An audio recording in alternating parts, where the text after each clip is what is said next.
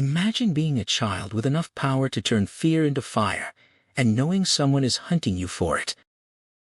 That is Firestarter, Stephen King's haunting 1980 thriller, born from his fascination with government experiments, distrust, and the terrifying unpredictability of childhood. The novel became an international bestseller, adding to King's growing legacy alongside Carrie, The Shining, and The Dead Zone. Its story reached the screen in 1984, and again in 2022. What you're about to hear is a third-person retelling, not a word-for-word reading. The visuals in this video are created using today's technology. They may not always perfectly match every scene from the story, but they are designed to help you visualize the world and atmosphere as you listen. Stay with me for hidden facts, adaptation trivia, and behind-the-scenes details. The story begins.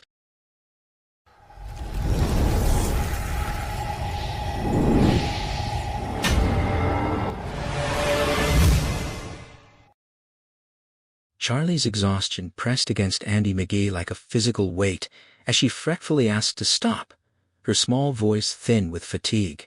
He murmured a refusal, his own body screaming in protest beneath a worn corduroy jacket and brown twill slacks that marked him as just another man on 3rd Avenue. His broad shoulders carried more than his daughter's diminishing weight. They bore the relentless pace of their near run through the city, his hand clasping hers as if he could anchor them both against the tide. A backward glance confirmed the green car still crawling in the curbside lane, a silent predator matching their desperate rhythm. Her pallor struck him anew when she pleaded again, dark circles bruising the skin beneath her eyes. He scooped her into the crook of his arm, feeling how much heavier she'd grown, how his own weariness threatened to buckle under her trust. The afternoon rush clogged 3rd Avenue around them, but the cross streets in the upper 60s yawned darker and emptier, a vulnerability that tightened his chest. A collision with a grocery-laden walker drew a sharp rebuke from an elderly woman before the crowd swallowed her whole, leaving Andy juggling Charlie to his other arm as sweat began to trace his spine. Another furtive look behind revealed the green car half a block back, 2 men visible up front and possibly a third lurking in shadow. Panic flared. Hot and disorienting, he wanted nothing more than to collapse on the filthy curb and surrender to despair. But fatherhood demanded he think for both of them, even as fear eroded his clarity. Moneylessness loomed as catastrophic as the pursuers themselves in this city. The penniless vanished without trace. Sweat accelerated down his back as the green car edged closer, and dread whispered that they might strike now, indifferent to witnesses who developed New York's peculiar blindness to others' peril.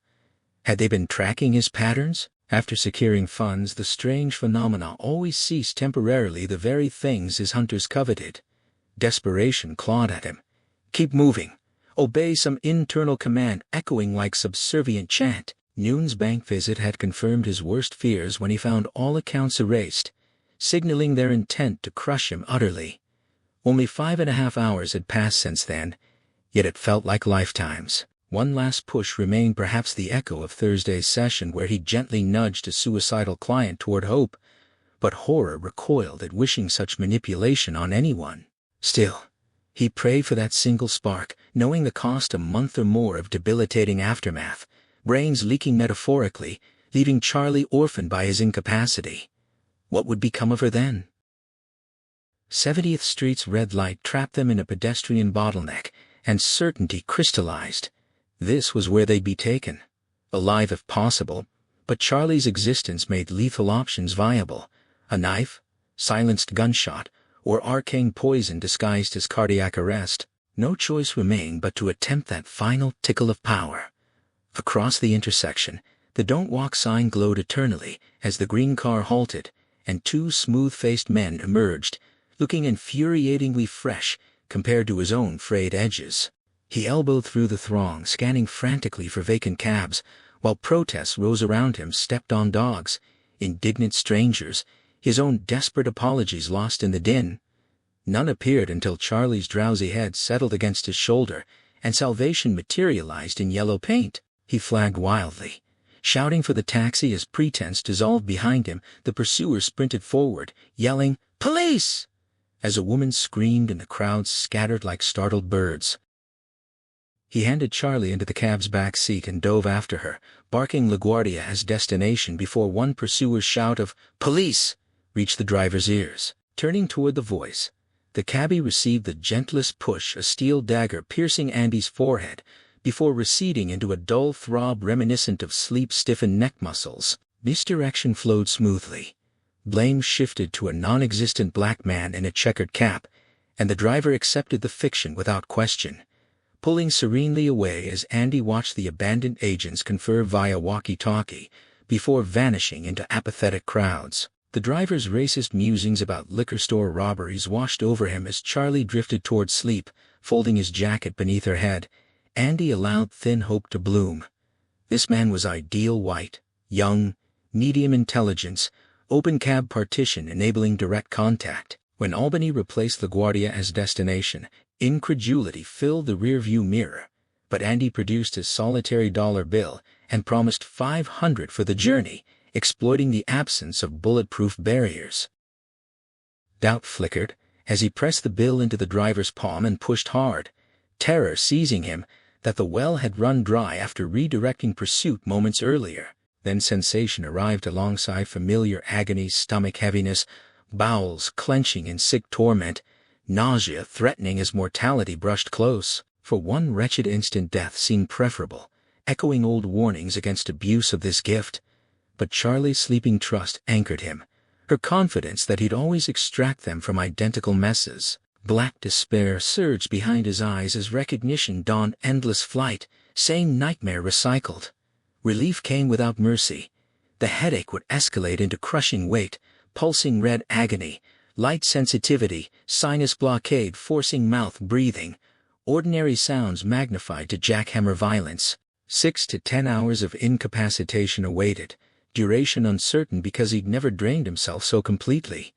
Helplessness meant Charlie must caretake him again, luck their only shield, and how many times could fortune hold?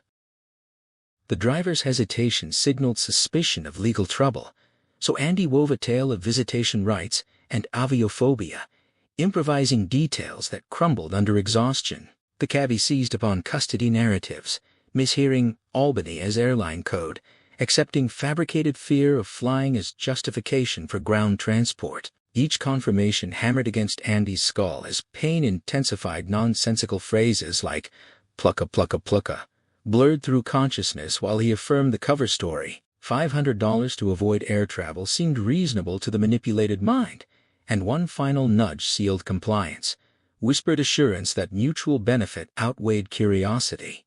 Dreamy acceptance followed questions about school schedules, missing luggage, October visits, all dissolved under the push's influence.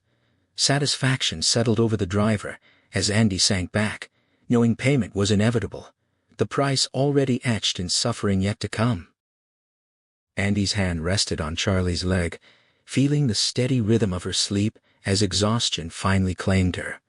All afternoon had been a blur of motion since he'd extracted her from second grade with a stammered excuse about an ailing grandmother, relief swelling beneath the performance. Terror still echoed the phantom image of Mrs. Michnick's classroom with Charlie's desk empty, books stacked neat and accusing, some forged notes spiriting her away hours before his arrival. That dread mirrored the day Vicky returned to find their home hollow, sparking his frantic search because they had taken Charlie once already. How narrowly had he beaten them this time? Half an hour? Less? He refused to calculate it. Nathan's hot dogs and endless transit had followed in blind panic, mostly walking until now she lay spent against him. Her shoulder-length blonde hair framed a face serene in slumber, so achingly like Vicky that love and grief braided tight in his chest. Eyes closing, he surrendered to the moment's fragile peace. Up front, the cab driver marveled at the $500 bill tucked into his special tip pocket. No suspicion touching his thoughts. No curiosity arose about a man carrying such cash while dragging a child through New York streets, nor concern over dispatcher reconciliation. Only Glynis filled his mind. Her insistence that taxi driving was dreary would shatter at the sight of this windfall, proof that even dismal work could yield extraordinary reward. Behind him, Andy sat head back, eyes sealed against the headache, advancing like a riderless black horse in funeral procession. Thudding hoofbeats pulse through his temples, inexorable and dark, each impact digging iron-shod prints into soft gray brain tissue, leaving crescents of blood-filled memory. On the run again at 34, far removed from last year's life as Harrison State College's respectable English instructor in sleepy mid-American Ohio. Good old Andrew McGee, pillar of community outstanding in his field, like the Riddles farmer. Now only the horse remained, red-eyed and relentless, galloping through mental corridors as dozing transformed Charlie's features into Vicky's. Memory surfaced, unbidden fingernails extracted one by one, until 4 were gone and she broke. Thumb, index, middle, ring, then surrender, promises to tell anything if only the hurting ceased. She had spoken, and afterward perhaps accidentally died. Some forces dwarfed individual lives, others eclipsed humanity itself. Forces like the shop. The black horse thundered onward, vision dissolving into recollection of Dr. Wanless presiding over the experiment's inception. Fat and balding, the doctor shredded cigarettes into neat tobacco cones as he explained the double-blind protocol to 12 volunteers. 6 would receive water 6, water laced with classified lot 6, a mild hypnotic and hallucinogen. 48 hours of supervision would follow injection, neither subjects nor administrators knowing who received what until later. Questions about the compound's nature met smooth deflection, classified, triggering instinctive wariness in young Andy McGee. One query burned unasked. Why destroy perfectly good cigarettes? Better to let imagination wander through boredom than voice it aloud. Oral retention smoked anal retention shredded, or perhaps Wanless vented aggression symbolically for a brother lost to lung cancer. Maybe merely flamboyant tick, like that retired English professor who sniffed his tie during lectures on Howells. Forms distributed, 25 yes or no questions probing psychiatric history, psychic experiences, drug use. Andy marked no beside hallucinogens, inwardly amused at the lie in 1969's Brave New World. Quincy Tremont had steered him toward this, aware of Andy's precarious finances during senior spring. Graduating 40th overall, 3rd in English, meant nothing without summer income, graduate assistantship, and loans awaited fall. But meanwhile, only Arco night shift drudgery loomed. $200 changed everything when Quincy mentioned the psych experiment run by the Mad Doctor. Andy's quip about men's room concessions drew clarification. Wanless, behaviorist rackman and Skinner disciple, unpopular in current academic climate. Thick rimless glasses evoked Dr. Cyclops' shrinking villain, though Quincy assured no miniaturization occurred, only low-grade hallucinogen testing for U.S. intelligence service, not CIA or NSA, but lower-profile shop whose budget justified existence through perpetual spending across disciplines. Government subsidies flowed from Pisciti fly-mating rituals to plutonium disposal, ensuring next year's funding via impressive reports. Andy's unease found little comfort in Quincy's calm assurance that safety preceded student trials, vetted first on rats and convicts. Skepticism lingered despite claims of 300 prior test subjects. Distrust deepened at mention of intelligence ties, yet Quincy dismissed distinctions between agencies as irrelevant. Campus departments welcomed shop patronage. Psychology's new building depended on Wanless being their pet, benefiting Harrison State, Ohio, all wrapped in bureaucratic blah blah. Safety assurances repeated government wouldn't risk volunteers without exhaustive prior testing. Still, Andy hesitated until Quincy cited exploding bicycle feasibility studies costing hundreds of thousands, Vietnam-era absurdities justifying expenditure. Campuses functioned as Macy's for intelligence budgets, buying here and window shopping there. When Quincy asked if he wanted in, necessity outweighed misgiving. Quincy's refusal carried no malice, only easy privilege. His father's menswear empire rendered $200 irrelevant, and needles repelled him anyway. He assured Andy the odds favored distilled water over lot 6, dismissing any notion of salesmanship as mere concern for a hungry-looking friend. When Andy asked if selection could be rigged, Quincy revealed his girlfriend's position among Wanless's grad assistants, promising her intervention would bypass brown-nosers and land Andy's application in the in basket. After that, fate took over.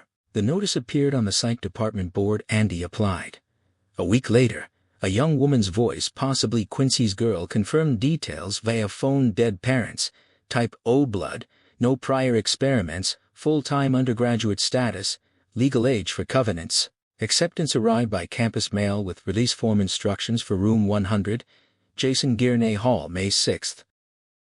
There he sat now, signed release, submitted, cigarette shredding wandless departed Cyclops resemblance undeniable, answering questions alongside 11 others about religious experiences and medical history. Epilepsy? No. Father's sudden heart attack at 11, mother's traumatic car death at 17. Only Aunt Cora remained, aging and distant. Down the column he marked no repeatedly, checking yes only for a childhood fracture, left ankle broken, sliding into second base during Little League 12 years prior. Retracing answers with his Bix tip, a shoulder tap interrupted him. A sweet, slightly husky voice requested the pen turning. He found tall, light auburn hair, clear complexion, powder blue sweater, short skirt revealing good legs bare of stockings, casual appraisal registered future wife, even as he handed over the pen. Overhead lights caught copper glints and ribbon-tied hair as she bent to her form. Returning it to the robotic GA, earned program thanks and Saturday morning instructions. Outside, summer green quads stretched beneath desultory student traffic. Remembering the 19-cent bic, he hesitated. Finals loomed, but pretty girls warranted waiting at minimum.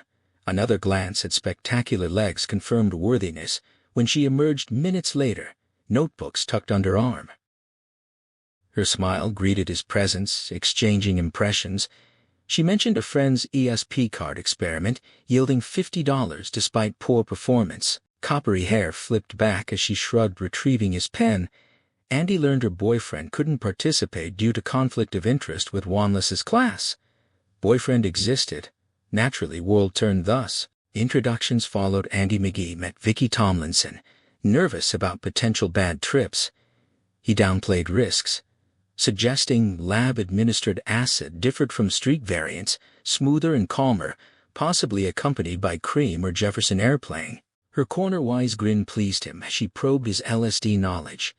Admitting limited experience, twice tried, head cleansing afterward, but control issues deterred habit. He offered Coke. 2 Cokes became afternoon companionship.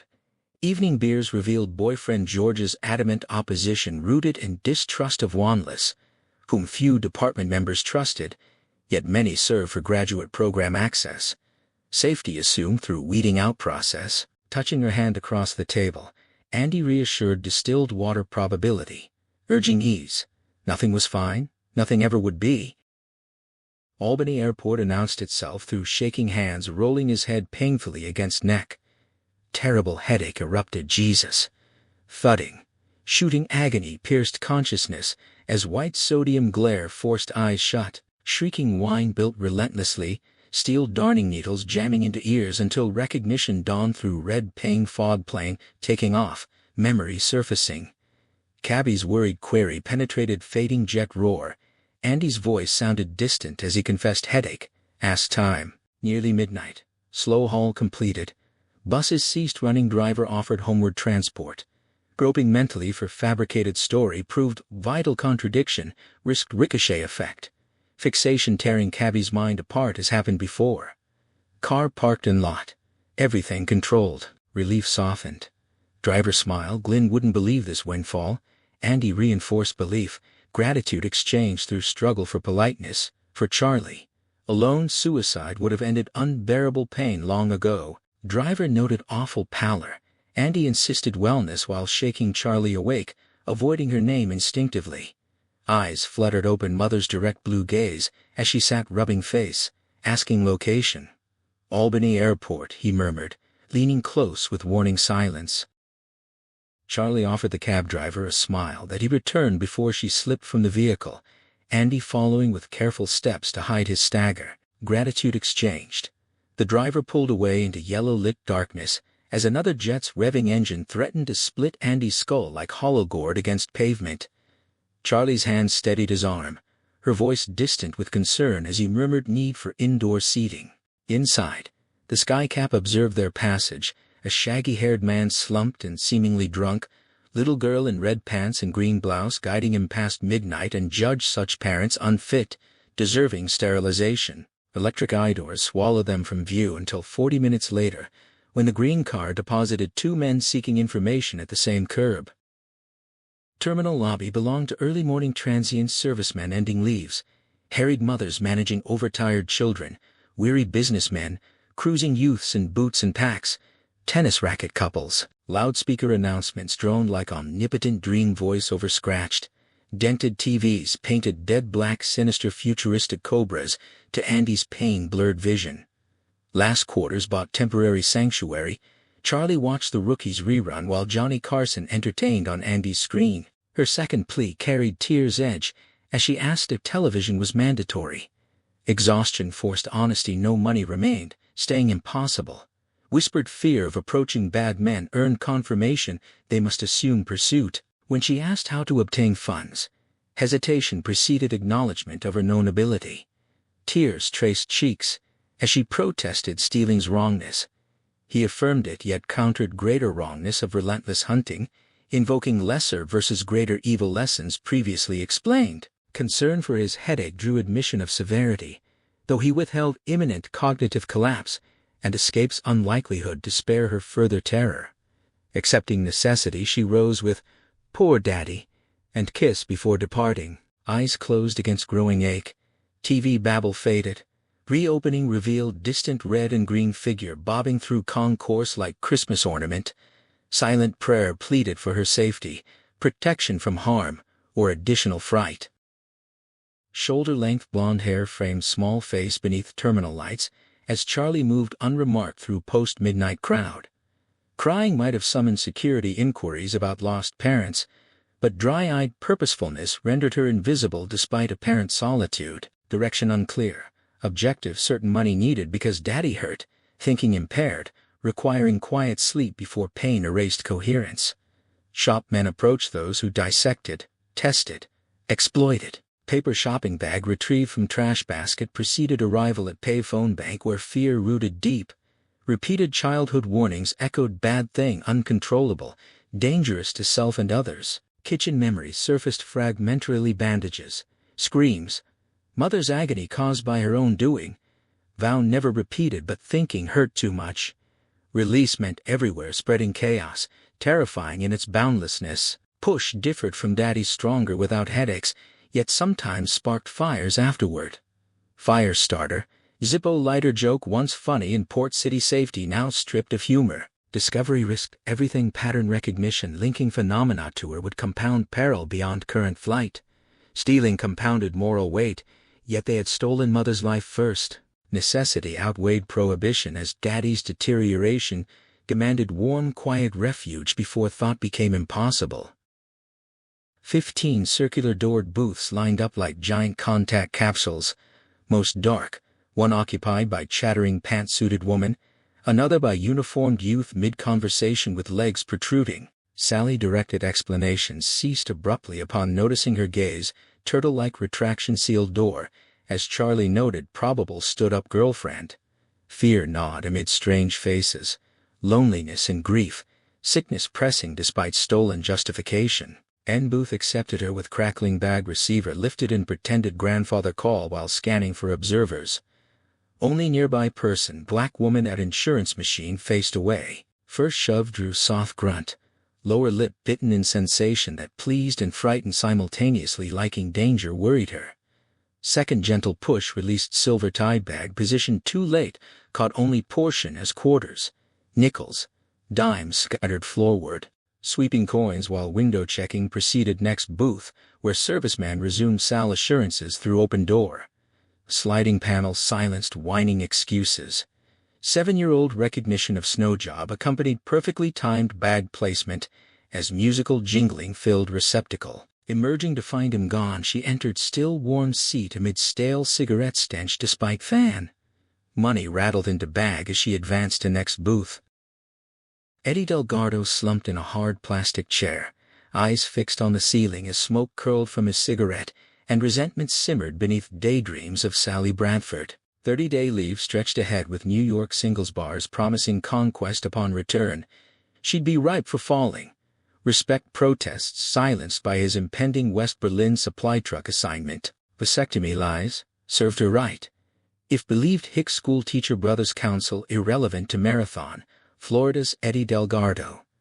Half pleasant, half bitter reverie shattered when warmth bloomed at his feet, not burning exactly but singeing, floor suddenly 10 degrees hotter. Eyes open to find the ragged little girl from the phone booths, now carrying a bottom-gripped paper bag like groceries. Feet no longer warm but hot, downward glance unleashed. Scream as army-issue shoes blazed merrily, dress green cuffs catching flame. Sprinting across concourse trailing smoke, self-preservation overriding all thought of sally or revenge, he hit women's room door straight arm without hesitation. Inside, a young woman adjusting undergarments screamed at the Human Torch entering tiled walls, amplified panic, as stall occupants babbled confusion. Eddie caught pay toilet door before latching, hoisted himself feet first into bowl amid hiss and steam billow. Security guards burst in, gun drawn, demanding surrender with hands laced atop head. Snarled requests to extinguish feet first preceded their extraction of him, jaw loudly profane, uniform gone below knees, dripping blackened shoe remnants clutched as they dragged him toward security office. Door slammed behind them, excited terminal babble surged in their wake. Charlie returned crying, confession spilling through tears, money obtained but control lost again. Soldier encountered, helplessness against eruption. Fear crept through Andy despite pain-muting fog whispered question about fire, earned wordless nod, tears coursing freely. "Oh my God!" escaped him as he forced upright stance, breaking her completely into helpless sobs and rocking despair. Knot of onlookers blocked women's room view until guards emerged leading tough young soldier, inventively profane complaints filling air as blackened footwear dripped. Office doors sealed them away, terminal conversation swelled excitedly. Andy resettled with arm around Charlie, thought silverfish and black pane sea, yet clarity demanded effort. Reassurance came first, soldier unharmed, merely detained. Through diminishing tears, she recounted overhearing phone deception, random judgment sparking involuntary ignition before prevention possible. Horror at potential facial harm made her wince. Gentle redirection framed incident as encouraging milestone. Subconscious targeting of disliked individuals meant partial control achieved dangerous. Yes, but not catastrophic like hair or face involvement. Words faltered mid-sentence as pain swallowed coherence. Uncertainty whether speech continued lingered briefly. Bad things still raced inside Charlie's skull. Vicious, stupid animal caged only temporarily for telephone money retrieval, capable of worse before recapture. Kitchen memory flash of bandaged mother, threatened intrusion, but was ruthlessly suppressed. Father's immediate need eclipsed all else. Paper white face stamped with agony, bloodshot eyes slumped in TV chair ruin.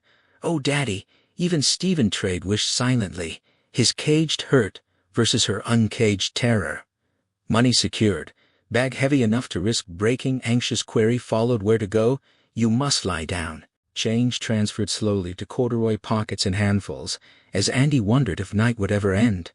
Cab to nearest hotel beckoned desperately, yet tracing fears and green car proximity warned against it. Andy's mind groped through pain fog for Albany Airport geography. Actually Albany County Airport in Colony Shaker Country per grandfather's memory, or had they vanished? Highways surfaced slowly, northway or southway. Eyes open to Charlie. Could she walk a couple miles? She'd slept, felt fresh, countered with concern for his capacity. Uncertainty, honest. He admitted trying was all that remained, suggesting main road hitchhiking as untraceable escape toward Buffalo by dawn. Luck absent meant breakdown lane exposure when green car arrived. Doubtful acceptance followed rising unleashed gigantic pain. Bolt, sway, eyes squeezing shut, then opened to surreal brightness. High-heeled clicks on tiles sounded like vault doors slamming. Only Charlie looked right amid distorted perception. Reassurance offered despite doubt. Different exit chosen. Avoided skycap unloading trunks nearby. Direction uncertain. Northway curved below terminal rightward through labyrinth of overpasses, underpasses, flashing signals like uneasy spirits in early morning blackness. Theater Road sidewalk ended at terminal's edge. Silver Mercedes swept past indifferently, sodium arc reflections wincing him. Sidewalk gone. Roadside shoulder beckoned, keeping far over. He asked about cold. Warm nights spared them. Mother's hypothetical worry cut short mid-sentence. Into darkness they walked. Broad-shouldered man led seemingly by small hand-clasping girl in red and green. Green car appeared 15 minutes later at yellow curb. Saying two Manhattan pursuers emerged while driver stayed behind wheel. Airport cop approached. Parking violation ID presentation shifted tone from enforcement to apology. Driver denied security relevance, requested assistance locating pair via photos. Andy clear, Charlie fuzzy pigtailed, and younger, hair now shoulder length. Cop recognized tow-headed girl, confirmed father-daughter resemblance despite picture limitations. Blank-faced arrogance triggered dislike. Past hijacking, recalled where kitty cops succeeded, where federal agents failed spectacularly. Mention of sick-looking big man drew pleased reaction. Shoe fire anecdote pierced board facade, earning bolt upright attention. Unspoken consequence awaited. Drug-induced total recall debriefing, replacing Eddie Delgado's planned singles bar tour. Inside, second agent located Skycap, who'd witnessed cab arrival. Drunk man with child observation reinforced assumption they remained on site unless flight called. Quick terminal sweep, with cupped IDs, yielded nothing at ticket counters. Commuter Airlines included. No sick broad-shouldered ticket buyer found. Baggage handler recalled blonde girl in red pants and green shirt near TV chairs where pair had sat. Botany 500 suited agent excitedly proposed foot travel theory. Area blanket recommended. Near trot back to green car signaled urgency. Soft shoulder beneath feet marked nearly 1 o'clock. Passage mile behind. Men rejoined partner at vehicle. Parallel northway glared depthless below sodium lights embankment. Descent risked police encounter ending slim escape chance. Ramp distance unknown, each footfall thudding sickeningly inside skull. Charlie's whispered sense of bad men's proximity prompted shortcut decision dead. October grass slope assessed doubtfully. Guardrail cable stepped over. Assistance given as pain-stressed mind fled backward to peer shadow years before lunar eclipse. Erasure of happiness began. Sudden alarm shattered reverie. Footing lost on treacherous dry grass. Flailing arm missed. Overbalance sent him crashing groundward with cry-inducing head agony. Rolling, sliding together toward rushing traffic too fast to stop, should either tumble onto pavement below. Rubber flex tightened above Andy's elbow as the grad assistant instructed him to make a fist feign, obligingly surfaced, while he looked away, nausea stirring despite $200 incentive. No desire to watch forward placement lingered. Vicky Tomlinson occupied adjacent cot in sleeveless white blouse and dove gray slacks, strained smile offered across space between them. Auburn hair struck him again as beautiful complement to direct blue eyes before needle prick dissolve into dull arm heat. Comforting words from Jacher earned unconvincing reply. Room 70 of Jason Giernay Hall held 12 cots trucked from infirmary. Volunteers propped on hypoallergenic foam earning paychecks. Wandless delegated IV insertion but paste aisles with frosty smiles and personal words for each subject. Shrinkage anticipation stirred morbidly beneath modern science assurances that had birthed both H-bombs and Clearasil alike. Crimping followed. D5W solution flowed through line tipped for potential lot, 6 syringe injection or saline control. Heads or tails? Glancing at Vicky, he asked her status. Okay came softly. Wandless materialized between them, querying pain perception in accentless sentences structured like second-language English. Pressure, not pain. Vicky clarified. Benevolent smile descended upon Andy as tall figure loomed in white coat, small glasses magnifying disparity. Shrinkage joke emerged foolishly grinning. Something shifted internally. Highness arriving. Getting off. Benevolent reassurance widened smile before Wandless passed. Horseman passing bemused. Thought accompanied. Copper wire association sparking from Vicky's bright hair, to motor armature to generator, to alternator to Flibberty Gibbet. Laughter erupted aloud. Shared joke smile preceded gauze. Additional injection strolling away left Andy able to regard fur without bother. Pine tree identity bloomed alongside needle admiration. Renewed laughter followed. Vicky's beauty demanded articulation, copper aflame, but gratitude received, suggested compliment voiced, or imagined uncertainly. Distilled water failure confessed placid agreement, met dreamy niceness affirmation. Somewhere crying rose hysterically in interesting cycles, eons of contemplation passed before head turned toward sound source.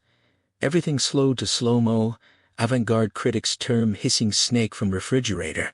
Gas ran slow motion toward blackboard adjacent cot where young fellow clawed eyeballs out in gushing blood slow-mo, needle flapping. Deflated poached egg observation noted clinically as white coats obscured victim brain quadrant chart behind drew fascinated attention. Bloody hand rose drowning man-like from huddle. Gore-streaked fingers bearing tissue shreds, smacking chart into comma-shaped staying before roller rattle ascent. Cot lifted briskly from room, boy still unseen.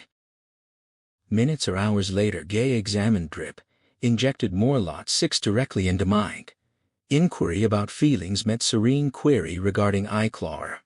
Ralph Baxter smiled, patted hand, dismissed visual spectacle as shared illusion stemming from muscular Charlie horse reaction nearby. Denial of blood or damage contradicted Vicky's confirmation of witnessing same event. Impeccable logic asserted impossibility of shared illusion without prior consultation. Undaunted, Ralph affirmed drug-enabled possibility before departing briefly. Got you by shorts, triumph faded, as wealth of information flooded consciousness. 35 years old, 6 years shop service following 2 FBI years, 4 career killings including post-mortem rape of AP Stringer, who knew something unclear. Sudden disinterest coincided with Grin's disappearance. Black paranoia deeper than previous LSD trips seized him. Knowledge source inexplicable. Naming ability equally mysterious, yet disclosure risked vanishing like eye-clawing boy. Perhaps hallucination entirely unreality settled heavily. Ralph's returning gaze softened into knowing smile. Funky things happen with Lot 6, murmured before departure. Slow relief sigh escaped, as frightened wide-eyed Vicky met his look. Radio-like emotion reception suspected mental caution, urged gentleness during mutual trip state. Uncertain return smile followed inquiry about distress. Nothing probable response masked telepathic exchange unfolding silently. Mouth unmoving yet communication flowed. Are those really grad assistants? Troubled questioning acknowledged altered appearances. Drug attribution uncertain. Boy's fate queried shaking head revealed Vicky's memory loss matching his own dismayed realization. Charlie horse rationalization surfaced weakly against clawed eyes. Truth, buried centuries deep. Bloody hand striking rattling chart receded temporally better to drift than confront. Trouble shadowed Vicky's expression once more. Music flooded from ceiling speakers, soft yet majestic, washing away thoughts of Charlie horses and leaking eyeballs. Rachmaninoff, they'd later decide in consultation ever after, its strains would summon drifting memories of Room 70's timeless expanse. Reality versus hallucination remained unresolved through 12 years of intermittent reflection. Objects had seemed to fly as if invisible wind blew cups, towels, blood pressure cuff, deadly hail of writing instruments. Later or earlier linear sequence dissolved, a subject seized, then arrested frantic mouth-to-mouth resuscitation, preceded chest cavity injection and high whining machine with black cups. Roared commands echoed zap him, followed by profane urgency directed at someone fumbling equipment. Twilight consciousness claimed him between dozes. Vicky received confessions exchanged like marital intimates, rarely voiced even after decades together. Car accident taking his mother, year-long nervous breakdown with aunt, her 7-year-old assault by teenage babysitter, terror of sex and frigidity forcing breakup with boyfriend who kept pressing. Did speech occur? Unknown. Time stopped yet passed regardless. Emergence came gradually. Rachmaninoff vanished if ever present. Vicky slept peacefully beside him, hands folded childlike between breasts, as if mid-prayer. Love arrived complete and unquestionable, deep certainty settling without announcement. Room survey revealed emptied cots, 5 subjects remaining. One sat upright while normal-looking Jack questioned. Clipboard notes accumulating shared laughter stayed low and considerate amid sleepers. Sitting up, Andy inventoried himself fine, smile fitting perfectly, muscles resting peacefully against each other.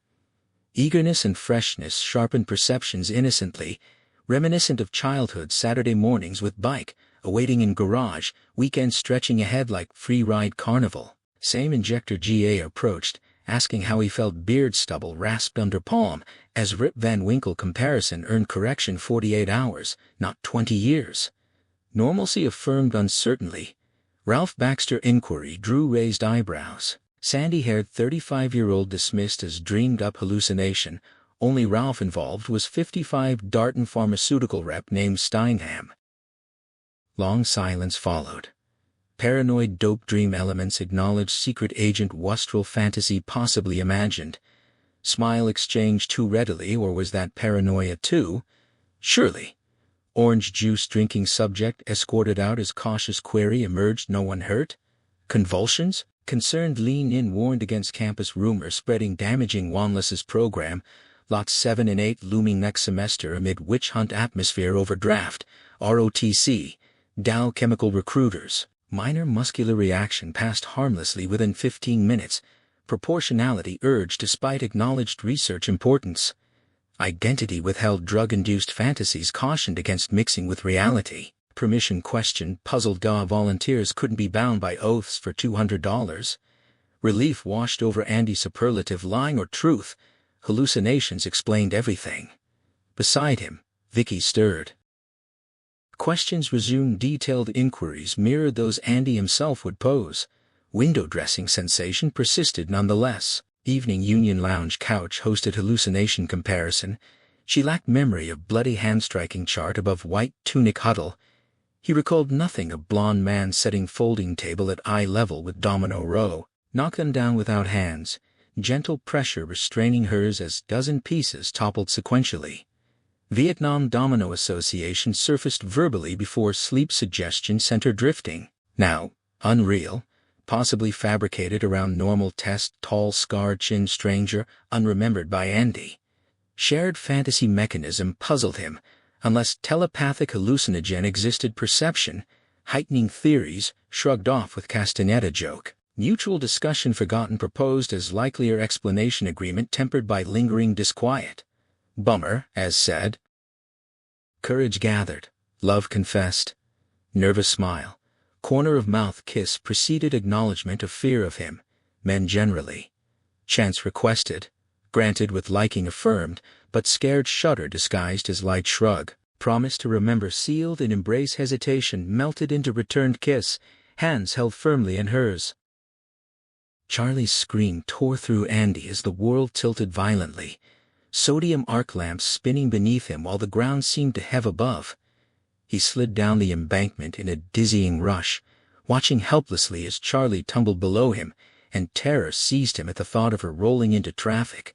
He shouted a hoarse warning that scraped his throat and jarred his skull, desperate to stop her momentum. She came to rest in the breakdown lane, bathed in the harsh sweep of passing headlights and racked with sobs, and when he landed beside her with a bone-jarring impact, his vision fractured before slowly knitting back together.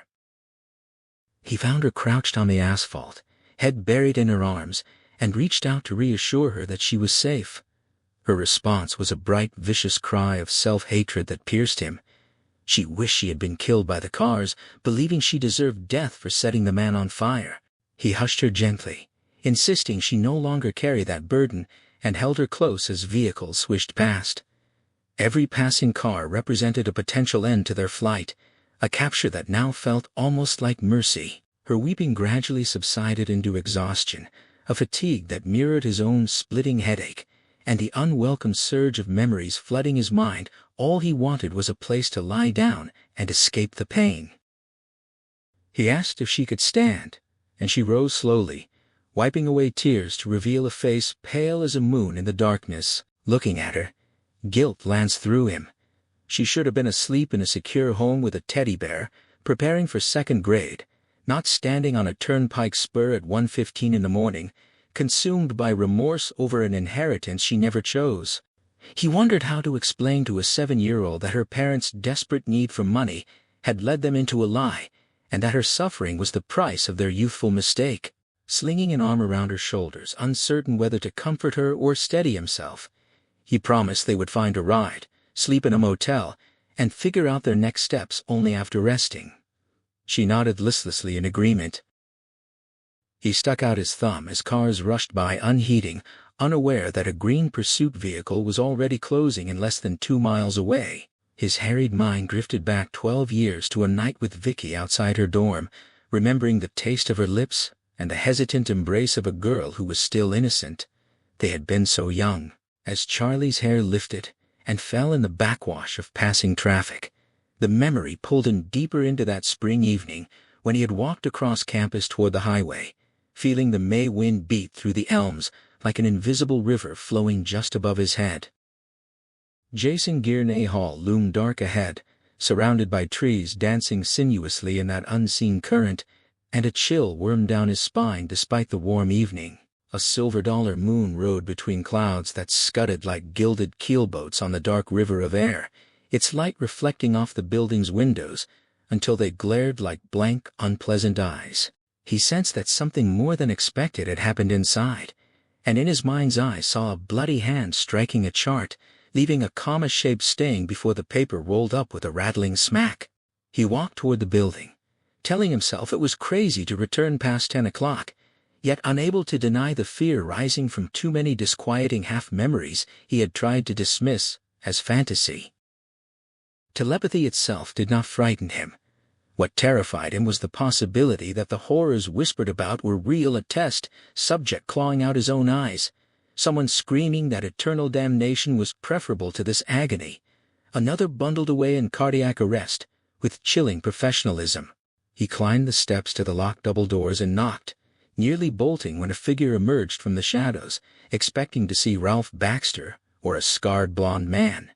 Instead, a roomy-eyed security guard with a time clock on his belt unlocked the door and declared the building closed. Andy explained. He had left his watch in room 70 after an experiment that morning, though he owned no watch, and pleaded for just a quick look. The guard refused at first, but sounded strangely uncertain, and without conscious intent, Andy spoke in a low voice, suggesting the man could let him in and wouldn't even remember his presence. It felt as though he had pushed the elderly guard with his mind rather than his hands, and the man stepped back uncertainly, releasing the door. A sharp pain spiked in Andy's head before fading to a throb, and when he asked if the guard was all right, the suspicion had vanished entirely.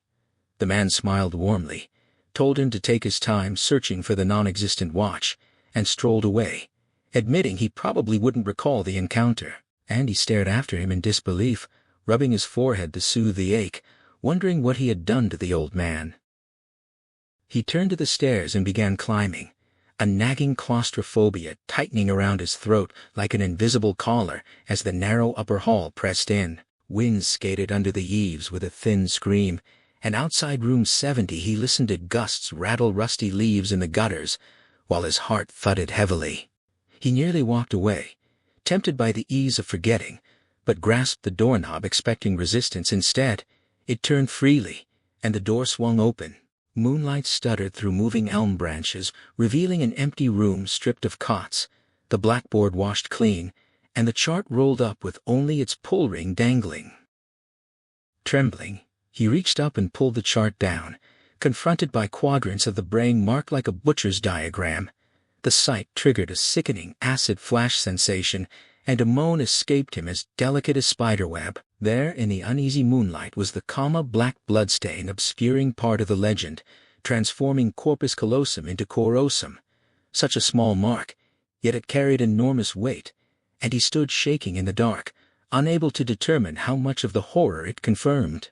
A stealthy squeak of a shoe sounded behind him, and his hand jerked against the chart, sending it rattling back up with a dreadful smacking noise that echoed through the black pit of the room. Knocking came at the far window, and his mind conjured dead fingers streaked with gore begging to be let in.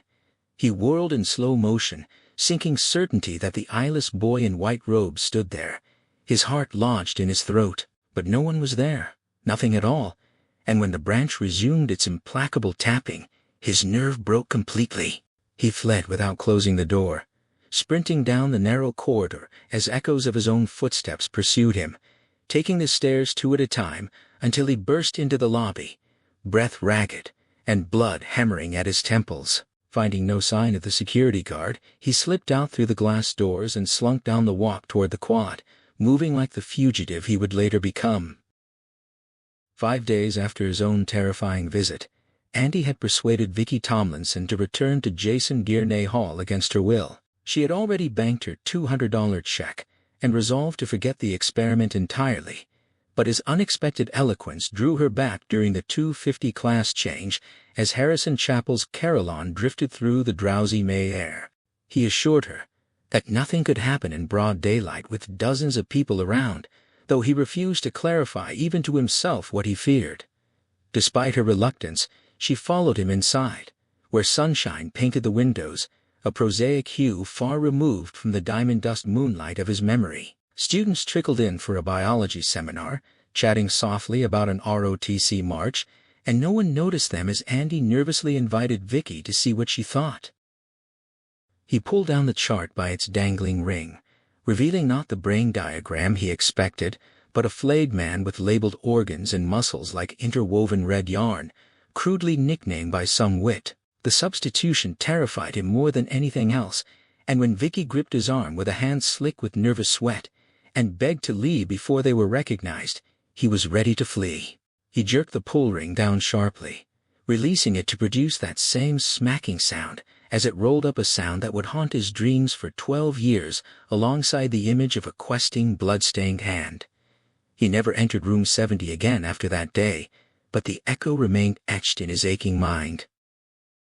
On the airport feeder road toward the Northway entrance ramp, Norval Bates drove a green car with hands firmly at 10 and 2, classical music flowing smoothly from the FM receiver. His hair was now short and combed back, but the semicircular scar on his chin from a childhood Coke bottle cut remained unchanged, a mark Vicky would have recognized had she lived. Beside him, John Mayo reported in a Botany 500 suit that a Dia Stringer unit was en route, while Orville Jameson, who insisted on being called OJ, or the Juice after receiving a written reprimand for signing a memo with the latter nickname, dismissed their target as an ordinary whore. All three laughed with nervous, keyed-up anticipation, sensing they were close enough to smell blood.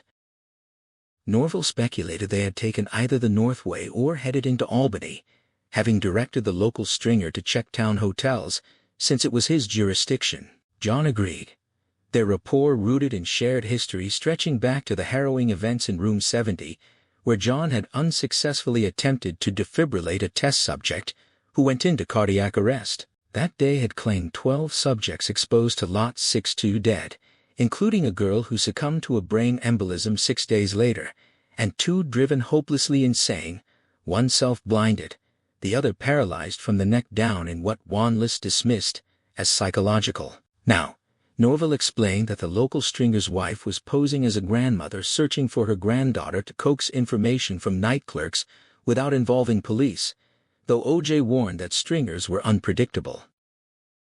They confirmed their approach to the closest on-ramp, calculating that if Andy and Charlie had pushed hard, they might be caught thumbing a ride or hiding in the breakdown lane. Otherwise, cruising would suffice. OJ joked about offering a ride, his hand resting on the walnut stock of the .357 Magnum he called the Windsucker, tucked under his left arm. John worried they'd already hitched a ride, but Norval reasoned that at 1:15 in the morning, with gas rationing thinning traffic, any businessman spotting a large man and small girl hitchhiking would assume bad news and keep driving. Ahead, the ramp's stop-and-go light gleamed in the darkness, and OJ tightened his grip on his weapon just in case. A van passed them, backwashing cool air before its brake lights flared, and it swerved into the breakdown lane 50 yards ahead.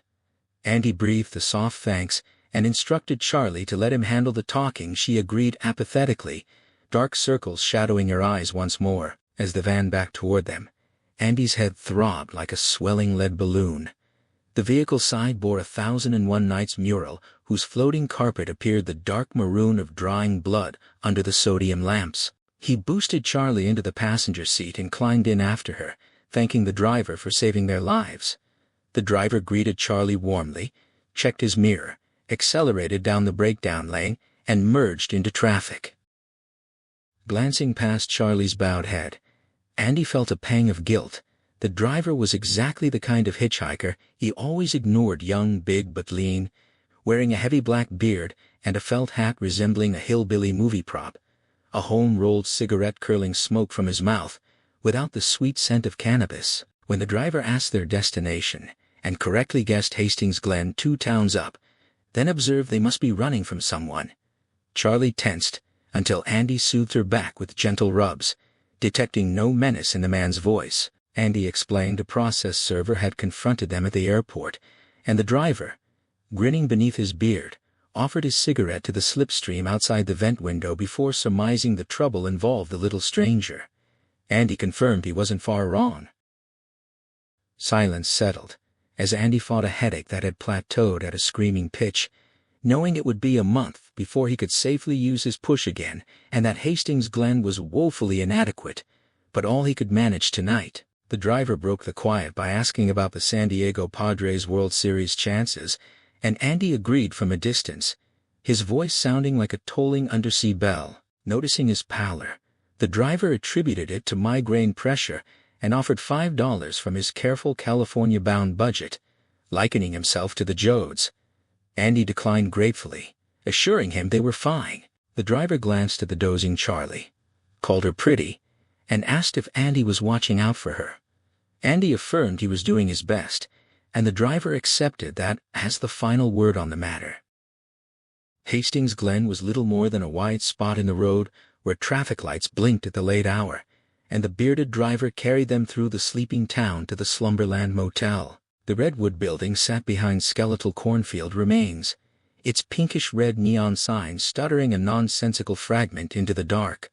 Charlie had tilted against the driver's thigh as sleep claimed her, and when Andy offered to move her, the driver gently refused, insisting she rest. Intuition prompted Andy to ask to be dropped past the motel to avoid alerting the night clerk to their lack of a car, and though the driver assured him such places rarely cared, he agreed and crunched onto the gravel shoulder. He pressed a $5 bill on Andy despite reluctant protests, refusing repayment with a kind philosophy about life's brevity and mutual aid, then touched Andy's neck lightly before urging him to care for the little stranger.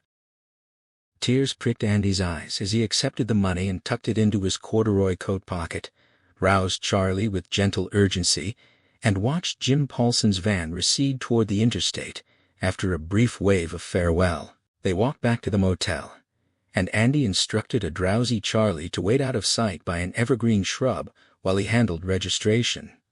Inside, a middle-aged nightman in a bathrobe admitted him without comment, and Andy requested a unit at the end of the left wing, claiming he'd parked there.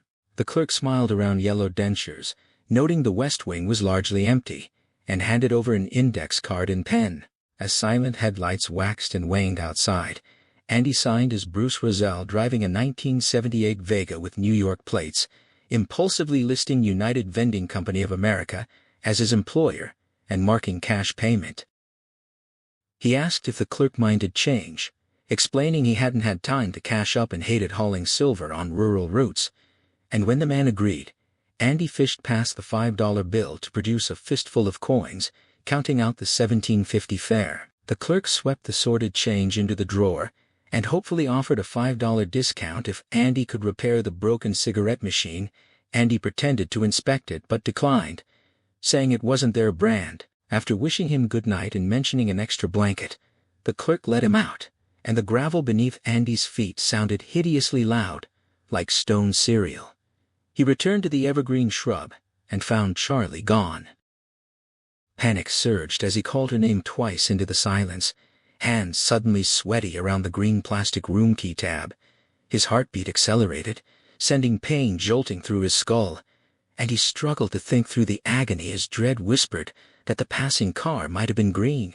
Then came a familiar snorting snore from deeper in the bushes, and he leaped toward it, branches scraping his legs and jacket tails.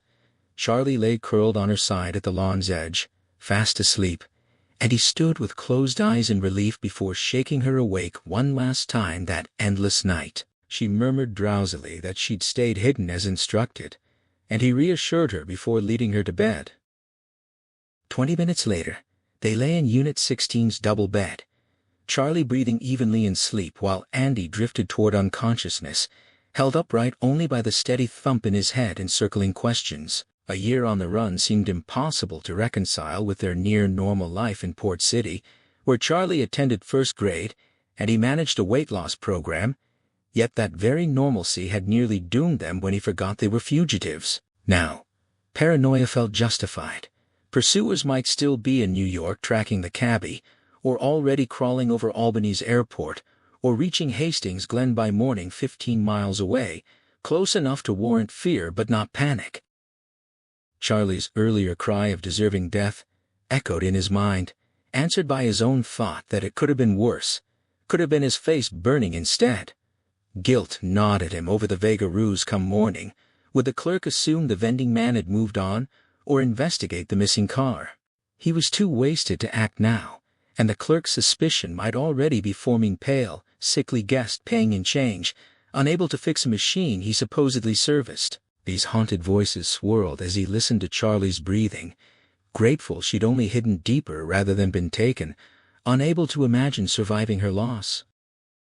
Memory pulled him back 6 years to when Charlie was 1, and they first knew she wasn't normal, when pillows smoldered in her crib until blisters formed on her cheek and screams filled the night despite Solarcane.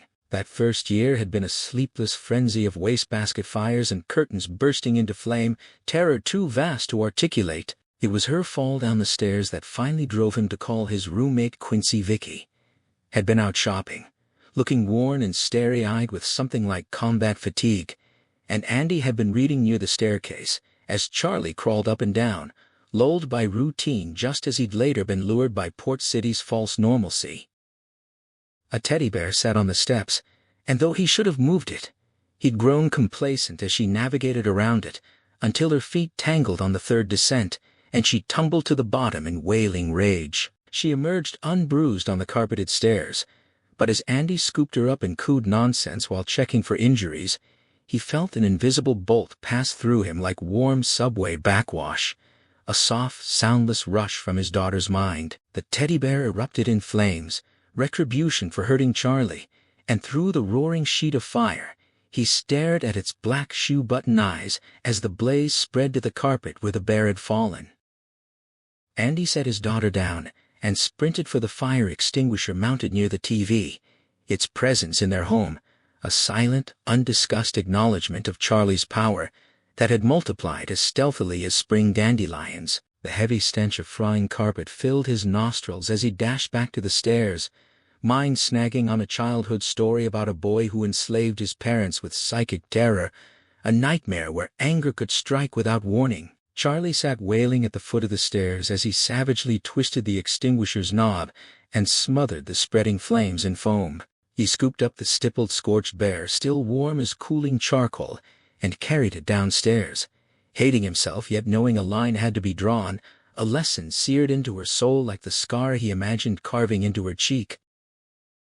He thrust the blackened bear toward her, tear-streaked, feverish face, and roared if she liked seeing Teddy burn beyond play, his voice grim as he warned that burning Teddy meant she might burn Mommy or Daddy next. She brayed out broken cries for her father and her toy, but he leaned close without touching her, insisting this was a bad thing she must never do again. When the horror became more than he could bear, he gathered her into his arms and paced until her sobs faded to hitching sniffles and sleep, claimed her against his shoulder. Only then did he lay her on the couch and go to the kitchen phone to call Quincy. Quincy, now a vice president at an aircraft corporation who sardonically styled himself vice president in charge of stroking for keeping America safe from dehumanized workers, had not been funny that day in 1975 when Andy called from Ohio amid the smell of singed carpet and burned fur. After initial reluctance born of Watergate-era paranoia about tapped lines, Quincy confirmed what Andy feared of the 12 original test subjects. Only 4 remained, 2 of whom had married each other. His thin voice traversed thousands of miles of cable and switching stations as he described one survivor, a documented case kept locked in a small room, driven nearly mad by tests that forced him to bend keys and shut doors telekinetically for the sake of national security.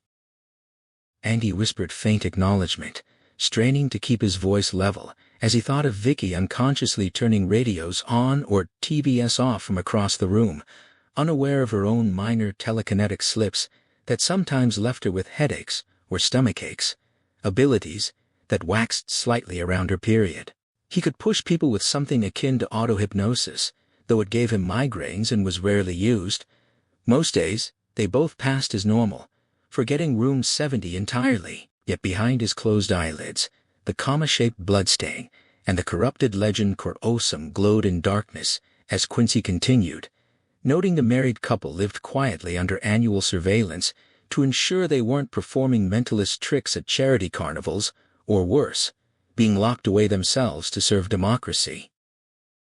Quincy speculated that the experimental drug might have altered chromosomes, and that if two subjects had a child who inherited more than physical traits, interested parties would surely want to study that new combination in a little room of their own. Andy agreed hoarsely, too frightened to speak freely, already deciding not to tell Vicky about the call. Quincy's final warning to keep his head down echoed in the haunted room of memory as Andy turned on the motel pillow to gaze at Charlie's deeply sleeping face, beset by unanswerable questions about where they could ever be safe and how this endless flight might end. Sleep finally took him while not far away, a green car cruised through the darkness, still hunting for a broad-shouldered man in corduroy and a blonde little girl in red pants and a green blouse.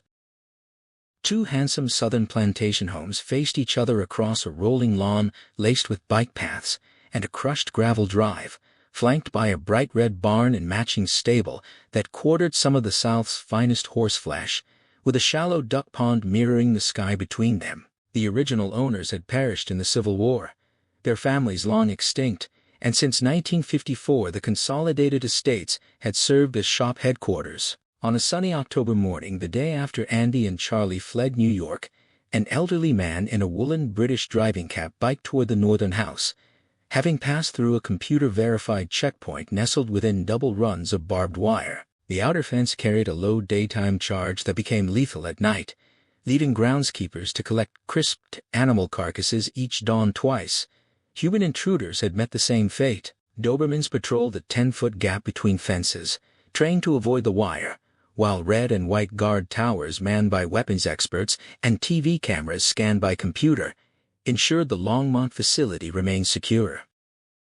The cyclist smiled at those he passed, exchanging cheerful greetings with a bald-headed man walking a thin-ankled filly before dismounting at the house's wide porch. Inside the receiving hall, a red-haired young woman named Josie sat behind a desk with a statistics book open, one hand marking her place and the other resting lightly on a .38 Smith & Wesson in her drawer. She noted his lateness with familiar archness he wouldn't have tolerated from a male clerk, and he blamed his bicycle's sticking gear as he pressed his thumb into the console slot. A green light steadied on her board after a heavy thud, and he departed down the hall with roaring laughter, leaving her to wonder whether she should have warned him that Wanless had arrived 20 minutes earlier, a sour note to start a fine day, though she supposed men of great responsibility must endure such burdens.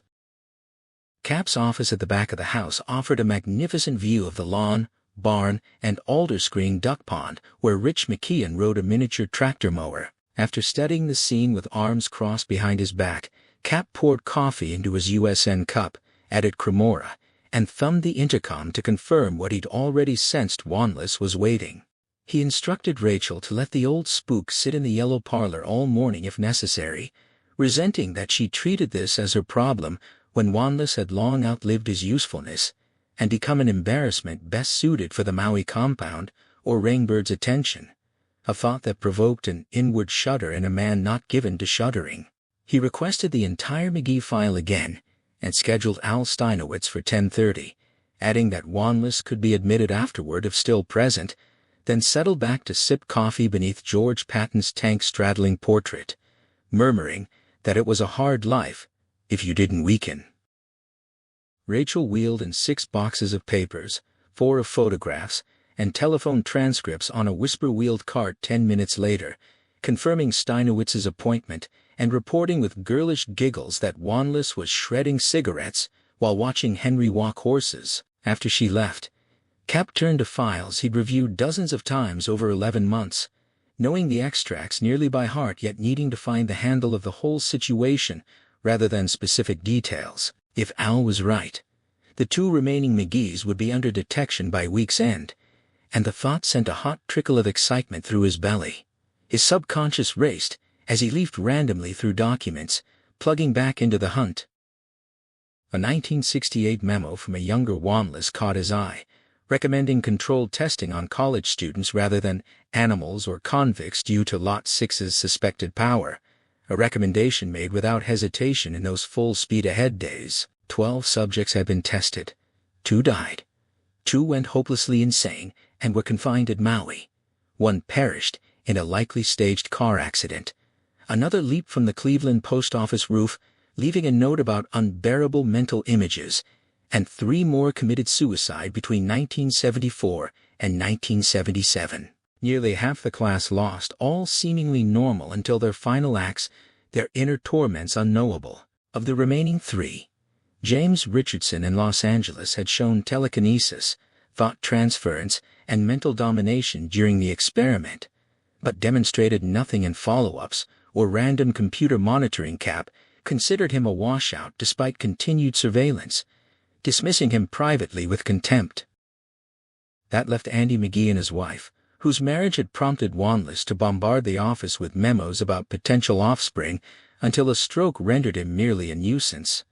Cap had sometimes toyed with claiming Andy had undergone a vasectomy just to silence him. Only one Lot 6 experiment had ever been conducted, its results so disastrous that a massive, expensive cover-up ensued, and an indefinite moratorium was imposed despite Wanless's screams. Top brass concluded drug-induced bionics were a blind alley lacking Russian interest, likened by one scientist to dropping a jet engine into an old Ford Spectacular until impact. Subjects had tripped uncontrollably at peak power, and covering up student deaths, disappearances, and lingering hysteria proved far riskier than handling operational casualties. Hush money totaled nearly $700,000, and a persistent godfather ended up cement-weighted at the bottom of the Baltimore Trench. Luck had played too large a role, so the project was shelved with only yearly surveillance funding to watch for patterns among survivors. Eventually, a pattern emerged. Cap unearthed an 8x10 glossy black-and-white photograph, taken 3 years prior with a telephoto lens from a bakery van, cropped to isolate a smiling 4-year-old girl with flying pigtails gripping jump rope handles at the Free Children's Nursery School in Harrison. He studied the image of Charlie McGee, the serendipitous offspring Wanless had predicted, now the focal point of renewed pursuit. Cap studied the photograph with sentiment, aware that Wanless had discovered fear in his post-stroke frailty, and now believed the girl must be sanctioned, an opinion shared by some still inside the circle of power. Cap desperately hoped it wouldn't come to that, thinking of his own grandchildren who were nearly Charlene McGee's age, though he knew the father would almost certainly have to be eliminated after serving his purpose, and the daughter separated from him permanently. At 10:15 he buzzed Rachel to confirm Albert Steinowitz's arrival and summoned him in, intending to place personal charge of the endgame in Al's hands. Albert entered with a slow, stately stride that lent him an impenetrable dignity rare in any man, though Cap knew from Section I medical records that this dignified gait was born of severe hemorrhoids and 2 surgeries. A 3rd operation risked a permanent colostomy bag, and Cap always associated Al's pained walk with the mermaid who paid dearly for human legs. Pale-complexioned and dark-haired, resembling actor Victor Jory in earlier years, Al had served alongside Cap since their Navy days and remained the shop's finest agent aside from Rainbird Bright, intuitive, and ruthlessly effective when required. When asked how soon he could reach Albany, Al replied within an hour, folding his slightly yellow hands as he reported that state police were cooperating fully, highways blocked in concentric circles, extending 35 miles from Albany County Airport. Cap questioned whether they assumed no hitchhiking had occurred, and Al acknowledged the risk, but expressed confidence they remained inside the perimeter, based partly on hunch and partly on computer analysis of Andrew McGee's last 3 years. The machine had identified patterns in his supposability, which Cap gently affirmed was real, and made the operation delicate.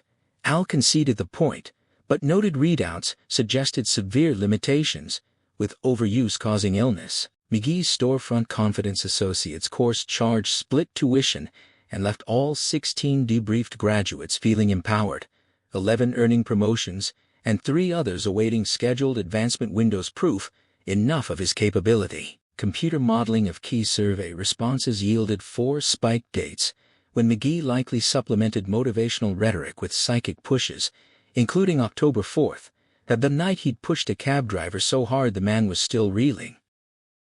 Al explained that McGee was probably tipped over, sick, possibly immobilized, and cited a 26% probability he was already dead from heart attack or stroke due to cerebral damage from overexertion before recharging. He then produced a limp plastic encased dollar bill the cab fare McGee had paid and handed it to Cap, who initially saw only ordinary currency until the face flickered unsettlingly, seeming to grow glasses or shift into Ben Franklin before reverting to Washington. Cap recoiled violently against his chair, reaching for acid neutralizers as Al confirmed he'd experienced the same hallucination but had adjusted the effect was dissipating, visible only faintly to a few others that morning. They had compensated the driver with a $500 check, noting wryly that Franklin appears on hundreds, not fives, a detail McGee apparently hadn't known. Cap stared fixedly at the bill for 2 minutes, until another mental flicker confirmed the illusion resided in perception rather than paper, musing that Franklin doesn't wear glasses on currency either, before dismissing the thought as merely weird. Al agreed. The phenomenon was fading and reiterated his belief that McGee couldn't sustain such exertion, predicting they'd find the pair hiding locally in woods, motels, or summer cabins. With minimal difficulty given the massive priority, A1 immobilization of over 700 personnel conducting door-to-door searches across 40-plus checked establishments and expanding into neighboring towns. A man and little girl stood out conspicuously, and Al expressed desire to be present when capture occurred, promising to bring them directly to Cap before turning to leave. Cap called him back to ask who actually appeared on the $500 bill, and Al smiled as he answered McKinley, the assassinated president, before closing the door gently behind him. 10 minutes later, Cap thumbed the intercom again to inquire whether Rainbird had returned from Venice, detecting distaste beneath Rachel's polished secretary tone as she confirmed his return, as of yesterday. When Cap asked whether Rainbird was currently at headquarters or the Sanibel R&R facility, Rachel paused to consult the computer, leaving Cap suspended in anticipation of deploying the asset whose very name provoked unease even in seasoned operatives. Rachel confirmed over the intercom that Rainbird had arrived at Longmont the previous evening and was likely sleeping off jet lag. Cap ordered him woken for a noon meeting, assuming Wanless would still be present, and complimented Rachel warmly before requesting the doctor be sent in. He settled back with steepled fingers, thinking for my sins, as Dr. Joseph Wanless entered leaning on a cane, his rimless glasses glaring blankly in the bay window's light, left hand clawed and mouth frozen in a glacial sneer. The lingering marks of a stroke that had struck the same day Nixon resigned in 1974 and never fully receded physically or mentally. It was only after that cerebral accident that Wanless's interest in Lot 6 had curdled into obsession, and though Cap dismissed him privately, he acknowledged the man's presence with humorless greeting. Wanless ignored protocol, noting the heightened activity and Steinowitz's deployment as proof they believed capture imminent, and reminded Cap of past failures when they'd actually held the girl briefly in operation whose participants remained non-operational. When Cap asked what he wanted, Wanless launched into familiar rhetoric about sanctioning all surviving subjects, including Richardson and those on Maui, expunging them entirely from existence. Cap sighed as the old man gestured toward the McGee files with his claw hand, accusing him of reading without learning, and though Cap protested internally that he'd lived and breathed Lot 6 for years, the thought of Rainbird's impending arrival smoothed his expression into patient sympathy. He would grant Wanless this final turn at bat, the bottom of the ninth for a dangerous hobbyist who didn't get paid for his fixation. Wanless insisted his opinion should carry weight as the original proponent of DLT testing, and Cap admitted there were days he wished the drug had never been approved, remembering the 200-page prospectus greenlit by a predecessor now buried at Arlington. The doctor droned on about McGee as a benign Rasputin, a phrase Cap found oddly appealing even as he wondered how Wanless would react to the computer's 1 in 4 death probability or the hallucinatory dollar bill probably another stroke, he thought, hiding a smile. For the dozenth time Wanless fixated on the girl, lamenting the McGee-Tomlinson marriage as a 1,000-to-1 catastrophe that should have been prevented. Though Cap dryly noted he'd once supported it, Wanless muttered that only his stroke had revealed Lot 6 as a synthetic pituitary extract, mimicking natural psi phenomena tied to the body's oldest endocrine gland, which he believed housed the human soul itself. Cap grunted through the familiar lecture about pituitary mutations and chromosomal changes, listening as Wanless distinguished Andrew as X-factor, Victoria as Y-factor with low-threshold telekinesis, and Charlene as the unknown Z-factor A classification. Cap softly affirmed they intended to explore. Both sides of Wanless's mouth sneered at this, calling them blind fools before covering his eyes momentarily, then asserting that while they knew she started fires and suspected inherited telekinesis, they failed to grasp that her fear of the ability had been deliberately instilled. He offered a parallel: his brother Freddie, conditioned against matches through tales of rotting teeth and blindness, culminating in a singed hand. A cruelty preferable to third-degree burns, though Cap murmured the father sounded no prince and suggested simply removing matches from reach. Wanless countered sharply. Could anyone truly put Charlene McGee's matches beyond her grasp?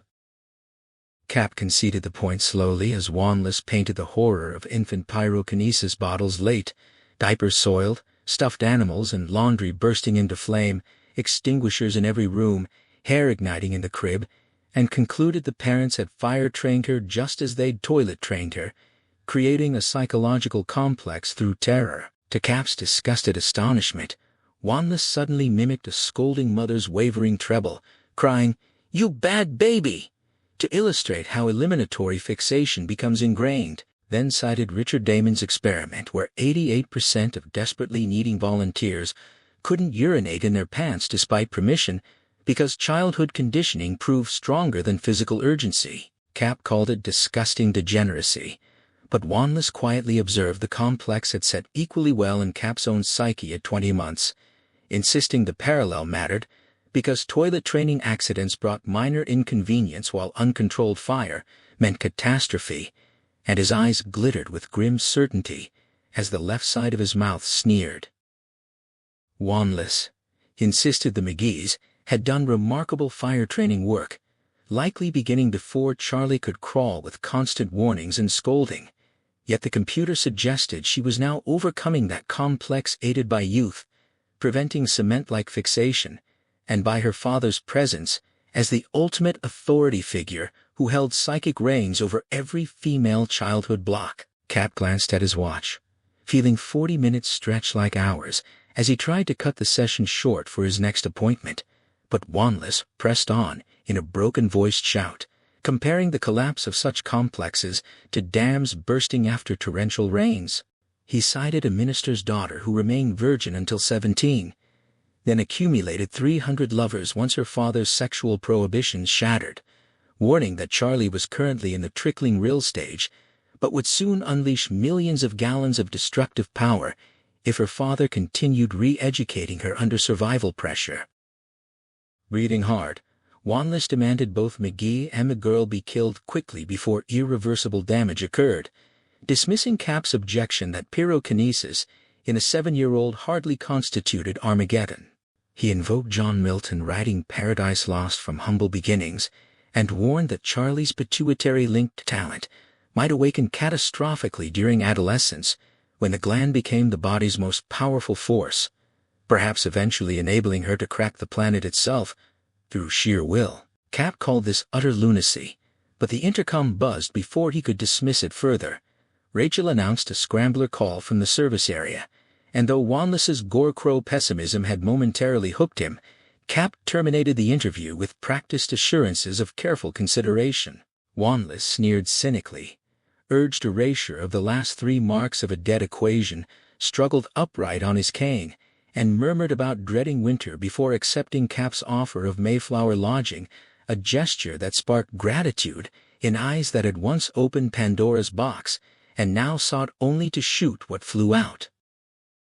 When the door clicked shut, Cap exhaled relief and lifted the scrambler phone to hear Orv Jameson report that airport payphones weren't jimmy but mysteriously empty of coins, sending the phone company into chaos and confirming they were hunting a man paying heavily in change. Cap acknowledged the lead, noting it accelerated matters whether McGee had checked in alone or with Charlie, and Jameson sounded absurdly pleased his nickname was remembered. Hanging up, Cap sat 5 minutes in mellow autumn light, thinking McGee hadn't emptied those phones the girl had, just as she'd accidentally burned a soldier's shoes, proving Wanless half right, despite his insufferable doom-mongering.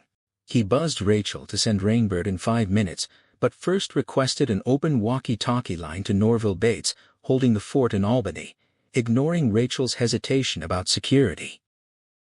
Bates's thin, crackling voice confirmed teams were spreading into Oakville, Tremont, Messalonset, Hastings Glen, and Luton, and Cap approved before issuing new orders shaped by Wanless's eloquence and Jameson's evidence extreme sanction on the big boy, effective immediately.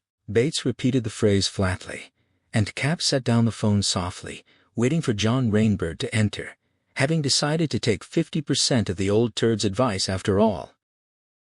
The door opened silently, and Rainbird stood within, so naturally quiet that Cap would never have sensed his presence without looking up a rarity Wanless had once dismissed as mere bottom-of-the-barrel sensory input, yet with Rainbird, not even the faintest tripwire vibrated. Al Steinowitz had once observed or report that Rainbird was the only person who didn't push air ahead of him when walking, and Cap remained profoundly grateful the man was on their side, for he was the sole human being who completely terrified him. Nearly 7 feet tall, glossy hair tied in a curt ponytail, Rainbird bore a face ravaged by a Claymore explosion in Vietnam, a horror show of Ronald's scar tissue where his left eye had been replaced by an empty ravine.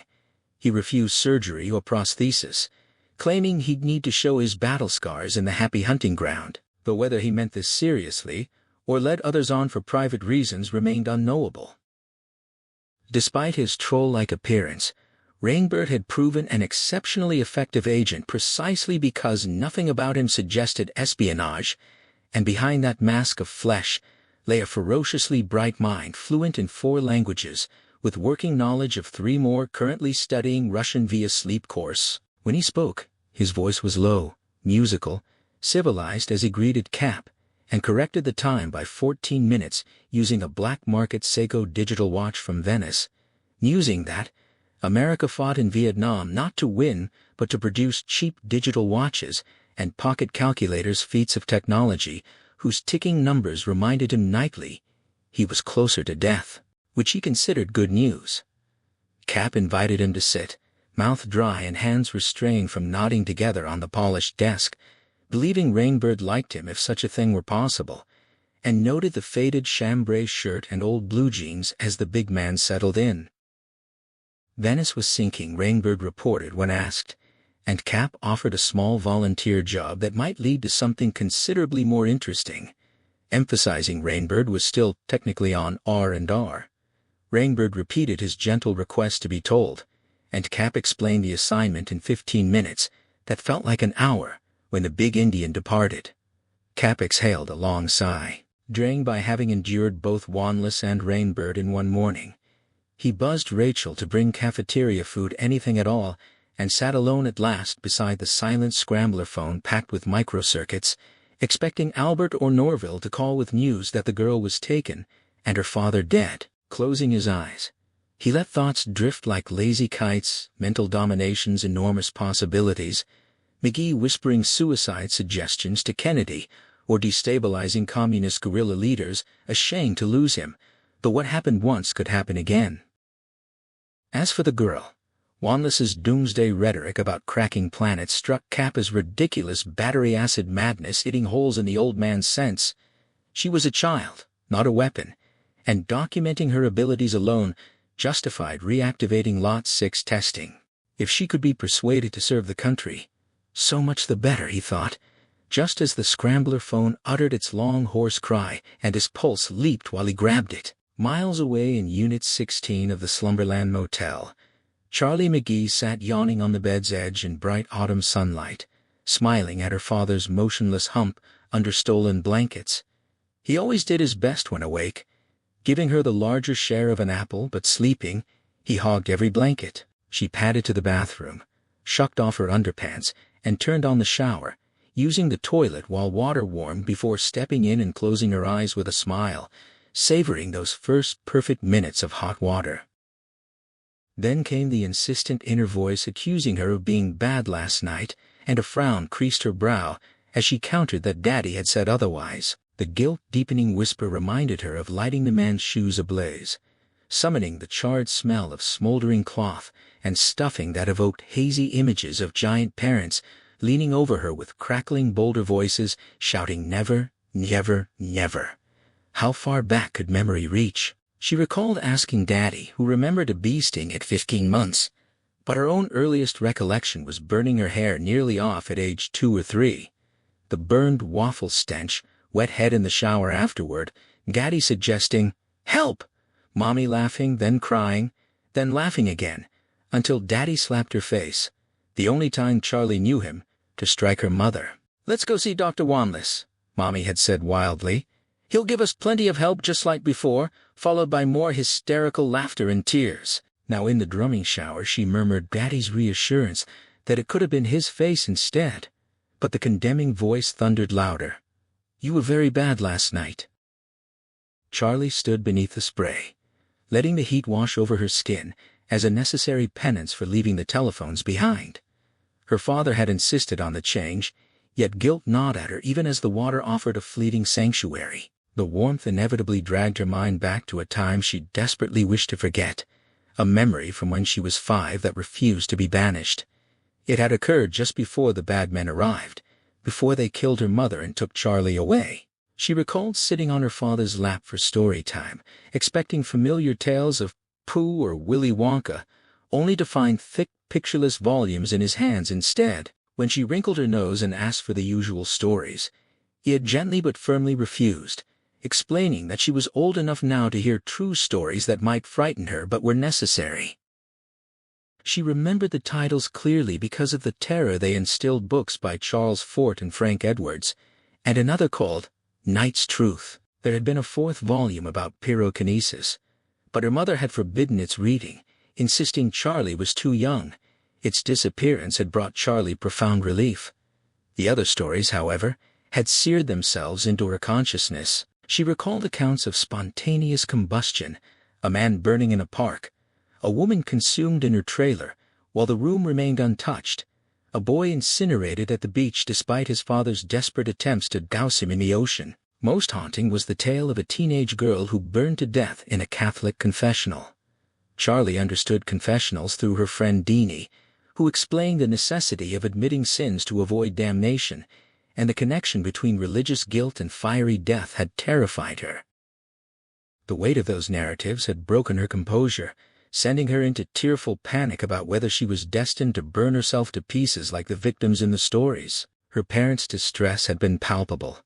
Her mother chewed her lip in anxiety while her father held her close, assuring her that safety lay in caution and in not thinking about the things she did when upset. When Charlie begged to understand what this power was, promising never to use it, her mother had haltingly named it pyrokinesis, the ability to ignite fires through thought alone, often triggered by emotional turmoil. Her father had added that some people carried this power unknowingly, while others were consumed by it, emphasizing that losing control was an accident akin to wetting one's pants, not a moral failing. Yet the unspoken gravity passed between her parents' eyes betrayed the danger. Her father had hugged her tightly, urging her to promise never to let the anger take hold, and if it did, to push the fire towards safe targets like wastebaskets or water. Her mother's pale, grave face had delivered the ultimate warning, directing the power at a person would be catastrophic, potentially fatal. That admonition had unleashed Charlie's hysterical weeping, born of terror and remorse, because she knew exactly why these lessons were being taught. Only the day before, angry at being denied a visit to Deanie's house, She had inadvertently shoved the fire thing at her mother, setting her bandaged hands ablaze. The sink's soapy water had prevented worse damage, but the horror of nearly burning her mother's face lingered as a damning testament to her loss of control. Now, under the shower's warm cocoon, she clung to her father's reassurance that everything would be all right, trusting his wisdom above all else. The present intruded as her thoughts shifted to their pursuers, men from a shadowy government agency called the Shop who seemed to materialize wherever they fled.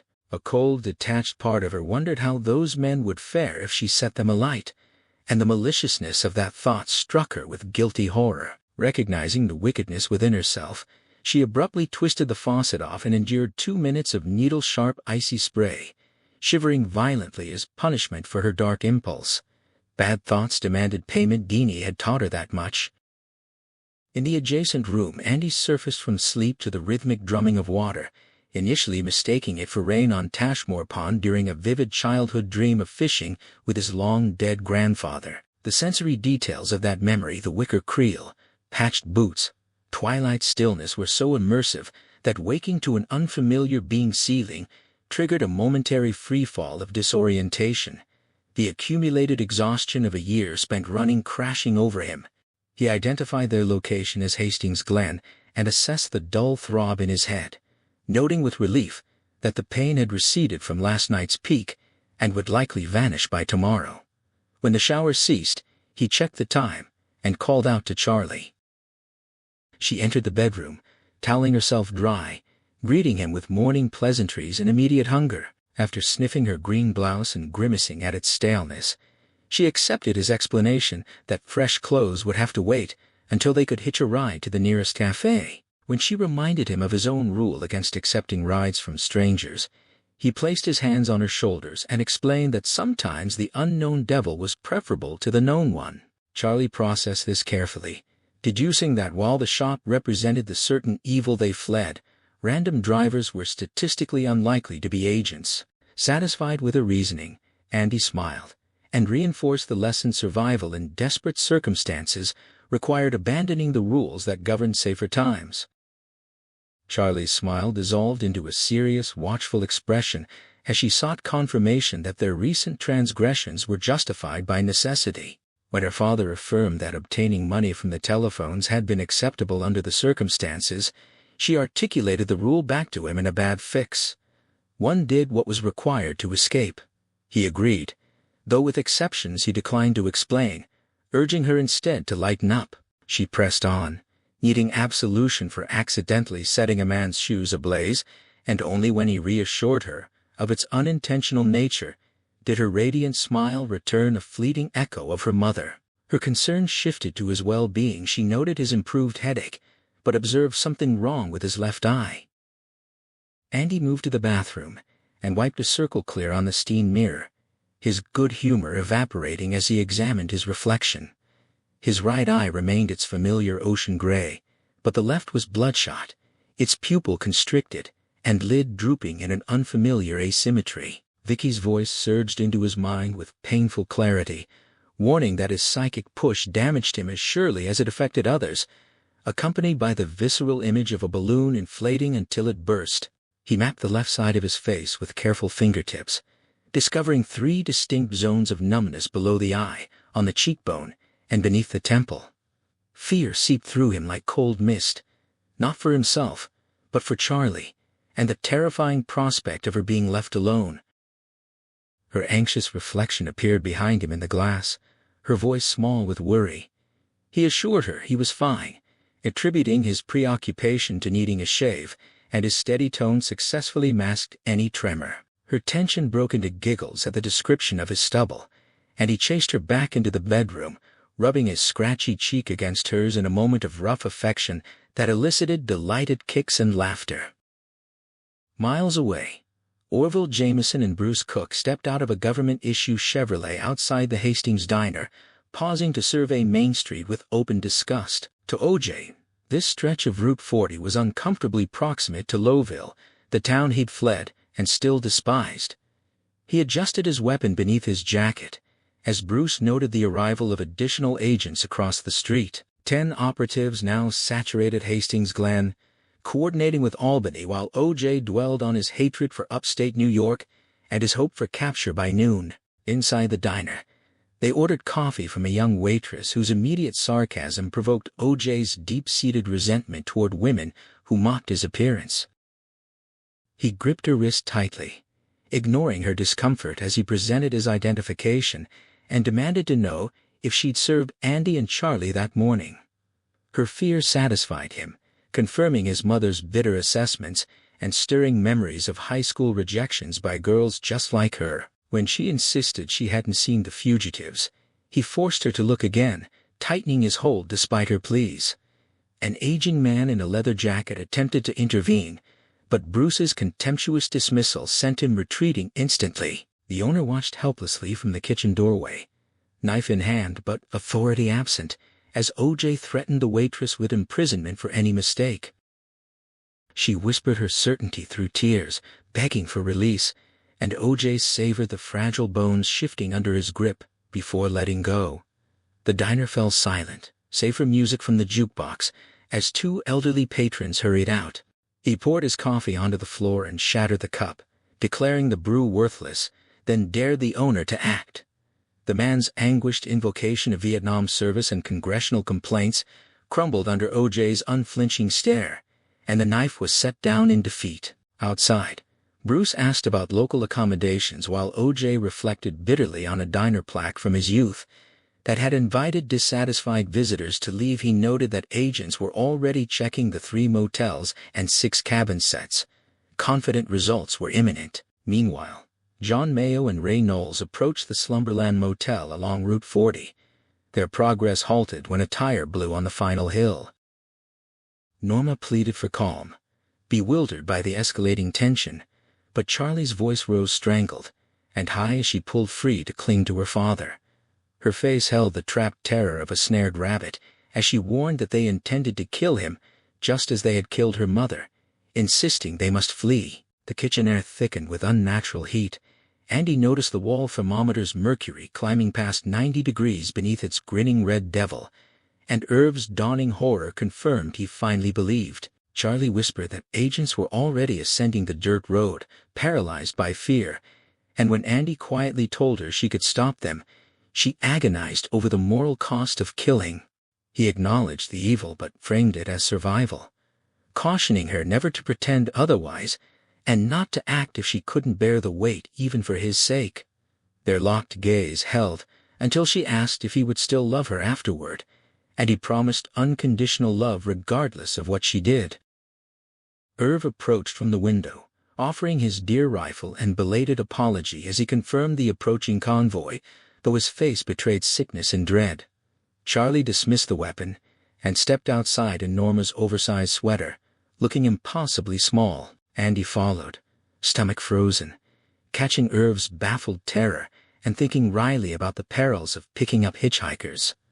On the porch, thin October sunlight bathed wooded ridges and harvested fields as chickens squawked in bossy mood in the barn. After nearly a year of flight, Andy felt unexpected relief mingled with terror, the primal turn of a cornered rabbit facing hounds before destruction. He stood beside Charlie, sunshine mellow on her hair as she moaned she could barely stand. He drew her tightly against his side as the first car halted and Al Steinowitz emerged smiling, coat open, hands empty. More vehicles disgorged agents who fanned out casually toward the porch while Al greeted them by name, assuring no harm was intended. Charlie's thin command to leave went unheeded. Al claimed orders prevented compliance, prompting her scream of accusation that he meant to kill her father. Andy advised obedience, referencing the airport soldier to unsettle O.J. and Norville Bates, but Al continued smooth assurances even as men advanced. Charlie begged the yellow-faced man not to force her hand, and Andy murmured it was too late. Irv burst onto the porch demanding trespassers depart, met with Al's courteous claim of government authority and dismissal of warrants. Irv's cracking voice insisted on legal process or immediate withdrawal, ignoring Norma's cries to come inside. Andy sensed charge building around Charlie like static, arm hair stirring in an invisible tide as her face transformed into something alien and terrible. He shouted warnings at Al, begging him to feel the impending danger, but Al merely nodded imperceptibly to 3 men positioned at the porch's far end. As those agents charged with drawn guns, others including John Mayo and Ray Knowles broke toward the back steps. Charlie turned toward the front attackers, and Andy felt hot air rush past him halfway across the porch, their hair ignited spontaneously. A deafening gunshot splintered wood beside them as Norma screamed, yet Charlie remained dreamily serene, a faint Mona Lisa smile touching her lips. Horror struck Andy at the realization she might be enjoying this, the very reason for her fear. She pivoted back toward Al as the burning men abandoned duty to beat at flaming scalps, filling the air with acrid stench. Another shot shattered glass. Al shouted not to shoot the girl as agents seized Andy roughly, dragging him through chaos toward the railing. Irv bellowed for release before another gunshot sent Norma screaming her husband's name repeatedly. Charlie fixed Al with a gaze that drained confidence from his face, replacing it with naked terror as his complexion turned waxy. He began a conversational plea just as flames engulfed his clothing and hair without visible origin. Andy felt displaced air like a rocket slug passing his nose, then watched Al's features melt under a transparent call of fire, merging like tallow as Norval recoiled. The burning figure staggered blindly down the driveway, arms flailing, before collapsing face down beside the third car, a bundle of rags rather than a man. The porch stood frozen in dumb shock as the 3 ignited agents managed to extinguish their hair, leaving blackened ash clots atop regulation cuts. Andy hoarsely urged immediate retreat, warning that Charlie had never unleashed such power and might not be able to halt it, but she responded with eerie calm, insisting everything was fine. Then the cars began detonating from their rear gas tanks in rapid succession, Al's Plymouth first with a muffled whump and blinding flame, then John and Ray's Ford spitting metal hooks across the roof. Andy shouted for her to stop, but she stated flatly that she couldn't. As the third vehicle erupted, panic seized the remaining men. They fled blindly, one tripping over the porch railing and impaling his throat on a beanstake in Norma's garden, twitching like a landed trout as blood gushed down his shirt. The remaining cars exploded in an ear-shattering chain, hurling 2 fleeing agents aside, one aflame from the waist down, the other peppered with safety glass. Oily smoke billowed upward, distorting distant hills through heat shimmer, as chickens scattered madly before 3 spontaneously combusted into racing fireballs that collapsed beyond the dooryard. A trench of flame raced diagonally across the dirt like ignited gunpowder, circling the chopping block before consuming it entirely. Andy screamed Charlie's name as a discarded pistol on the grass began discharging cartridges in sharp claps, jiggling bizarrely. He slapped her face with full force. Her head rocked back, eyes vacant, then refocused on him with hurt surprise, just as suffocating heat enveloped him. Nose hairs crisped in air thick as glass, and he thought he was about to combust until the sensation vanished. Charlie staggered, hands flying to her face, as a shrill scream of horror tore from her throat, making Andy fear her mind had shattered. She wailed his name in a broken cry before going limp against him, unconscious. He gathered her up, her head rolling against his chest amid gasoline-rich air as flames crawled across the lawn toward the ivy trellis, climbing with sinister agility toward the house. By the kitchen screen door, Irv slumped with legs splayed, shot above the elbow, his blue work shirt sleeve bright red. Norma knelt beside him, tearing her dress hem to bind the wound, her face ashen gray and lips faintly blue. When Andy stepped forward, Norma flinched and shielded her husband, hissing at him to take his monster and leave. OJ fled across open fields, ignoring roads, the windsucker bouncing under his arm until it fell forgotten in weeds. He twisted an ankle in a chuck hole, screaming as he sprawled, then rose and ran on through woods where he tripped over a fallen tree and lay weeping, vowing never to return to New York even if he lived 200 years. After a time, he limped back toward the road. On the porch, Andy laid Charlie on grass beyond the dooryard as sparks drifted like slow fireflies onto burning wood. Norma refused his help, snarling that he'd done enough, but Irv silenced her, insisting none of this was Andy's fault and ordering her quiet. He asked Andy to help him stand, admitting rubbery legs and possible incontinence, cursing the armed invaders as government whoremasters before paying cut him off.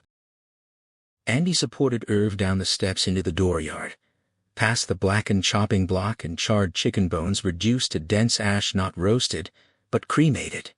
He settled Irv against the barn door as the 1868 farmhouse burned behind them, shingles popping like chestnuts in a hearth. Irv murmured that no human should possess such power, and Andy countered that neither should children endure cerebral palsy or leukemia, yet both occurred without consent. Meeting Norma's stony gaze, he asserted Charlie was no more monstrous than a child in an iron lung. Norma's defiance wavered. She apologized, acknowledging she'd watched Charlie pet the cow, but grief overwhelmed her as she named lost heirlooms her mother's dishes, a secretary, art show photographs, army letters all consumed. Irv squeezed her hand, reminding her the house was insured, but insurance couldn't restore what was gone. When Irv asked about Charlie, Andy admitted uncertainty. Ignoring Norma's desperate protest, Irv offered an old Willie's Jeep behind the barn, his gray, sweaty face set with resolve as their home burned behind them. Irv insisted that the agents had arrived without warrants, violating civilized law on his own land, and reminded Norma that one had shot him while another narrowly missed Andy's head. Andy recalled the deafening gunshot and splintered porch post with a shiver, as Irv challenged her to consider whether they should surrender to secret police like compliant citizens. Norma conceded. She could not ask that of him, and though Andy began to absolve them of obligation, Irv declared his commitment absolute, acknowledging their pursuers would inevitably return. Andy confirmed this grim certainty, wryly noting Irv had invested in a growth industry, which drew a breathless, whistling laugh from the wounded farmer. Irv pledged to claim ignorance beyond the theft of his Willie's Jeep and wished them well, urging haste before fire trucks arrived, then verified their Vermont destination was truthful. A moan drew their attention as Charlie sat up, dirt-smeared and pale, confused by the smell of burning and terrified she was causing it again. Andy gathered her close, offering hollow reassurance that everything was fine despite knowing better, and asked how she felt. She stared past his shoulder at the blazing cars, the convulsed body in the garden, and the flaming house, whispering her culpability before her face crumpled anew. Irv sternly called her Button, but she barely registered his presence, moaning her self-condemnation, until he instructed Andy to set her down so he could speak directly. Propped against the barn door, Irv told her those men had meant to kill her father, a truth she'd known instinctively, and asked if she understood. She affirmed it miserably, explaining the power had overwhelmed her like the airport soldier, but worse, consuming chickens and nearly taking her father. Copier spilled helplessly as she vowed never to use it again. Andy placed a hand on her shoulder in silent acknowledgement, but Irv cautioned against such absolute vows, warning that blocking herself off would invite divine irony, and urging her only to do her best. Charlie whispered. She didn't understand, yet Irv's profound compassion made Andy's throat tighten with sorrow and fear. He asked Norma for a stick, ignoring her protests about overexertion, and only Andy heard Charlie's secret, inaudible repetition of never as a private vow. With the stick, Irv drew a map in the dust. A quarter-mile north on Bailings Road led to an unmapped woods road, passable only by Willie's Jeep with careful clutch work, winding 12 miles east to Route 152 near Hogue Corners. From there, a swampy second woods road unused for 5 years would emerge on Highway 22 south of the Vermont border, avoiding roadblocks though not wire alerts. Norma added softly that Charlie had saved her father's life, but Charlie's toneless response bewildered her until a hesitant smile brought relieved reciprocation. Distant sirens signaled the fire department's approach, prompting Irv to urge departure. Charlie came to Andy with red eyes, her fleeting smile gone but her survivor's face encouraging him in that moment. He wished for her power and knew exactly whom he'd target. He thanked Irv. As Charlie apologized in a small voice for the house and chickens, and Irv assured her the blame lay solely with the invaders, charging her to protect her father. Andy led her behind the barn to the canvas-topped Willie's under a shake-pole lean-to, starting it just as sirens neared. The house roared an inferno as they crossed the lawn, Charlie refused to look back. In the rear-view mirror, Andy saw Irv leaning against the barn with blood-stained bandage, Norma beside him, his good arm around her. He waved Irv, gestured weakly with his injured arm, but Norma did not. Morning heirlooms insurance could never replace. They found the woods road precisely where described, and Andy engaged four-wheel drive, warning Charlie to hold on as the Jeep bounced over two-wheel tracks through logged-over land studded with brush and stunted pines. 6 miles in, the trail seemed to vanish, forcing Andy to stop twice to clear fallen trees during the second effort. Heart pounding, he looked up to see a large doe watching thoughtfully before flicking her white tail and vanishing. Charlie tracked the deer with wonder, renewing his hope. Wheel ruts reappeared farther on, and by 3 o'clock they emerged onto Route 152. Meanwhile, O.J. sat muddy and limping half a mile from the Manders farm, relaying a scrambled report via Hastings Glen command van to Longmont, Virginia, where Cap listened in gloomy shadow. The account of carnage: 4 to 6 dead, agents routed, cars ablaze, house destroyed, civilian wounded and ready to denounce warrantless kidnapping struck Cap like lightning. He deemed it the worst domestic covert failure since the Bay of Pigs. Feeling old, Cap recalled Wanless's warnings about destructive potential now realized, yet resolved they would still capture the girl. He summoned Rachel, ordering O.J. flown to Longmont immediately and demanding a priority contact with General Brackman in Washington, framing the situation as potentially embarrassing. He scheduled a 1900 meeting with all 6 subdirectors and requested the New York State Police Chief's presence, intending to share blame while preserving a united front. After hesitating, he added that John Rainbird should call in for a new assignment. Releasing the intercom, Cap studied the shadows and reaffirmed his lifelong motto: nothing had happened that couldn't be fixed. Though shaken, he believed that still Manders' relatives could be leveraged.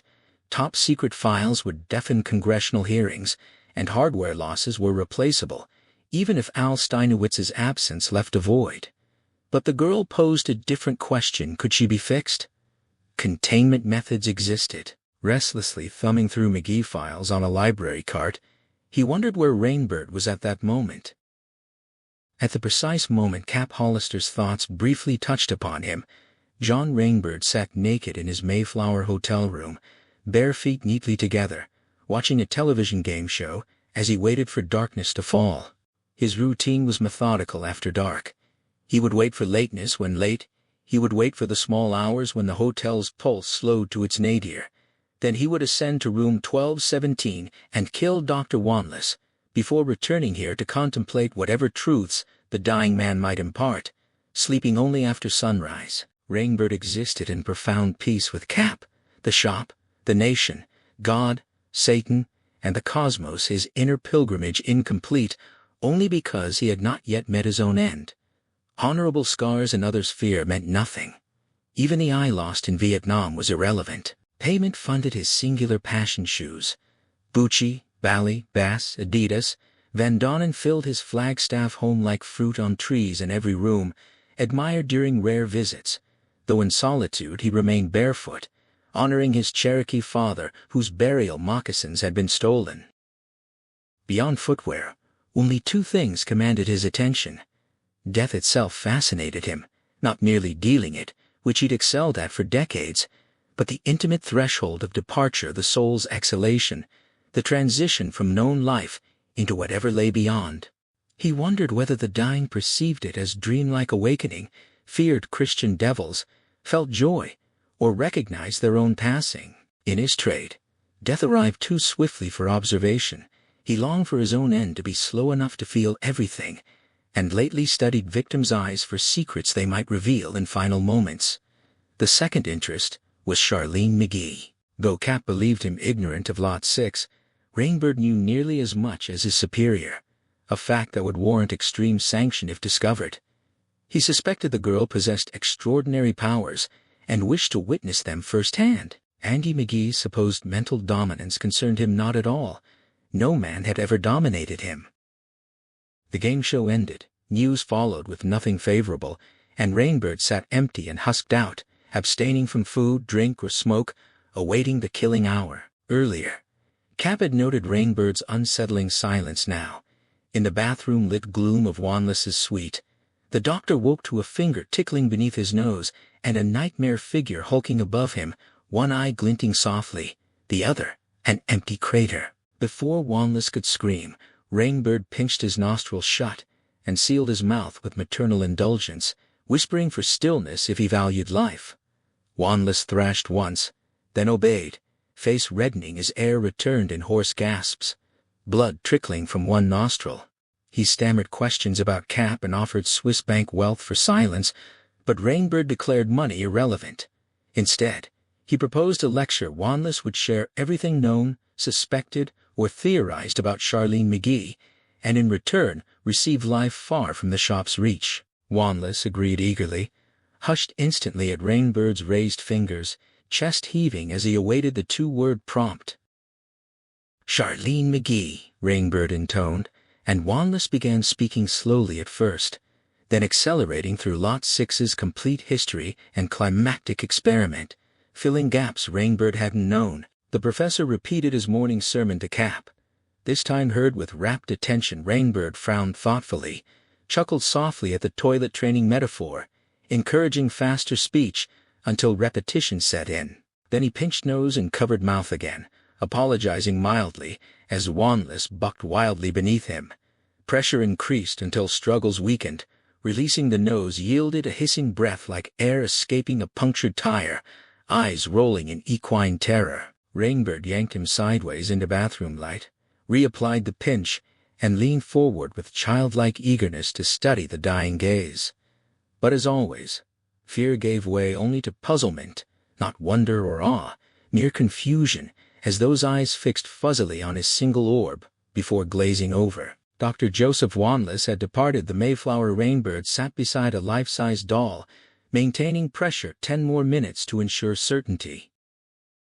He considered Wanless's revelations about Charlene McGee, recalling a Calcutta man who embedded knives in flesh without leaving wounds. Such power in a child seemed plausible, certainly interesting. Then he wondered what killing a child would feel like. He'd never done so knowingly, though an airliner bombing had claimed 67 lives impersonally, possibly including children. Such deaths weren't standard practice despite congressional paranoia. The shop was a scientific organization, not a terrorist cell like the IRA or PLO.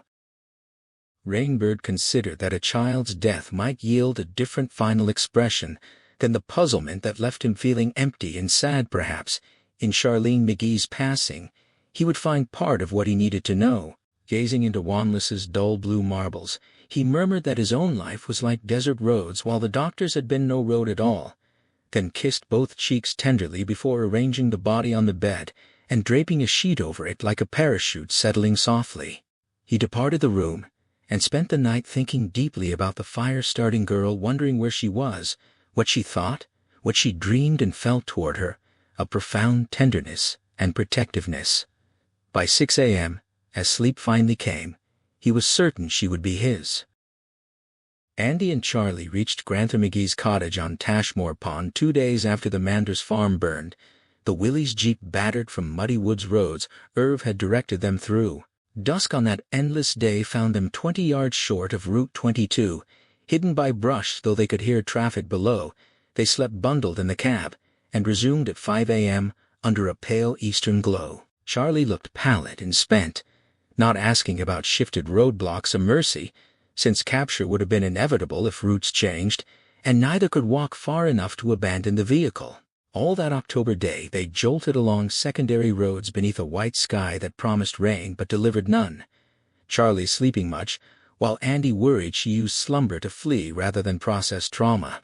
He stopped twice for burgers and fries, paying the second time with Jim Paulson's $5 bill.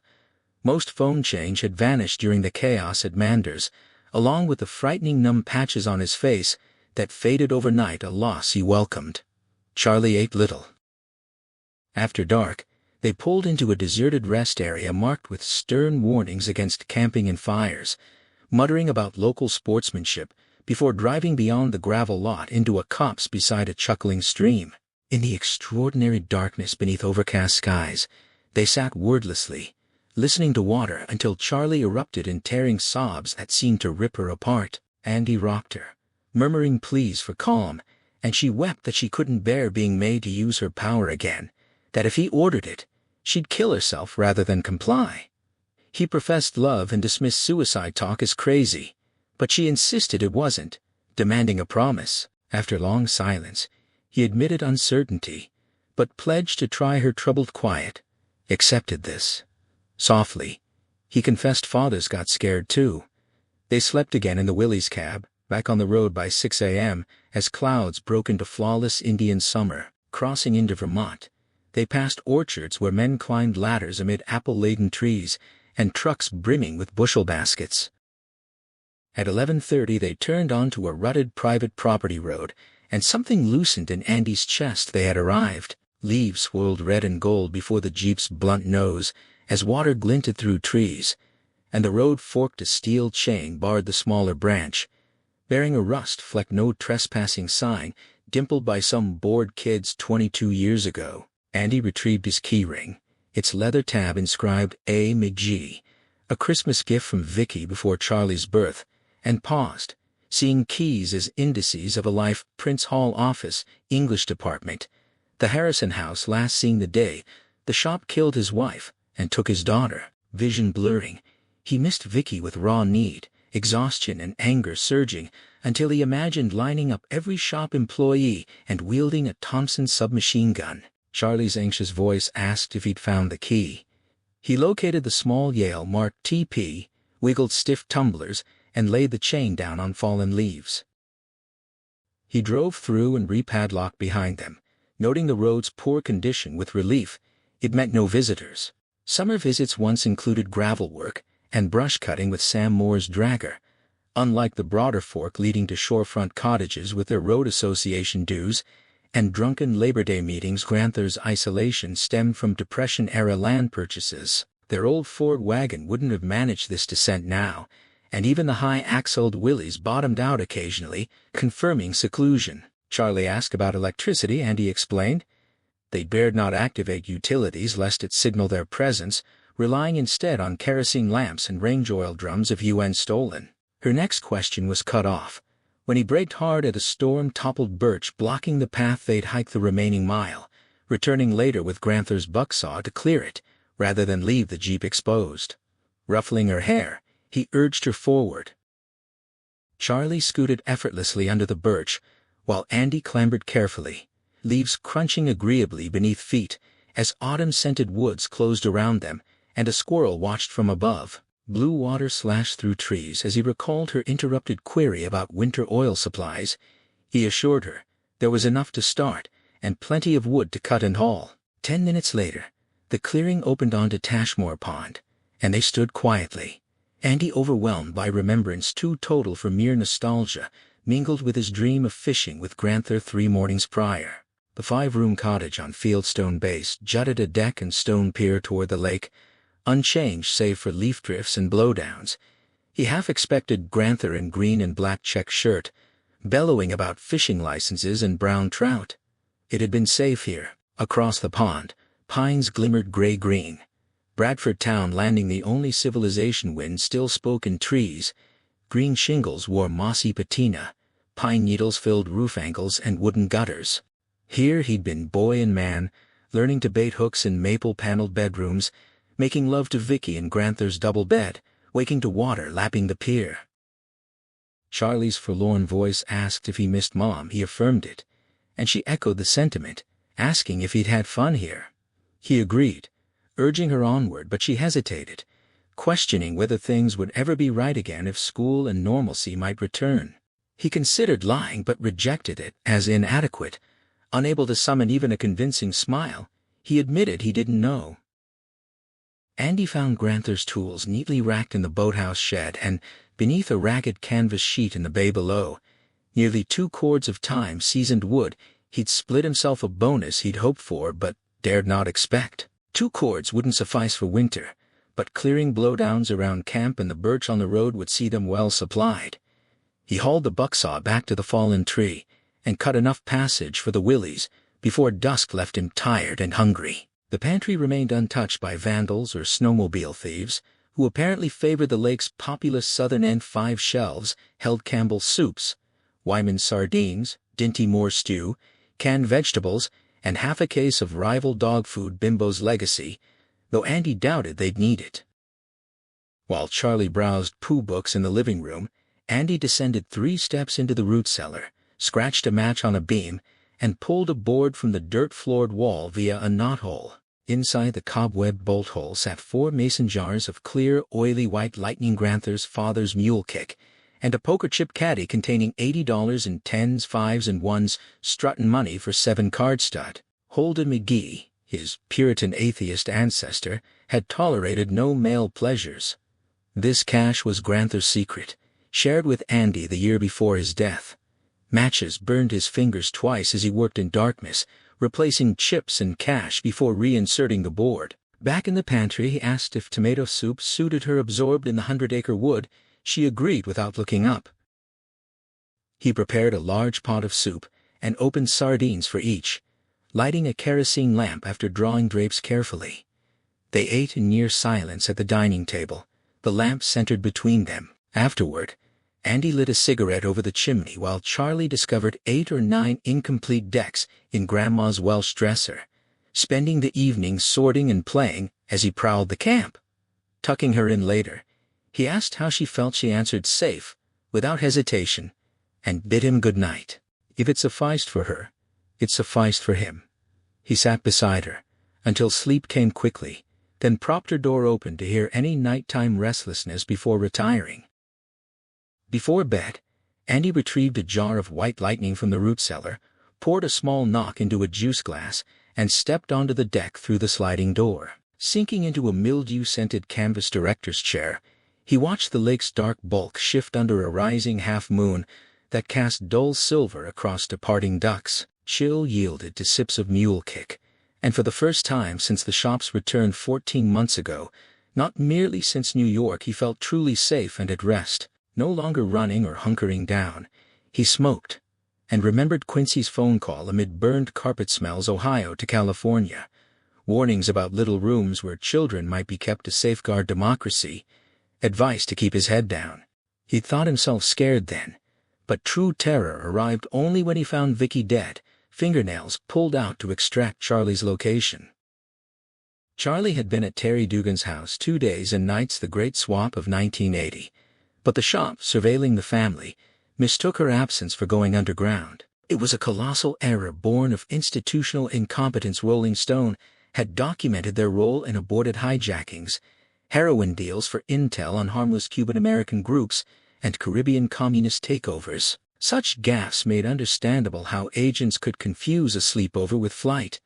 Yet Andy acknowledged mutual folly. Quincy's implications, when Charlie tripped downstairs, should have spurred them underground, but fear hadn't penetrated deeply enough. The mind hypnotizes itself when life drifts into fantasy land, accepted only in TV bursts or cinema sittings. After Quincy's call, Andy had felt perpetually stoned, smiling silly smiles at looming threats, poo-pooing instincts civilizedly. Phone taps clicked oddly, connections broke mysteriously during calls with students or colleagues.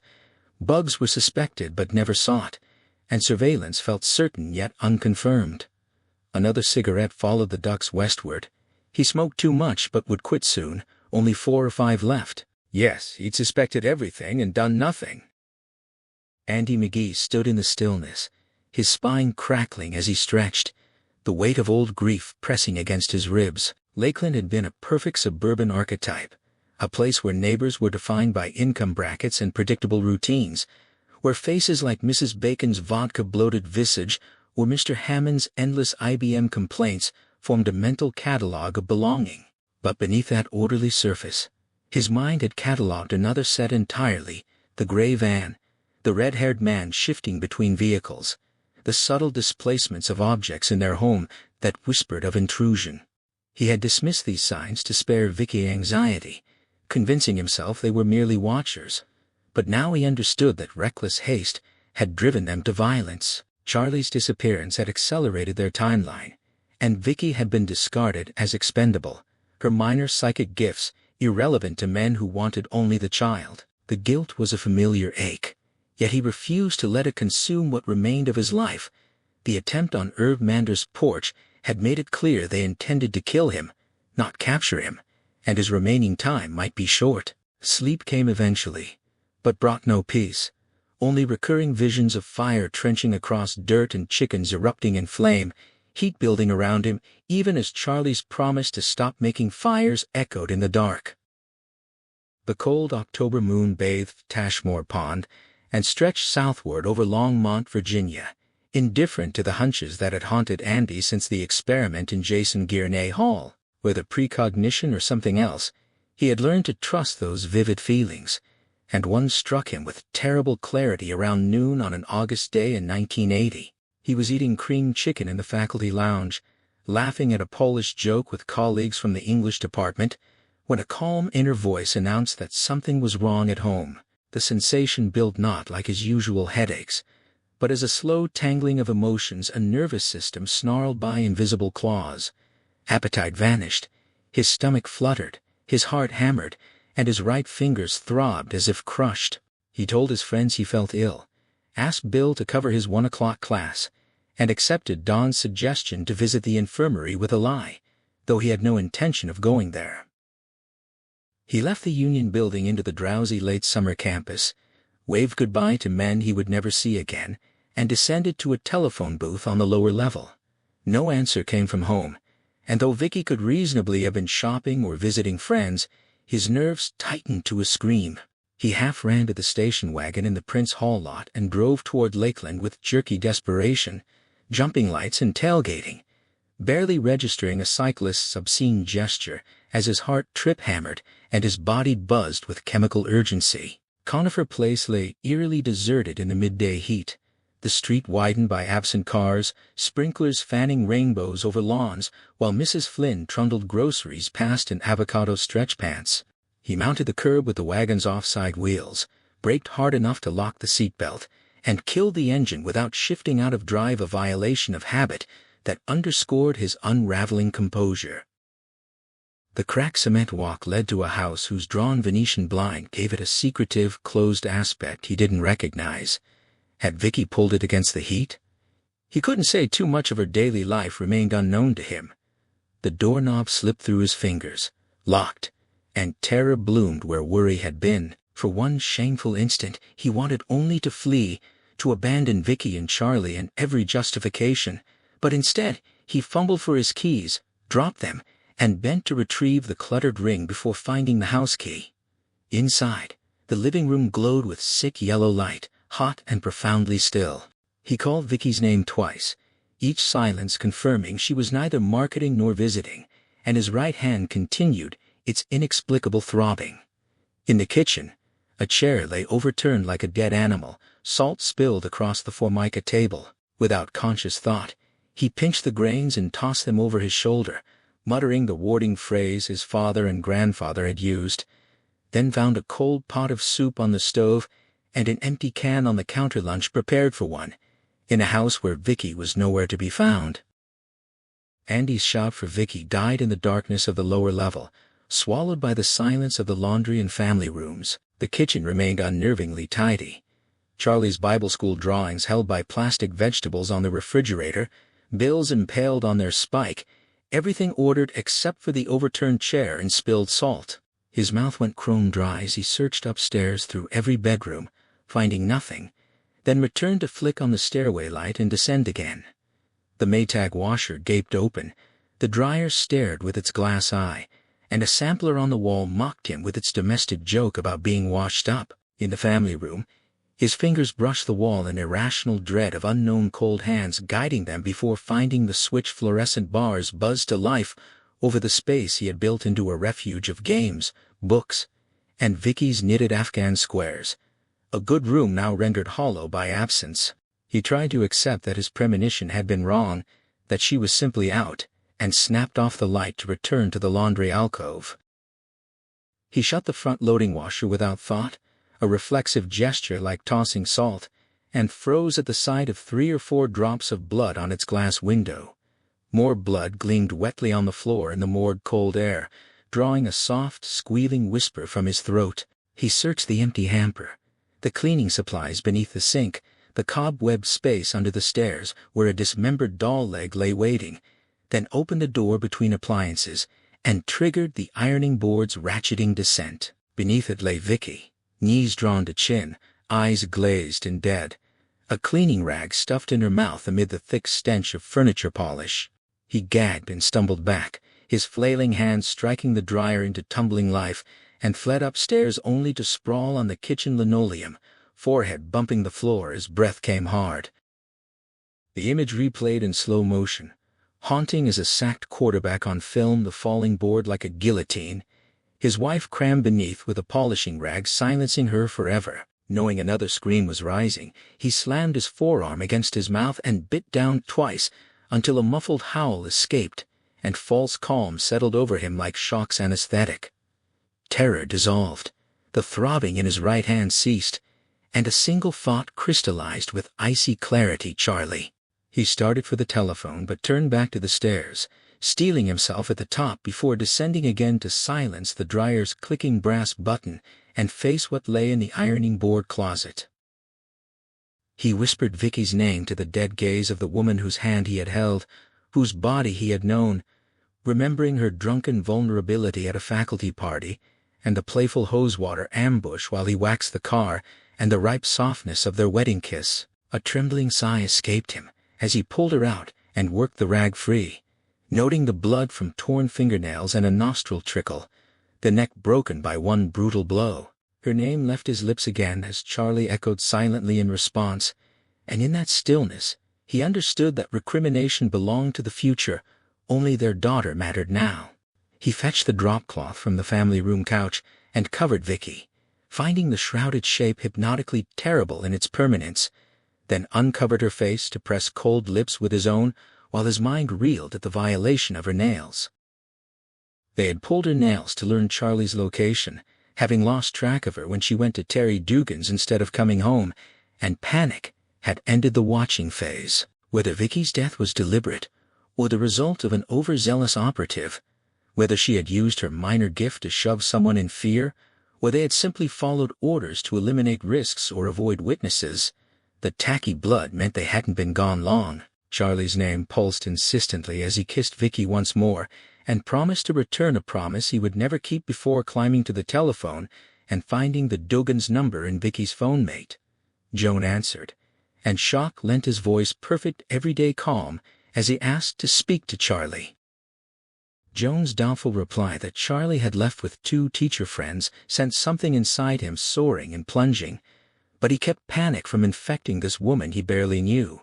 He expressed mild disappointment at missing her and asked when they departed. Joan called to Terry, whose piped response came through sweat-slicked knuckles as approximately 15 minutes ago, offered with apology for lacking a watch during laundry. A lunatic impulse urged him to laugh and contrast Joan's chores with finding his wife crammed under an ironing board, but he merely asked if they were headed to his house, receiving Terry's uncertain relay and marveling bitterly that his daughter's fate rested with another 6-year-old. Grasping at straws, he invented an errand to the corner market and asked whether they'd taken car or van Terry, confirmed a gray van like David Paciocco's father's, and after thanking Joan, he fought the urge to scream that his wife was dead, while this woman folded laundry, swallowing the horror as the line went quiet. Andy hung up the phone and stepped outside, where the heat struck him like a physical blow, making him stagger. The air felt far hotter than when he'd arrived, and a Woolco circular now protruded from the mailbox, proof that the mailman had come while he cradled Vicky's body downstairs. Death kept attacking from unexpected angles, no matter how he tried to shield himself. It was a relentless linebacker driving him into the turf again and again. He forced his feet to move, reminding himself that 15 minutes wasn't yet a cold trail unless Terry Dugan's sense of time was wildly off. Returning to the station wagon parked half on the sidewalk, he glanced back at the neat suburban house, with its half-paid mortgage and payment vacation option he'd never used, but the red flare of the advertising circular caught his eye and slammed the truth home once more, blurring his vision and clamping his jaw. He drove toward Blastmore Place on blind hope rather than logic, his steering steadier now that the worst was known, Bob Seeger filling the car with familiar rhythm. For one terrible moment, the street name escaped him before returning with the memory of joking about Bill Blass, designed houses a smile that shattered instantly against the fresh impact of Vicky's absence. 10 minutes brought him to the dead end bordered by a cyclone fence at John Glenn Junior High, where he parked at Ridge Street beside a green and white house with twirling sprinklers and two 10-year-olds trading turns on a skateboard, the girls' knees mapped with scabs. He approached them carefully, explaining he sought his daughter, who had passed in a gray van with friends, and when the boy shrugged vaguely, the girl asked if he was worried. He confirmed it pleasantly, applying just enough mental pressure to make her receptive without distorting her perception, and she pointed up Blastmore Place toward Carlisle Avenue, after gliding her board to the hydrant, the direction he'd suspected, but needed verified. Her parting repetition of her question drew a quiet admission that, yes, he was worried, before he turned the wagon around and drove 3 blocks to the Carlisle Junction, knowing the trail was growing hopeless. Panic flickered hot at the edge of his awareness, but he suppressed it, focusing instead on extending the pursuit as far as possible, ready to use small pushes if necessary, and grateful he hadn't depleted the talent all summer. Carlisle stretched 4 lanes wide beneath a stop-and-go light, flanked by a car wash, an abandoned diner, an Exxon station, and Mike's camera store. Left meant downtown, right meant the airport and Interstate 80. He pulled into the car wash, where a red-haired attendant in a green coverall ate a popsicle and announced the rinse attachment was broken before Andy could speak, clarifying that he sought a gray van carrying his daughter. Andy watched the young man's eyes brighten as he broke the popsicle like a wishbone and slurped purple ice the van had cut across the tarmac to beat the light, irritating the boss. Confirming it had headed toward the airport, the attendant tossed his stick over his shoulder and advised calling the cops, but Andy dismissed the suggestion as useless under the circumstances, crossed the tarmac himself, and turned west onto Carlisle through a gauntlet of gas stations, fast food joints, and used car lots, his stomach rolling when a drive-in marquee evoked the ratcheting guillotine of the ironing board. Past signs for I-80 and the airport, he pulled into a Shakey's Pizza lot, recognizing that questioning along this busy corridor would only confuse even with mental nudges. The choice was turnpike or airport, lady or tiger. Slouching low in the seat, fingertips resting lightly on his temples, he tried for the first time to summon a hunch rather than receive one, the engine idling as the Rolling Stones urged Little Sister to dance. Images of Charlie in jeans and a salmon shell top, pigtails swinging as she kissed him goodbye, yielded nothing. So he sat longer, letting Granther's sayings and memories of Vicky's early sexual terror, the Ice Maiden's tears, the Lot 6 experiment forging intimacy like safe-cracking patience, the eventual glory of their connection, Charlie's quick birth, wash through him as the Doobie Brothers asked where you'd be without love.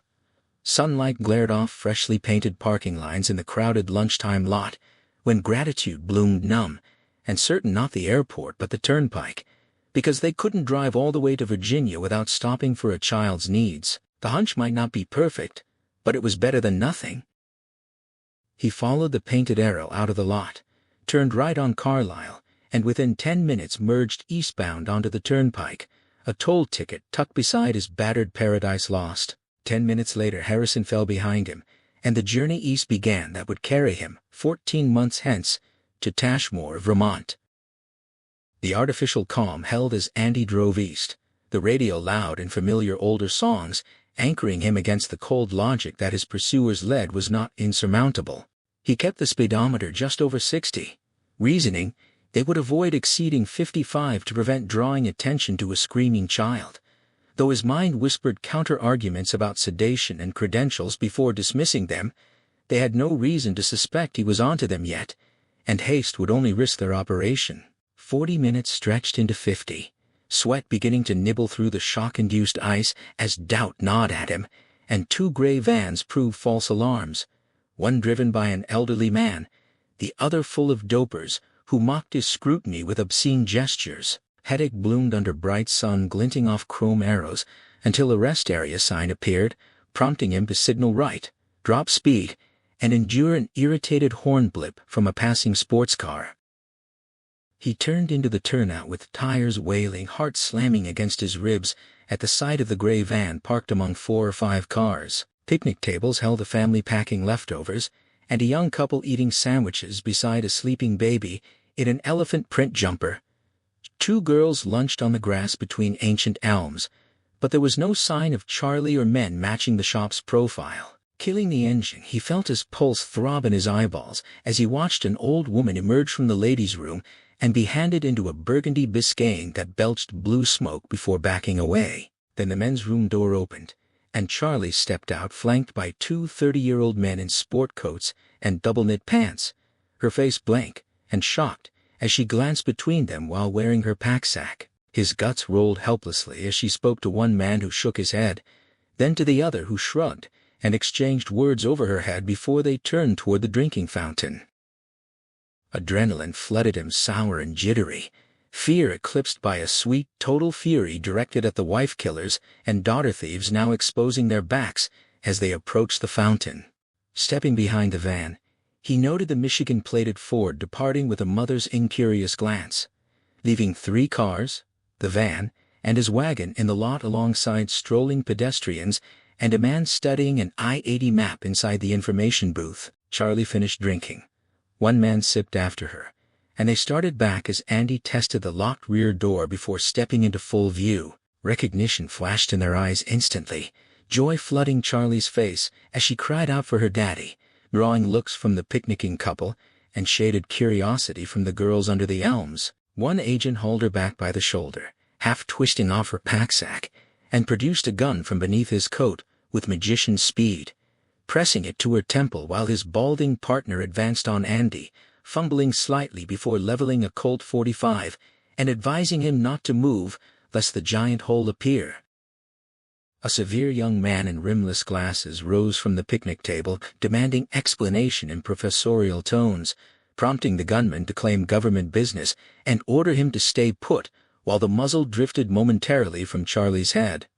The man's wife pulled him down as Andy told the balding agent in a low, pleasant voice that his gun was too hot to hold. Puzzlement gave way to screams as fresh white blisters rose like bread dough on the man's palm, sending the revolver clattering to the pavement in a discharge that drew a surprised shout from the elm-shaded girls. Seizing the distraction, Andy pushed hard against the gunman despite a sickening wrench of pain through his skull, telling him he was blind.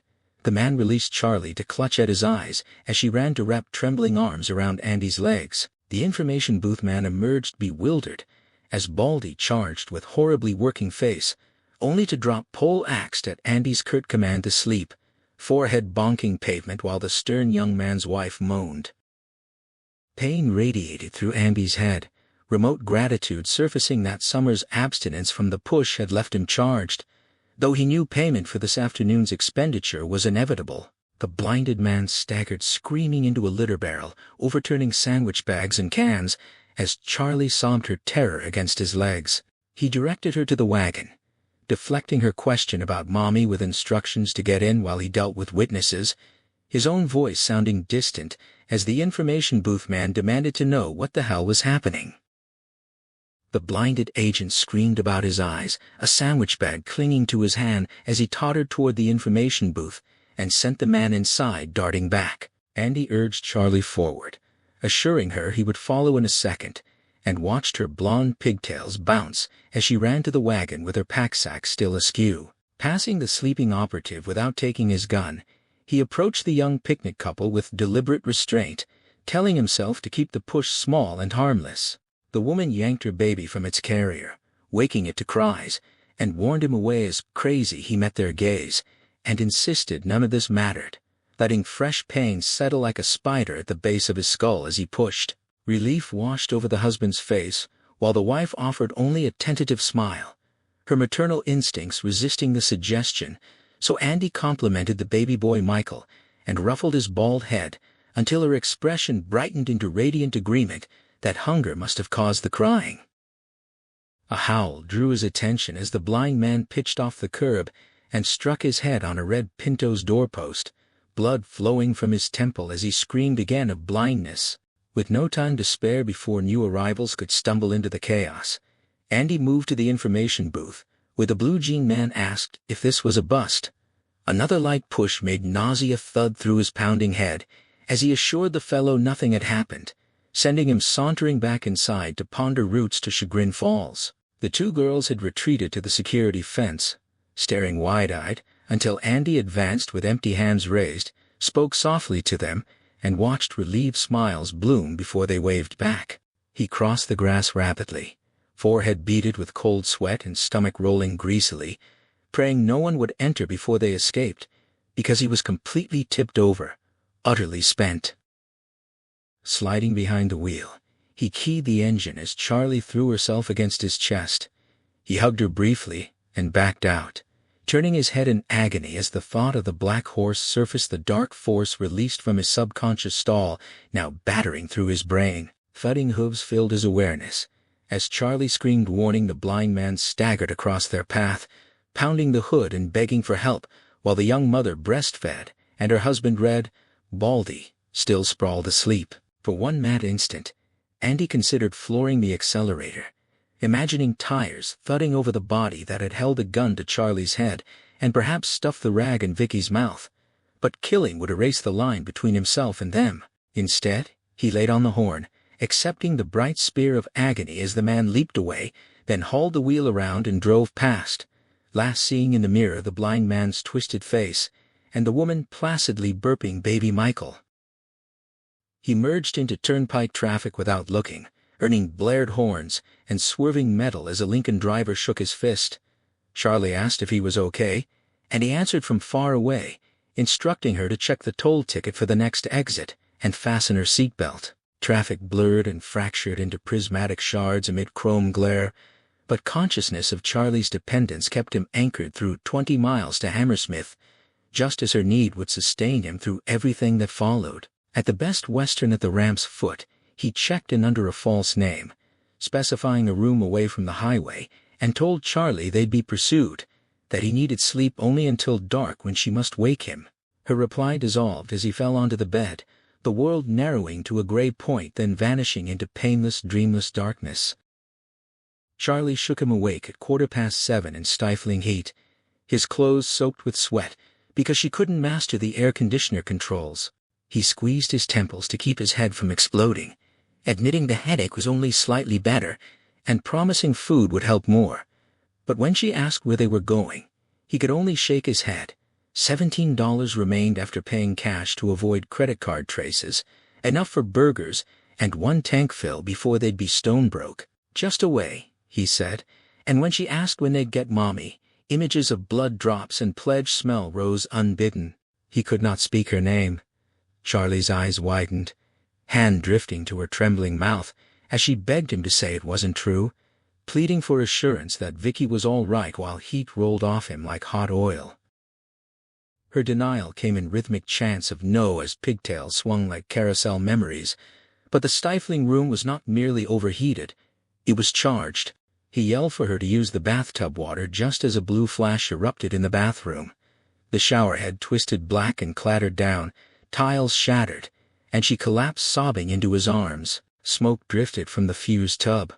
Porcelain cracked glazed as if kiln fired, towels smoldering in the aftermath of power that had nearly flash-fried them both. He rocked her, murmuring promises that things would come right, breathing ozone and cooked fabric as she wept for her mother, holding her tightly in the ruined heat, and knowing he wanted Vicky just as desperately. Andy rocked Charlie in the stifling motel room, repeating that it would be all right, even as he knew no adult truly believed such promises. It was merely the necessary litany, a nightlight against closet monsters, a powerless voice that must speak anyway. Tears flooded him as he held her tight, and swore somehow it would come true, knowing in his secret heart that nothing ever really was all right. The shop had chosen to erase Vicky's murder rather than frame him, sparing themselves trouble while leaving Lakeland neighbors to speculate briefly about bill collectors or marital strife, before forgetting when the bank reclaimed the house. Sitting now on a dark deck, he realized he'd been luckier than he'd appreciated arriving too late to save Vicky, but leaving before the smooth-faced removal people in white coveralls arrived, to make her vanish without newspaper notice or missing person reports. His alibi, solid among 25 disinterested students during the critical hours. They had killed Vicky and pursued Charlie, then summoned the removers within minutes to an hour, while Conifer Place dozed. Perhaps they reasoned a missing wife would bind him with suspicion more effectively than a provably dead one, denying him freedom to search. She had been removed so completely. He didn't know if she lay buried or cremated, and the thought drove him to stand abruptly and pour Granther's mule kick over the railing, commanding himself to stop torturing his mind with unchangeable past. Squeezing the glass beneath dark trees, the oath to Charlie resurfaced, and by that Tashmore winter it seemed his desperate prediction might finally hold truth despite their hardships. Charlie's cold lingered from Christmas through early April, feverish for a time until aspirin halves brought it down, leaving only constant snuffling. Andy endured minor frostbite in March, and nearly burned them both alive one sub-zero February night, when Charlie woke to discover the overloaded wood stove had made the cottage dangerously hot. They celebrated his birthday in December, and hers in March when she turned 8, standing past his elbow with long braided hair and a red nose that already hinted at beauty. No longer a little girl but someone he sometimes regarded with fresh wonder. Irv Manders's willies had frozen solid in January with a likely cracked block, rendering four-wheel drive useless against 2 feet of undisturbed snow, marked only by animal tracks. So he kept Charlie indoors to avoid risking fever's return. He found Granther's dusty cracked ski boots in a toilet tissue box under the shutter-planing table, oiled and flexed them, yet still needed newspaper-stuffed toes to fill the old man's shoes, a detail both funny and ominous, as he wondered what Granther would have made of their predicament. 6 times that winter, he strapped into the confusing tangle of vintage bindings and crossed Tashmore Pond's frozen expanse to Bradford Town Landing before first light, returning never earlier than 3 afternoon, once barely beating a howling storm that left Charlie sobbing relief into alarming coughs. These trips secured supplies using Granther's Strutton money and cash stolen from 3 large camps whose owners could afford the loss of cookie jar funds. He also took 40 gallons of range oil from a drum behind Camp Confusion, hating the certainty that pot-bellied stove elders gossiped about the lakeside stranger, yet seeing no alternative to canned sardines for obtaining fresh fruit, vitamins, clothes, and the single box of matches he'd found. Bradford's general store provided heavy pants and woolen shirts in Charlie's approximate size, though she had to wear jockey shorts for lack of girls' underwear, a compromise that disgusted and amused her by turns. The 6-mile round trip burdened him with fear of returning to find her gone or dead, blistered feet regardless of sock layers, and headaches that conjured images of his brain as a bald tire worn to canvas. A stroke on the ice would doom her. Yet the silence cleared his head. Better than any classroom, the lake stretching like a white-tiled corridor bordered by sugar-dusted pines beneath merciless blue sky, or featureless white, accompanied only by distant crows or ice's rippling thud. Exercise toned his body, raising a warm singlet of sweat between skin and clothes that felt good to wipe away, a physical sensation he'd forgotten while teaching Yeats and correcting blue books. In the silence of exertion, Andy's thoughts clarified. As he worked the problem over, they were still running despite wintering at Granther's, cornered by the inquisitive eyes of stove-side old-timers, and something had to be done. Anger burned at the injustice. American citizens hunted like rabbits, his wife murdered, his daughter kidnapped, and he believed exposing the story could blow it all apart, though he'd hesitated before from fear of Charlie becoming a sideshow freak or institutionalized, and from self-deception that they'd eventually be left alone. But this wasn't childhood play. Nobody would give anything back when the game ended. Hard truths settled in Charlie's strangeness was internal, like thalidomide or debt consequences, and her terrifying power at Manders Farm raised questions about adolescence, spontaneous fires, foreign abduction, and whether custody might be necessary for her protection. His own death warrant felt signed in numb spots and bloodshot eyes. 2 or 3 more pushes could kill him, so provision for Charlie had to be made outside the shop's small room.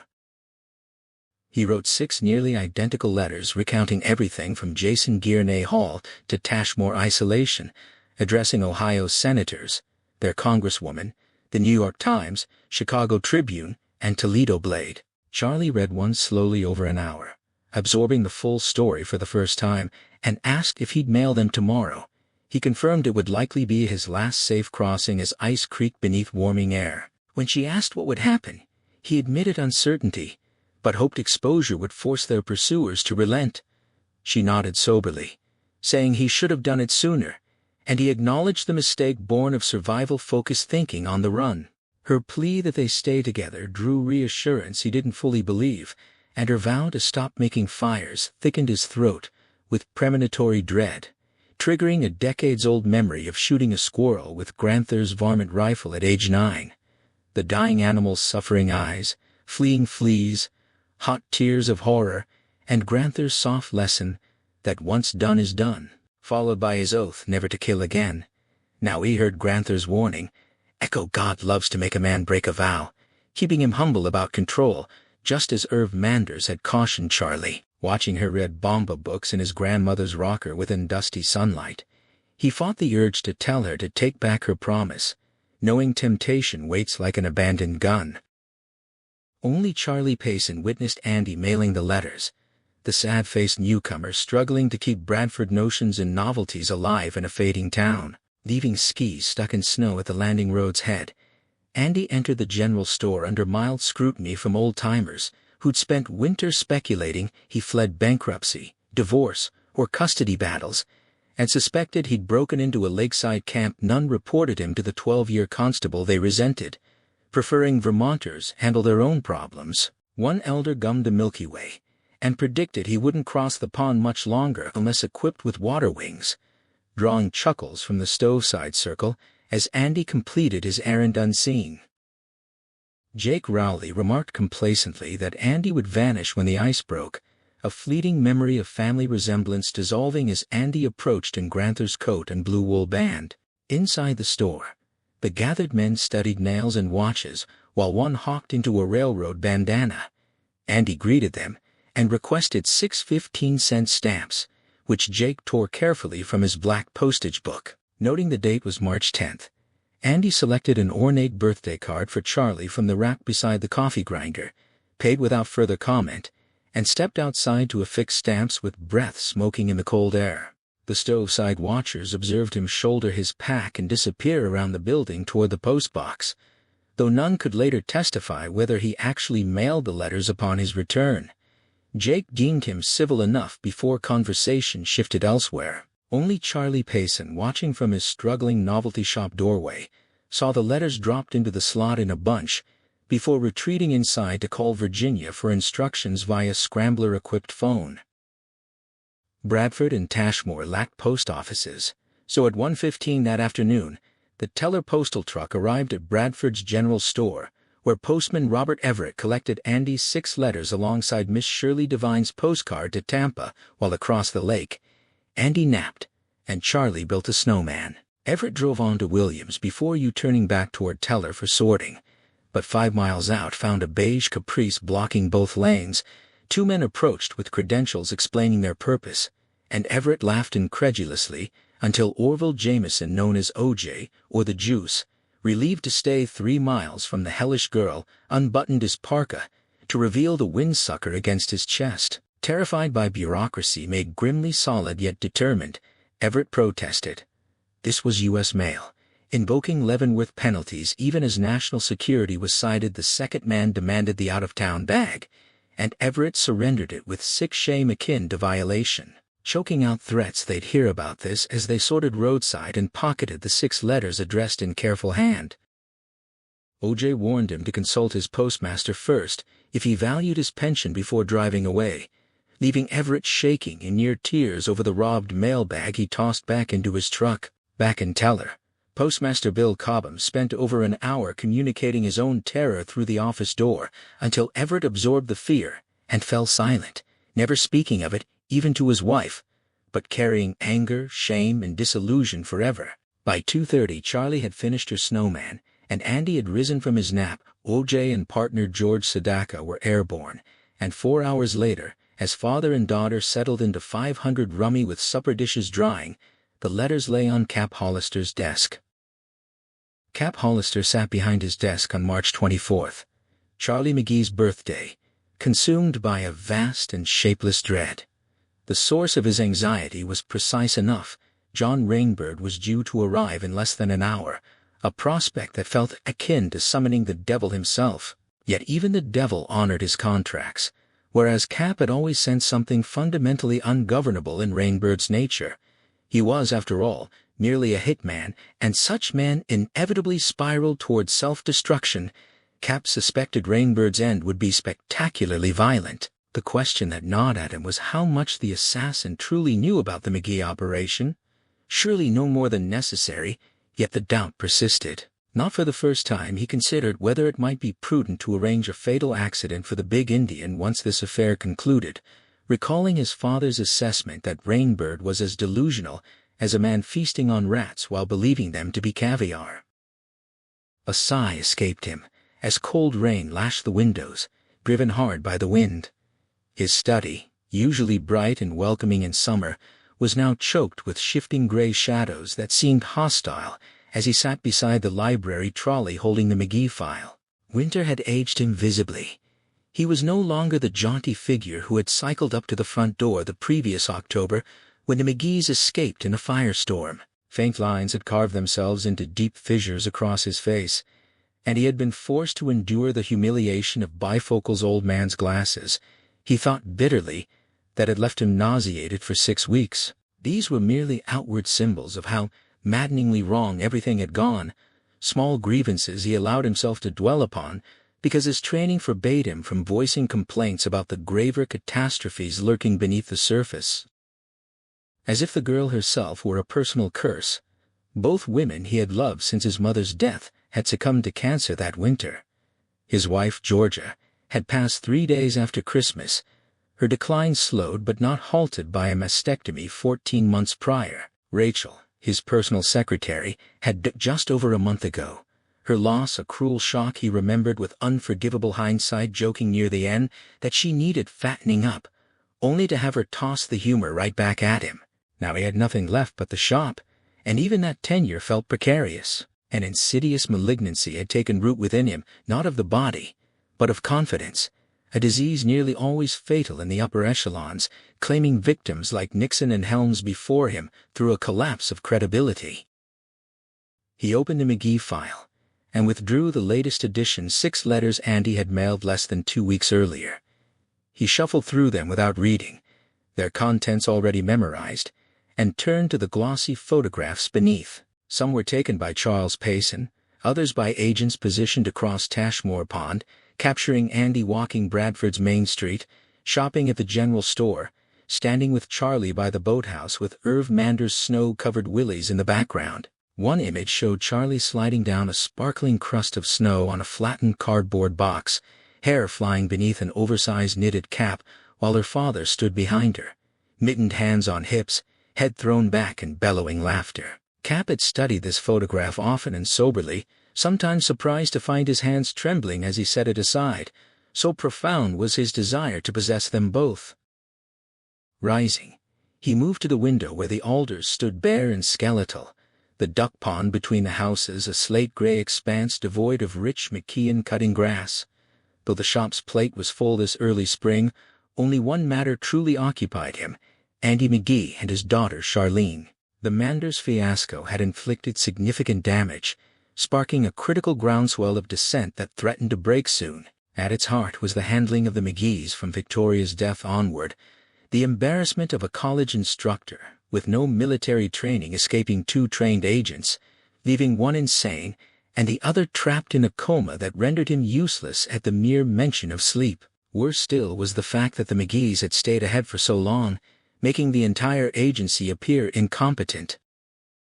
Most damning was the incident at the Manders farm itself, which had nearly destroyed the agency and ignited whispers, memos, and potential testimony at secret congressional hearings questioning his fitness to lead. Critics cited his recent bereavements and catalogued his ineptitude, suggesting perhaps a younger man should take over. But none of them grasped what they faced: They refused to accept the simple truth that the little girl was pyrokinetic. Dozens of reports attributed the fire to gasoline spills, broken lamps, or spontaneous combustion, some even authored by witnesses who had been present. Standing at the window, Cap perversely wished Wanless were there, for Wanless had understood this dangerous blindness and could have discussed it with him.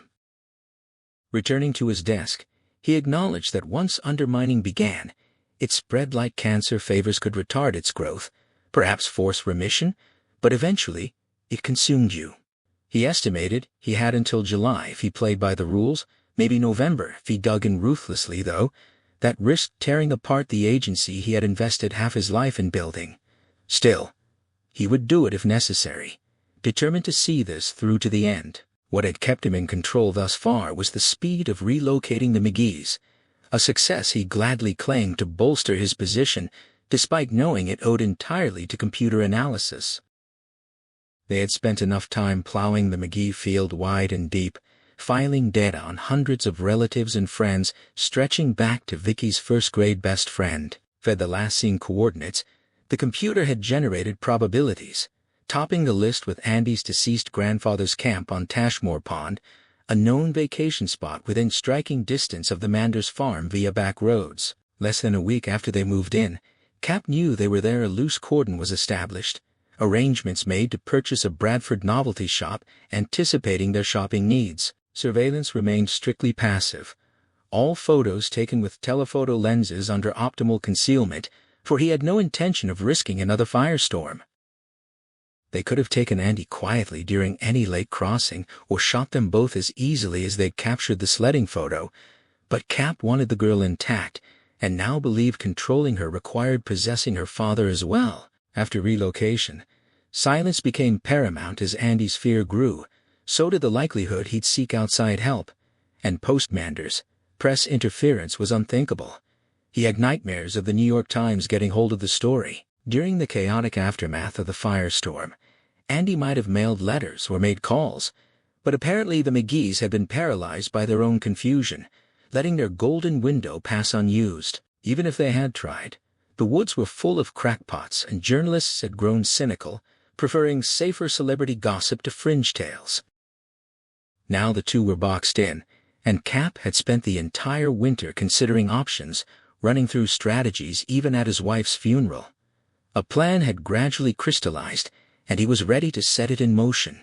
Payson reported the ice on Tashmore Pond was preparing to break, and McGee had finally mailed his letters, meaning impatience and suspicion would soon follow. They might be preparing to move, and Cap preferred them exactly where they were. Beneath the photographs lay a thick, blue-bound top-secret report spanning over 300 pages, compiled by 11 doctors and psychologists under Dr. Patrick Hochstetter's direction. Cap regarded Hochstetter as one of the shop's most brilliant minds, a judgment reinforced by the $800,000 price tag thumbing through the document. Now he wondered what the late Wanless would have made of it. His own instinct that Andy must remain alive found validation within these pages, where Hochstetter's team had anchored their logic on the premise that all PSI abilities originated in voluntary will. Though the girl's pyrokinesis sometimes leapt beyond her conscious control, the study concluded she ultimately chose whether to ignite events as she had at the Manders farm when she perceived agents threatening her father. Riffling through the Lot 6 experiment recap, Cap saw every graph and readout distilled to the same truth: will was the prime mover. Using will as the foundation, Hochstetter's team had evaluated an extensive catalog of pharmaceuticals before selecting Thorazine for Andy and a new compound called Orison for the girl. 70 pages of technical jargon reduced to a simple outcome. Both drugs would induce a high, dreamy detachment, rendering neither capable of exerting enough volition to choose between beverages, let alone start fires, or impose blindness. They could keep Andy perpetually sedated, the report, and Cap's intuition agreed. He was a burned-out dead end. The girl was the true objective. Cap calculated that 6 months would suffice to map the terrain inside her extraordinary mind, confident no congressional subcommittee could resist the promise of chemically induced PSI powers and their implications for the arms race if she possessed even half of Wanless's suspected capabilities.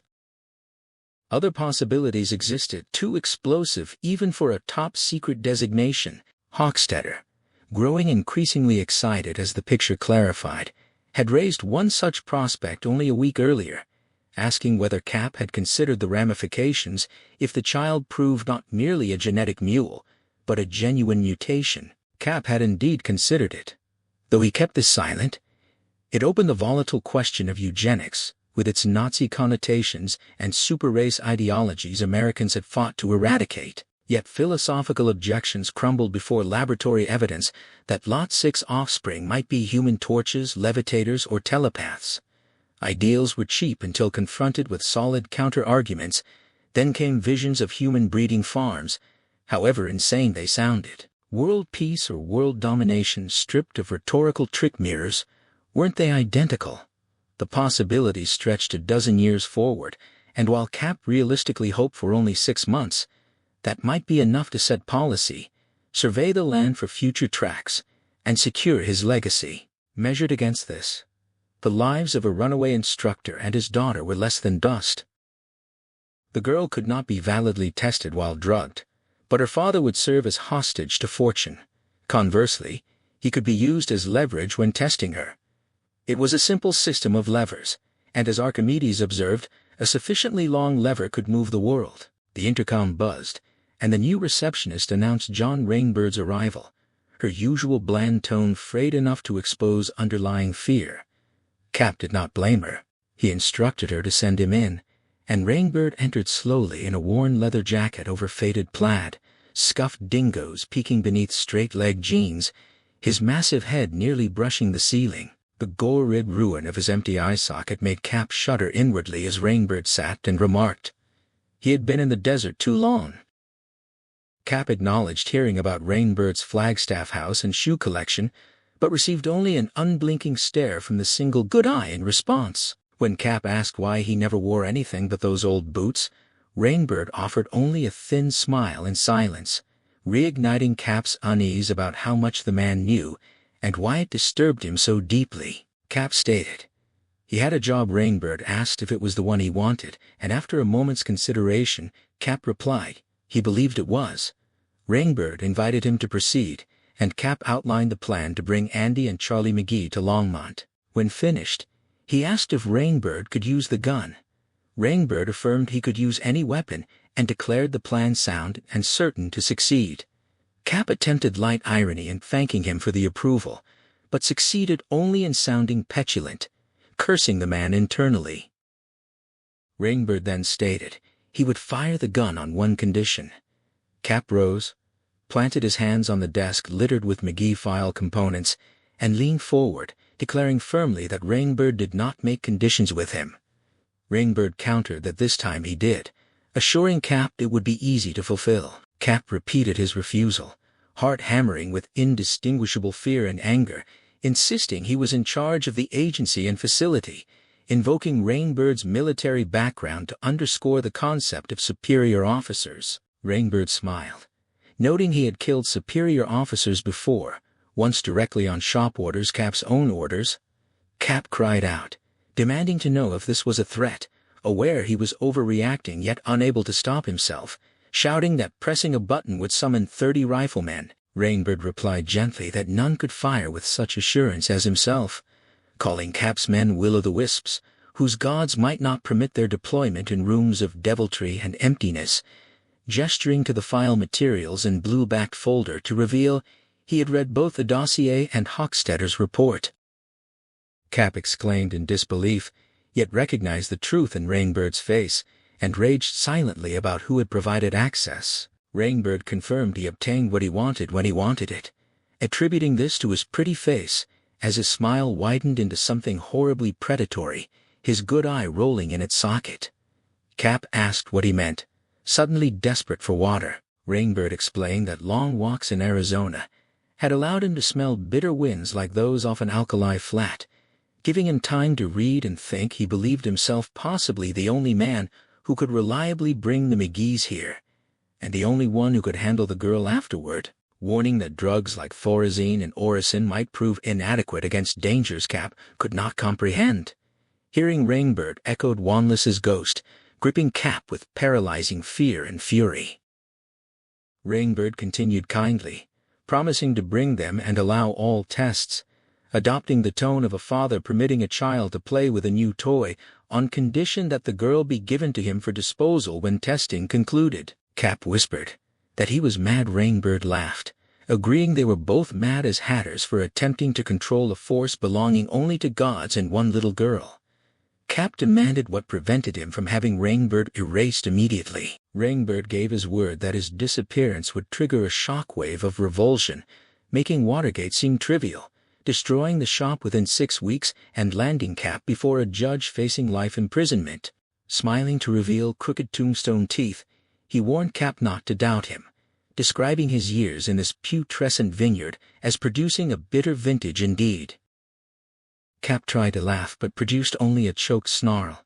Rainbird spoke serenely of storing nuts and forage like an animal remembering winter, possessing a potpourri of photos, tapes, and documents that would freeze public blood. Cap insisted none of this was possible, yet knew Rainbird was not bluffing, and felt a cold invisible hand press against his chest. Rainbird corrected him, explaining he had spent 3 years in information passing gear, tapping the shop's computer via expensive time-sharing funded by wisely invested wages, standing as a triumphant example of American free enterprise. Cap denied it. Rainbird affirmed it, revealing his cover identity as the U.S. Bureau for Geological Understudies with code XIII, inviting Cap to check the main terminal while he waited, crossing his legs to expose a rip and bulge in his boot seam, looking capable of waiting out ages. Cap's mind whirled, struggling to reconcile time-sharing access with full system penetration. Rainbird kindly suggested consulting Dr. Nofziger about methods to exploit time-sharing entry, citing a 12-year-old who had breached USC's system 2 years prior, and added that he knew Cap's current access code was Brow, having preferred last year's RASP. Cap sat staring at Rainbird, his mind fractured into a 3-ring circus, marveling at Rainbird's unprecedented verbosity, grappling with the realization that this maniac knew all shop business, and recalling a Chinese curse about living in interesting times. After 18 months of extreme interest, he felt one more revelation would drive him insane. Then, with dragging horror, he thought of Wanless again, feeling as though he were transforming into him, beset by demons, helpless to fight or enlist aid. Cap asked what Rainbird wanted. Rainbird reiterated that he sought only Cap's word that his involvement with Charlene McGee would begin, not end, with the rifle, his eye darkening thoughtfully as he expressed desire to know her intimately. Cap looked at him, horror-struck. Rainbird understood instantly, shaking his head contemptuously, clarifying he did not mean biblical intimacy, but genuine friendship, asserting that if she were as powerful as indicated, they would become great friends. Cap emitted a shrill giggle rather than laughter. Rainbird's contemptuous expression remained unchanged as he explained that Cap saw only monsters in himself, a blood-stained killer in the girl, a useful tool. This failure of perception, Rainbird argued, stemmed from being a white man who saw monsters everywhere, even in himself, before laughing again. Cap's agitation finally subsided into a cold, rational calculus. He challenged Rainbird, asking why he should grant this request when they both knew the assassin was hunting his own death, and had been for 20 years. Everything else was merely incidental hobby work destined to end soon, so why offer him pleasure? Rainbird conceded the phrasing was colorful, suggesting Cap needed the fear of God more often, though Cap retorted he was no deity. Rainbird grinned, likening himself instead to the Christian devil, yet insisted that if he truly sought death, he would have found it long ago. Perhaps he stalked it only for sport. He affirmed he had no desire to destroy Cap, the shop, or domestic intelligence. He was no idealist, and wanted only the girl, warning that Cap might yet need him to accomplish what Hochstetter's drugs could not. When Cap asked what he demanded in return, Rainbird laid out his terms. Once the McGee affair concluded, the Bureau for Geological Understudies would vanish. Computer Chief Nofziger could recode everything, and Cap would fly with him on a commercial airline to Arizona for dinner at his favorite Flagstaff restaurant, before returning to his desert home to burn papers, tapes, and films in a private bonfire, even offering to display his shoe collection. Cap considered this while Rainbird waited calmly. Finally, Cap noted that Hochstetter estimated 2 years to fully open the girl, depending on her inhibitions. Rainbird observed Cap would be gone in 4 to 6 months. Cap shrugged. Touching his nose in a grotesque fairy tale gesture, Rainbird countered that between them, they knew where hundreds of bodies lay buried, literally and figuratively, and he doubted it would take years. Both would get what they wanted. Feeling old, tired, and utterly lost, Cap admitted Rainbird had made himself a deal. Rainbird responded briskly, stating he would serve as the girl's orderly, a nobody in the established scheme, which would matter to her, and emphasized she must never know he fired the rifle, as that would be dangerously revealing. Cap finally asked why he had gone to such insane lengths. Rainbird questioned whether they seemed insane, rising to pick up the photograph of Charlie sledding on cardboard, laughing. He explained that everyone in his business stored nuts and forage against Winter Hoover, CIA directors, Cap himself, or they'd be drawing pensions when he began. Charlene McGee hadn't even been born, and he was merely covering his own ass. When Cap pressed why the girl specifically, Rainbird studied the photo tenderly for a long moment before answering that she was beautiful, young, and contained the Z factor, the power of gods, and that they would be very close, his eye growing dreamy as he spoke. On March 27th, Andy McGee abruptly decided they could no longer remain at Tashmore. More than 2 weeks had passed since he mailed his letters, and silence from Granther's camp now felt ominous. He suspected dismissal as a crackpot, but his deepest intuition whispered the letters had been diverted, meaning their location was compromised. He told Charlie they were leaving, and to gather their things. She watched him with careful, frightened eyes, saying nothing, her silence making him nervous, as she asked no questions about destination or plan. In a closet he found 2 old suitcases plastered with vintage vacation decals, and together they began sorting belongings. Blinding sunlight streamed through east-facing windows, while water dripped and gurgled in downspouts. He had slept little the night before. Lying awake, listening to the ice breaking and drifting toward the pond's neck, where the Hancock River flowed eastward across New Hampshire and Maine, growing foul until it emptied dead into the Atlantic. The sound was ethereal and uncanny, a prolonged crystal note like a bow drawn endlessly across a high violin string that vibrated in his nerve endings, something terrible and otherworldly echoing between silent evergreen walls in that eroded bowl of hills.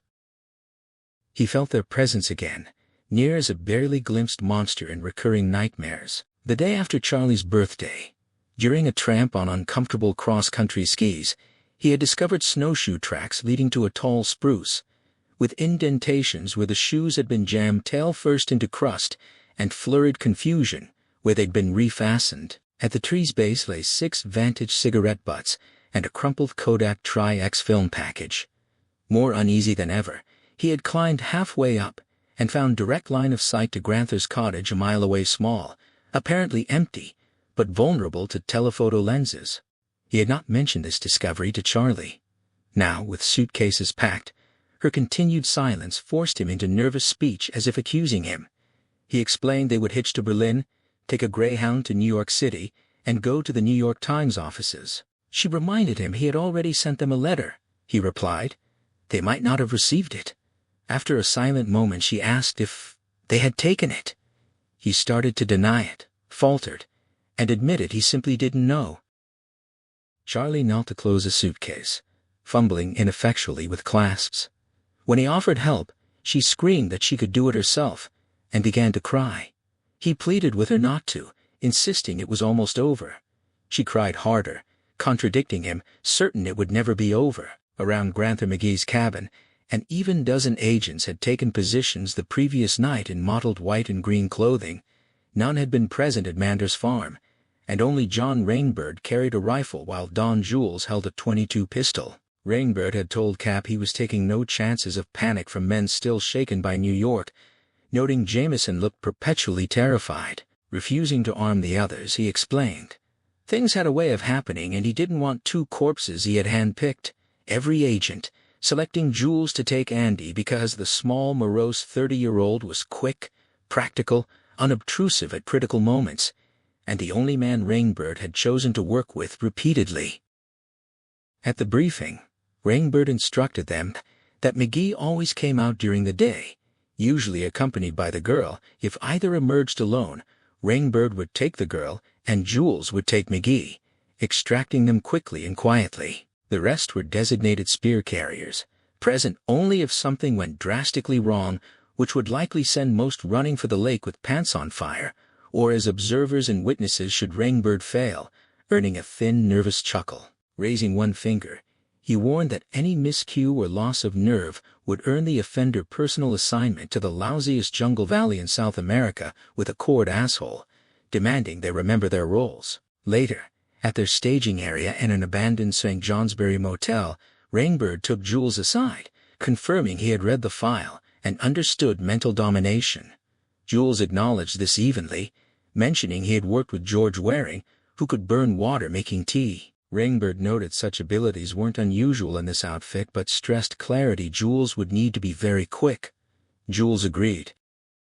Rainbird warned Jules that McGee had rested all winter, and given the chance to use his power, could leave him spending years in a padded room believing himself a bird or turnip. Jules agreed curtly, telling him to give it a rest. Ignoring this, Rainbird outlined the scenario. They would likely emerge together, with Jules positioned around the porch corner out of sight. Once Rainbird took the girl and her father moved toward her, Jules was to strike from behind, aiming for the neck. Jules confirmed he wouldn't fail, smiling briefly as he smoked. Inside the cottage, suitcases packed and dressed in coat and snow pants, Charlie watched Andy zip his jacket and lift the bags. He felt profoundly unwell, seized by jumps and hunches. She asked if he felt it too, her small face pale and expressionless. He nodded reluctantly. When she asked what they should do, he replied, they could only hope the feeling was premature, though his heart disagreed. Echoing his words, she approached and lifted her arms, to behold something she hadn't done in perhaps 2 years, a change so unobtrusive yet terrible in its swiftness. Setting down the suitcases, he hugged her. She kissed his cheek and clung tightly. When he set her down and asked if she was ready, she admitted she guessed so, near tears again, promising not to make fires even if they came before escape. He assured her he understood. She told him she loved him. He returned the sentiment, calling her kiddo. Andy opened the door into blinding sunlight that momentarily erased vision until his pupils contracted, revealing melting snow and Tashmore Pond dazzling with jagged blue water between floating ice. Straight ahead, pine woods framed the distant green-shingled roof of the next camp, now snow-free. The stillness intensified. His disquiet birdsong that had greeted recent mornings was absent, replaced only by dripping meltwater.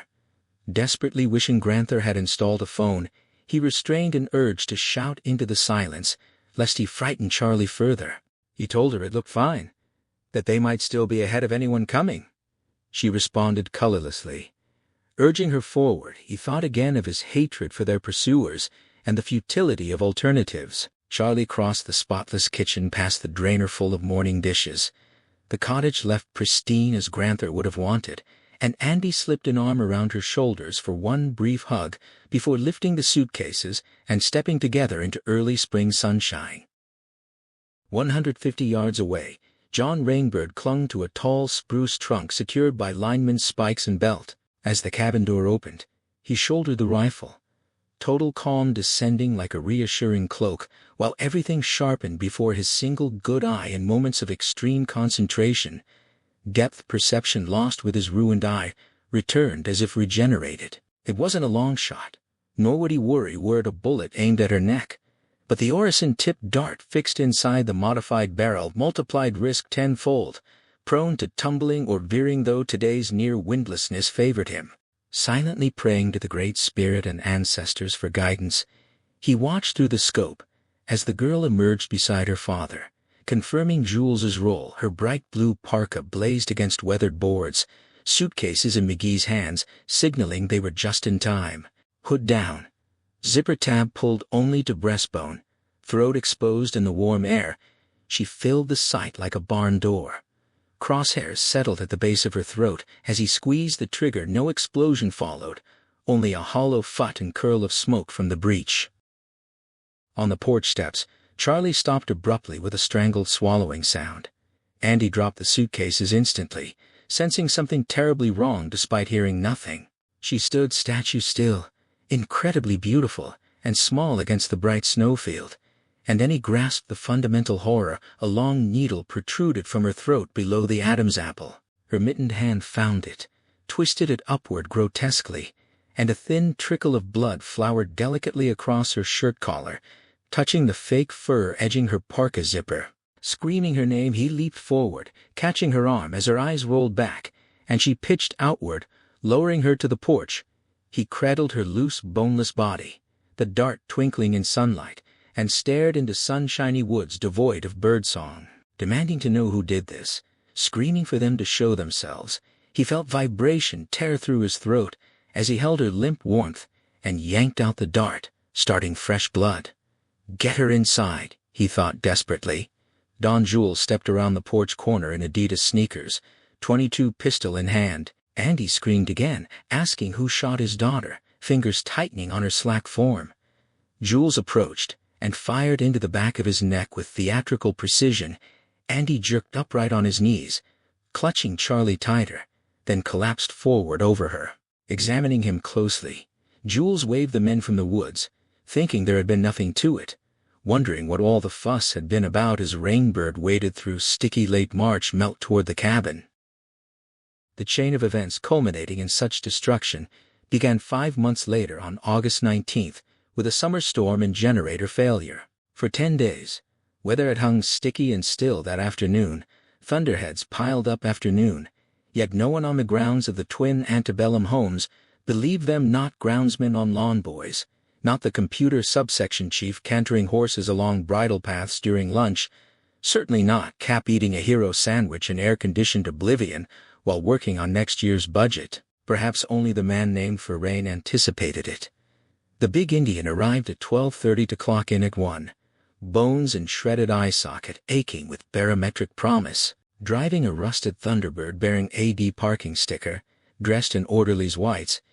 He donned an embroidered eye patch before exiting a concession worn only on duty for the girl's sake, though it bothered him by forcing awareness of loss. Within the shop enclave's 4-tiered hierarchy, his personal diesel Cadillac bore in a sticker granting VIP access beneath the Southern Plantation House, connected via underground tunnel elevator to computer rooms, situation rooms, library, newsrooms, and visitors' quarters where Charlie and her father were held. B-Lot served second-echelon staff. C accommodated secretaries and tradespeople. D-Lot, half a mile distant, collected unskilled spear carriers amid sad Detroit iron destined for Jackson Plains demo derbies. Locking his wreck, Rainbird tilted his head toward the thunderheads, reckoning the storm would arrive around 4 o'clock.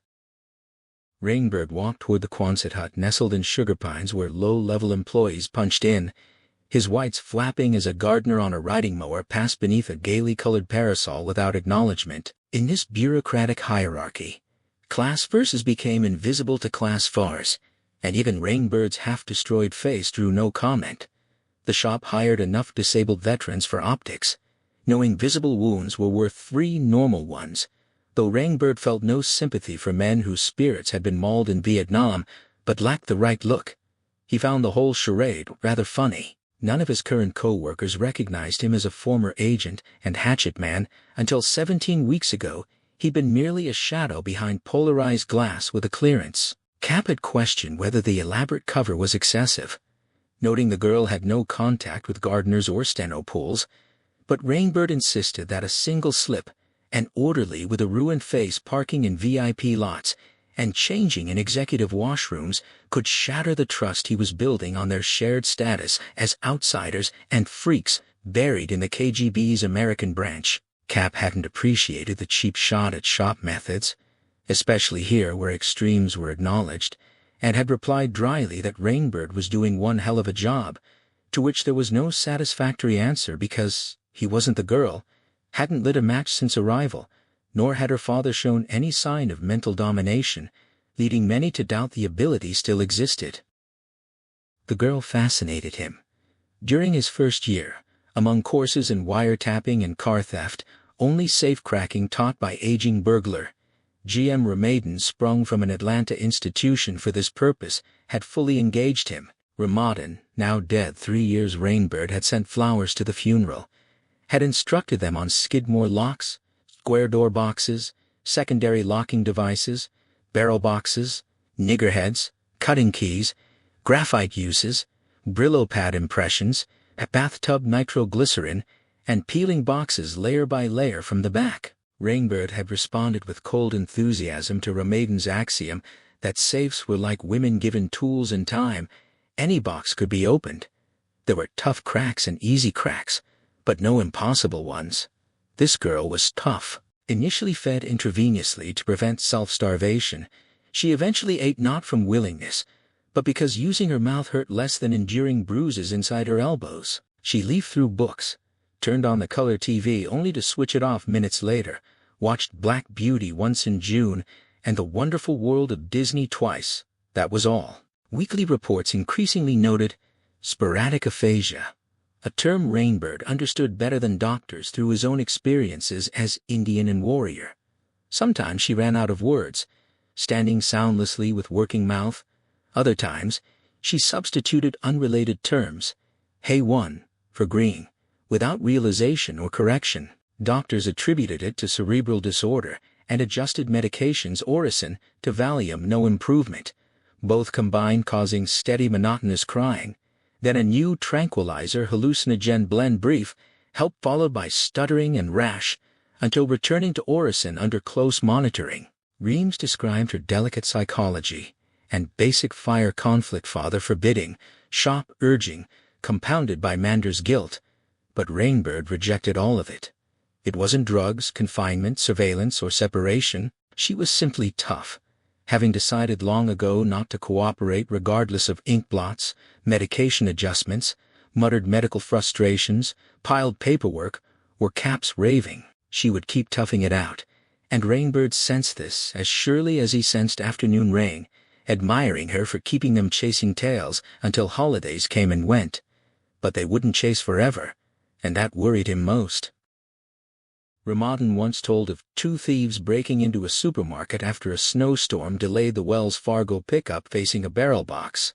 They failed drilling and peeling before blowing it wide open, destroying all money inside like shredded novelty pen confetti. The point, Ramadan had wheezed, was they hadn't beaten the safe. You only beat it by extracting contents usable. Overloading with soup killed the money, making them assholes beaten by the safe. Rainbird got it. Despite 60-plus college degrees, this remained safe. Cracking drugs were drills. Shrinks resolving fire conflict were peelers working from the back. And all that horse apples amounted to was trying to open her without breaking what was inside. Entering the Quonset hut, he punched his time card early. Shift supervisor T.B. Norton looked up from a paperback, declaring no overtime for early punching, staring with grim petty authority. Rainbird dropped his eyes to the bulletin board noting bowling team wins, used washing machines for sale, hand-washing mandates, and remarked over his shoulder that it looked like rain.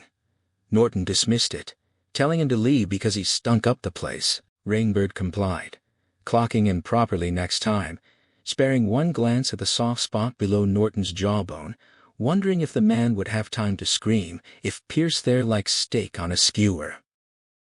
Outside again in muggy heat, thunderheads bowed low with coming weight, muttering distant thunder. It would be a hard storm. Approaching the house via the side entrance, once a pantry, he would take C elevator down 4 levels to wash and wax floors in the girls' quarters, giving him opportunity. She wasn't unwilling to talk, just perpetually distant. He was peeling the box his way, seeking one laugh, one shared joke at the shop's expense to pry up that vital corner and set his chisel, making them insiders together, a secret committee against the house. But that laugh eluded him, and he admired her more than he could say.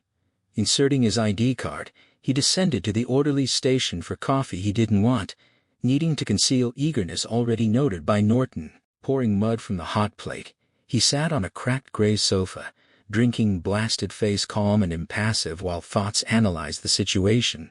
Staff handled her with kid gloves, not from love, but strategy. Eventually, when soft options failed, they'd blow the safe and kill the money. Already he'd seen light shock treatments in 2 reports, including Pinchaw's, who had Hochstetter's ear, and a contingency document couched in stultifying jargon translating to strong-arm tactics, inflict pain on father to break daughter. Rainbird suspected witnessing her father hooked to a Delco battery doing a polka with hair standing would prompt her to calmly return to her room, break a water glass, and eat the pieces.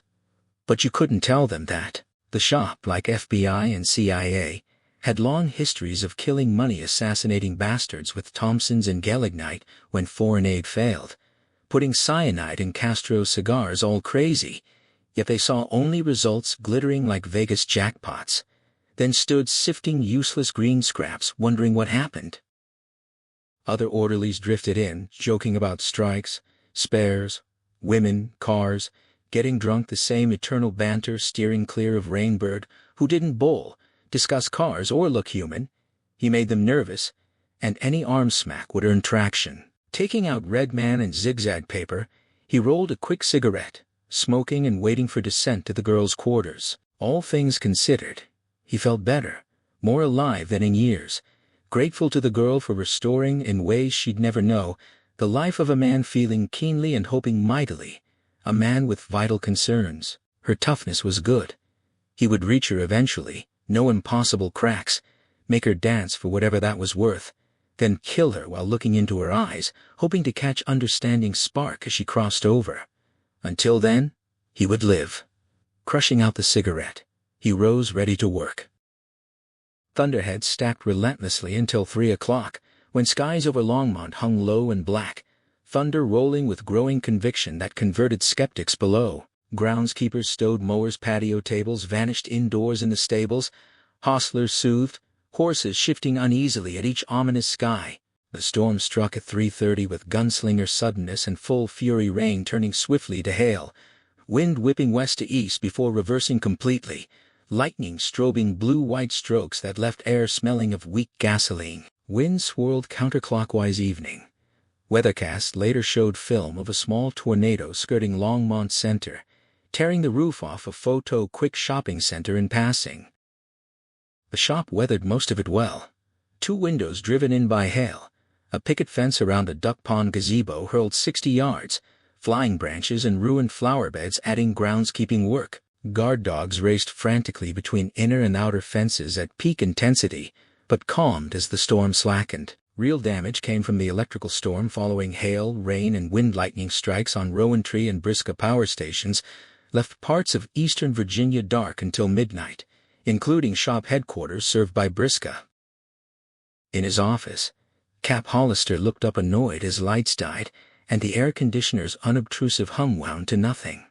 5 seconds of shadowy semi-darkness passed, long enough for him to whisper a curse and wonder about the backup system before he glanced out at near-continuous lightning flicker. That evening, a guardhouse sentry would tell his wife of seeing an electrical fireball the size of 2 serving platters bouncing between weakly charged outer and heavily charged inner fences. Cap reached for the phone to inquire about power. Then lights returned, and the AC resumed. Instead of phoning, he picked up his pencil. Then darkness fell again. He swore, threw down the pencil, grabbed the phone, daring lights to return before he could chew someone out. They declined.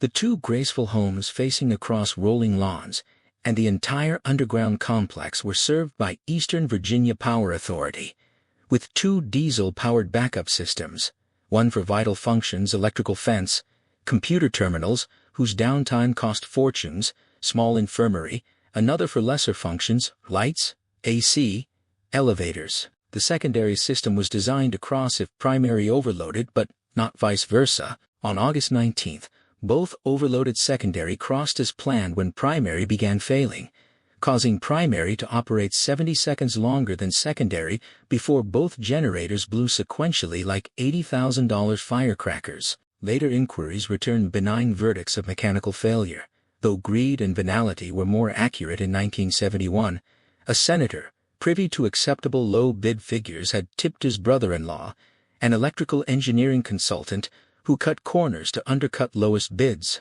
Just one favor in an ecosystem living on favors and under-the-table information, notable only as first link in a chain leading to final destruction.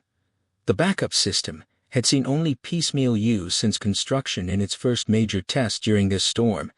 It failed completely. By then the consultant had moved onward, helping build a multi-million-dollar beach resort at Coki Beach, St. Thomas. Shop didn't regain power until Briska Station came online around midnight, same time as the rest of Eastern Virginia. By then, next links were already forged. Something tremendous had happened to both Andy and Charlie McGee due to storm and blackout, though neither knew what had befallen the other. After 5 months of stasis, things began rolling onward again. When power failed, Andy McGee was watching the PTL Club Praise the Lord, which seemed to run continuously on one Virginia station, though his screwed-up time perception made certainty impossible. He had gained weight some time straight, catching mirror glimpses. He thought of Elvis ballooning softly near life's end, or fixed tomcats growing fat and lazy. Not fat yet, but approaching Hastings Glen bathroom scale had read 162 now. He tipped 190, cheeks fuller, double chin suggesting itself, man tits emerging as his old gym teacher would have sneered, gut hinting beneath. Little exercise or urge for it under solid Thorazine high, and food was very good. Weight didn't worry him when high, which was most of the time. When fruitless tests loomed, they'd iron him out over 18 hours, check physical reactions and EEG sharpness, then usher him into a testing cubicle small white room with drilled cork paneling. They'd begun in April with human volunteers, instructing him and threatening suffering if he went over-enthusiastic, striking someone blind, say, with undertones that Charlie might share the pain. Andy found this empty. He didn't believe they'd truly harmed their prize pupil. He was merely the B feature. Testing was overseen by Herman Pinchot, late 30s, perfectly ordinary except for excessive grinning that sometimes made Andy nervous. Occasionally older Dr. Hochstetter dropped by, but mostly Pinchot. Approaching the first test, Pinchot described a table holding grape Kool-Aid labeled ink, fountain pen and scanned notepad water pitcher, 2 glasses. The volunteer would believe it was ink. They'd be grateful if Andy pushed the man to pour water, dump generous ink, and quaff the mess. Andy replied neutrally, missing Thorazine's piece. Pinchot confirmed neatness and asked compliance. Andy questioned why he should. Pinchot promise something nice in return. Andy summarized the bargain. Be a good rat. Get cheese. Pinchot shrugged, grinned, smock screamingly neat as if Brooks Brothers tailored. Andy surrendered, asking his prize for making some sucker drink ink. Pinchot offered pills resumption and outdoor time, recalling Andy's expressed interest.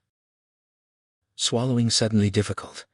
Andy wondered if Thorazine was addictive, psychologically or physiologically, and asked how being a pusher felt, whether it featured in the Hippocratic Oath. Pinchot shrugged, grinned, reiterated outdoor privilege. Andy's quarters were nice enough to almost forget they were padded jail. 3 rooms plus bath, color TV with HBO offering 3 weekly films, microwave oven and kitchenette, decorator colors, thick shag rug, good prints. Someone had noted pointlessness of removing belt while providing only Crayolas and plastic spoons, determined suicide couldn't be stopped.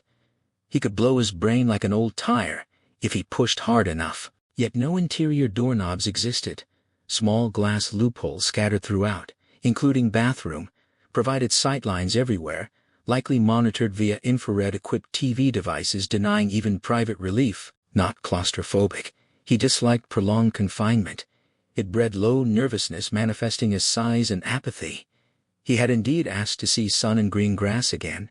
Softly confirming this to Pinchot, he nonetheless did not get to go out. The volunteer, Dick Albright, had been nervous initially, expecting ridiculous commands like standing on his head or clucking like a chicken. A football fan, he kindled when Andy asked about the previous season's playoffs and Super Bowl winner, spending 20 minutes reliving games and losing anxiety until discussing questionable officiating in the AFC Championship. Andy suggested. He have water since he must be thirsty, Albright agreed, wondering if talking too much disrupted tests. Andy assured him it didn't, watching him pour from the pitcher. When Albright offered some, Andy declined and pushed hard, suggesting ink in the glass. Albright looked up, reached for the bottle, examined it, set it down, and declared Andy crazy. Pinchot grinned as broadly after the test as before, but was clearly displeased. So was Andy. During the push there had been no side-slipping sensation, no curious doubling feeling, no headache. He had concentrated all will toward making ink seem reasonable, yet Albright responded reasonably that he was nuts. Despite past paying, panic touched him at the thought his talent might have deserted him. Pinchot lit a Chesterfield, grinning, asking why he kept it under wraps, what good it did him. For the 10th time, Andy replied he wasn't holding back or faking. He'd pushed as hard as possible with zero result. He wanted his pill, felt depressed, and nervous colors seemed too bright, light too strong, voices too loud. Pills made useless outrage, loneliness for Charlie, worry about her fade to manageable levels. Pinchot said he didn't believe him, still grinning, telling him to think it over. They weren't asking him to make someone walk off cliffs or shoot themselves, and stood as if to leave, adding that perhaps Andy hadn't wanted that outdoor walk as badly as claimed. Desperation leaking into his voice, Andy asked for a pill. Pinchot replied he was lightening dosage in case Thorazine interfered with ability, grin blooming anew, noting restoration would change things. Andy explained the volunteer had been nervous, expecting something, and not particularly bright. Pushing old people or those with low IQs was harder than bright subjects. Pinchot asked if that were so. Andy confirmed. Pinchot challenged him to push right now for a pill, citing his own tested IQ of 155. Andy tried with absolutely no results. Eventually, he got his walk outside, and eventually medication increased again once they believed he wasn't faking, but trying desperately without success. Independently, both Andy and Pinchot began wondering if he'd permanently tipped himself over during the New York to Albany County Airport to Hastings Glen run, simply using up the talent, or if psychological blockage existed. Andy came to believe either the gift was gone or his mind refused it defensively. Knowing use might kill him, he hadn't forgotten numb cheek and neck spots, the bloodshot eye. Either way, it amounted to goose egg. Pinchot's dreams of glory as first man obtaining provable empirical data on psychic domination evaporated. Visits grew infrequent. Tests continued through May and June with volunteers, then unsuspecting subjects. Not precisely ethical, Pinchot admitted, though equating this wrong with early LSD unethicality somehow left him feeling fine. None succeeded. A month after 4th of July, animal testing began. Andy protested. Pushing animals was even more impossible than pushing stupid people. But protests cut zero ice, with Pinchot's team merely going through scientific motions. Weekly he sat with dogs lapping his hand, purring cats, moody monkeys scratching asses or showing teeth in apocalyptic grins, obscenely like Pinchot's. None did anything unusual. Afterward, returned to Noblesse apartment. Blue pill awaited in white dish on kitchenette counter. Soon nervousness and depression faded, replaced by okayness while watching HBO Clint Eastwood films or the PTL Club.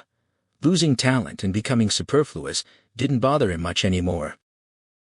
On the big storm's afternoon, he watched the PTL Club where a beehive-haired woman told how God cured her Bright's disease, hair gleaming under studio lights like varnished table leg, looking like a 1963 time traveler. One fascination alongside shameless carny money pitches delivered by hard-faced young men in expensive suits that made him think bemusedly of Christ driving money changers from temples. Everyone on PTL looked like 1963 travelers. She finished her story of divine salvation from shaking earlier. A formerly famous 1950s actor recounted deliverance from drink. Now she cried. The actor embraced her. Camera dollied in for close-up as PTL singers hummed. Andy shifted. Pill time approached. Dimly, he realized medication only partially caused 5 months' peculiar changes, soft weight gain merely outward sighing. Taking Charlie had knocked life's last solid prop away. With her gone somewhere near yet effectively on the moon, no reason remained for holding himself together. Running had induced nervous shell shock. Living on tightrope so long, falling brought total lethargy, a quiet nervous breakdown. Seeing Charlie again, he doubted she'd recognize him, which saddened him. He'd never deceived Pinchot or cheated tests, not fearing rebound on Charlie, unwilling to risk even remote chance, finding compliance easier. Passivity had claimed him. Last rage screamed on Granther's porch, cradling dart-pierced daughter. No rage remained. He'd shot his wad. This was Andy McGee's mental state watching TV that August 19th while Storm walked hills outside. Host pitched donations, introduced gospel trio beginning to sing, then lights died. TV picture dwindled to bright speck. Andy sat unmoving, unsure what happened, mind registering scary totality of dark before lights returned. Trio reappeared singing, "I got a telephone call from heaven, and Jesus was on the line." He sighed relief. Then darkness fell again. Gripping chair arms as if release meant flying away, eyes desperately fixed on lingering after image or wishful thinking, he told himself, secondary generators would restore power momentarily. You don't trust house current for places like this. Still scared. He recalled boys' adventure stories where cave accidents extinguished lights, authors describing darkness as palpable, utter, total, living. 9-year-old Andy hadn't been impressed. Engulfment required only closet plus blanket under door. Dark was dark. Now he realized childhood error, maybe last undiscovered one, he'd rather have forgone. This wasn't dark. Except chair beneath butt and hands, he floated in lightless Lovecraftian gulf between stars. Raising hand before eyes, he felt palm touch nose but couldn't see it. Lowering hand to grip chair arm, heartbeat rapid and thready. Outside, hoarse voice called, "Richie, where the fuck area?" Andy cringed as if threatened, licked lips. Rational mind insisted power would return seconds away. Scared part asked how to measure time in total darkness. Beyond apartment walls, something fell. Someone screamed pain and surprise. Cringing again, moaning shakily, he disliked this intensely. If fix took longer than minutes, they'd have to let him out. Even scared mind recognized logic. Relaxation followed. Just dark, absence of light, no monsters. Very thirsty, he wondered about ginger ale from fridge, decided careful movement possible. Rising. 2 shuffling steps forward. Shin barked painfully on coffee table edge. Bending to rub, eyes watering. Childhood blind man game surfaced. Bandana blind navigation, yielding painful lessons about relying on eyes over memory. Wondering how blind life worked. He'd be all right taking it slow. Circling table, shuffling across open living room space with outstretched hands, noting how threatening openness felt in dark, expecting lights any moment for self-laughing relief. Fingers struck wall, bent back painfully. Something fell. The Wyeth-style barn and hayfield picture near kitchen door.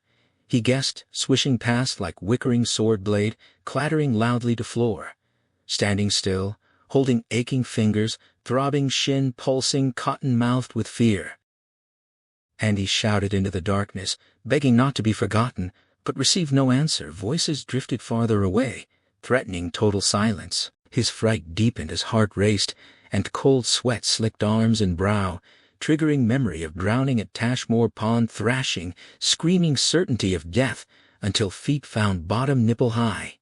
Where was bottom now? Licking dry lips with equally dry tongue, he screamed again at full volume, terror in his own voice amplifying fear.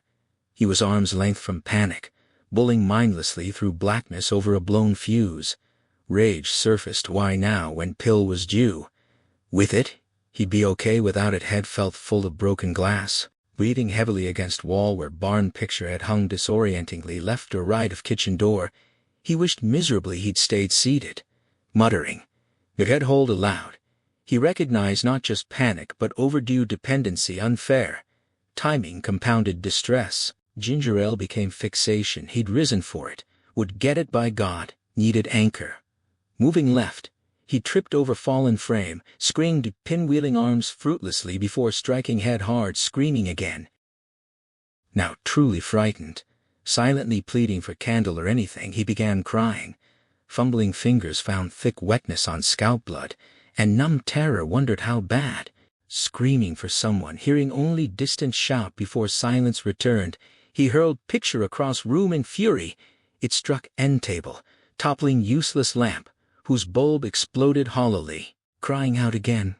Feeling fresh rivulets crawling down cheek, he panted, crawling one hand along wall until solidity ended in blankness that made him recoil, expecting something nasty to snake out. sucking breath past lips as childhood trolls whispered eagerly. Raggedly muttering it was just kitchen door, he crawled through, bearing right toward fridge on cold tile, breathing fast. Overhead clang jerked him upright. Nerve broke completely. Hoarse screams of "help" echoed endlessly in black kitchen until exhaustion forced cessation. Shaking helplessly, head aching though bleeding seemed stopped, throat hot and flayed, ginger ale obsession returned. Crawling onward, finding refrigerator without incident, he opened it ridiculously expecting frosty white glow, fumbled cool dark interior until locating ring tab can. Shutting door leaning against it, he swilled half-contents gratefully. Then thought arrived with spurious calm. Place is on fire, evacuation underway, you're expendable. Claustrophobic terror beyond panic seized him, cringing against fridge, lips peeled back in grimace, leg strength vanished. Imagined smoke smell. Phantom heat rush. Soda can slipped, gurgling onto floor. Wedding pants sat moaning in wetness. John Rainbird later reflected things couldn't have aligned better had fancy psychologists been competent enough to plan it instead. Lucky blackout timing plus inspired intuition finally wedged chisel beneath Charlie McGee's psychological armor, entering her quarters at 3:30 as storm broke outside, pushing maid-style cart laden with linens, polish, spot shampoo, mop bucket, clipped vacuum. He found Charlie sitting lotus positioned on floor before couch in bright blue danskin leotard, long legs crossed. Outsiders might mistake stillness for being stoned. Rainbird knew better. Like medication, now placebo level, psychologists disappointedly agreed. She meant never lighting fires again. Drugs originally prevented burning. Escape. Now she wouldn't burn or do anything. Greeting her casually, unclipping vacuum, he watched her glance without response before rising gracefully to bathroom, shutting door. Vacuuming rug, he harbored no plan, merely sought small signs to follow. Admiration remained unalloyed. Father had become fat, apathetic, pudding. Dependency shock, loss of identity, mental fugue, mild reality dysfunction, all meaning surrender, cancellation from equation. She hadn't surrendered, simply hidden. Never felt more Indian than with her. Vacuuming, waiting for possible emergence, he noted increasing bathroom exits. Initially she'd hid until departure, now sometimes watched. Perhaps today he'd wait, watch. Inside bathroom, seat cold beneath her, fluorescent ring around mirror casting harsh brightness. She recalled Liv and motherly companion with hard green ice fleck eyes. These people killed real mother, wanted fake maternal presence. Refusing, she'd silenced herself until woman departed, taking ice chip gaze. Deal struck with Hochstetter. Answer his questions alone if companion removed. Only desired companion was father lacking him, solitude preferred. 5 months, so they said. Time unmarked. Felt dreamlike faces, disembodied balloons, sans memory, food tasteless, self-balloon floating. Yet mind affirmed fairness. Murderer, commandment breaker, surely damned. Nights in dim light brought visions, men crown flame, exploding cars, burning chickens, smoldering stuffing scent like teddy bear. And she had liked it. More she did, more she liked. Power grew living, stronger, inverted pyramid balancing on tip, harder stopping, painful cessation yet fun. Never again. Would die here first. Dream death not scary. Only 2 faces retained substance, Hochstetter's and orderly John's. Once asked why daily cleaning despite tidiness, he'd scribbled on scrunchie pad because they're full of shit. Why else? Nearly giggled. Suppressed remembering flaming crowns, teddy bear smoke giggling dangerous. Pretended ignorance, eye-patched face horrible yet pleasant, no worse than Harrison's Chucky Eberhardt, who'd pulled hot fat pan at 3, nearly died, endured cruel nicknames crying while peers failed. Grasping accidents happened to toddlers lacking smarts. John's ripped visage didn't frighten Hochstetter's ordinary features did, especially prying eyes worse than companion's ice chips.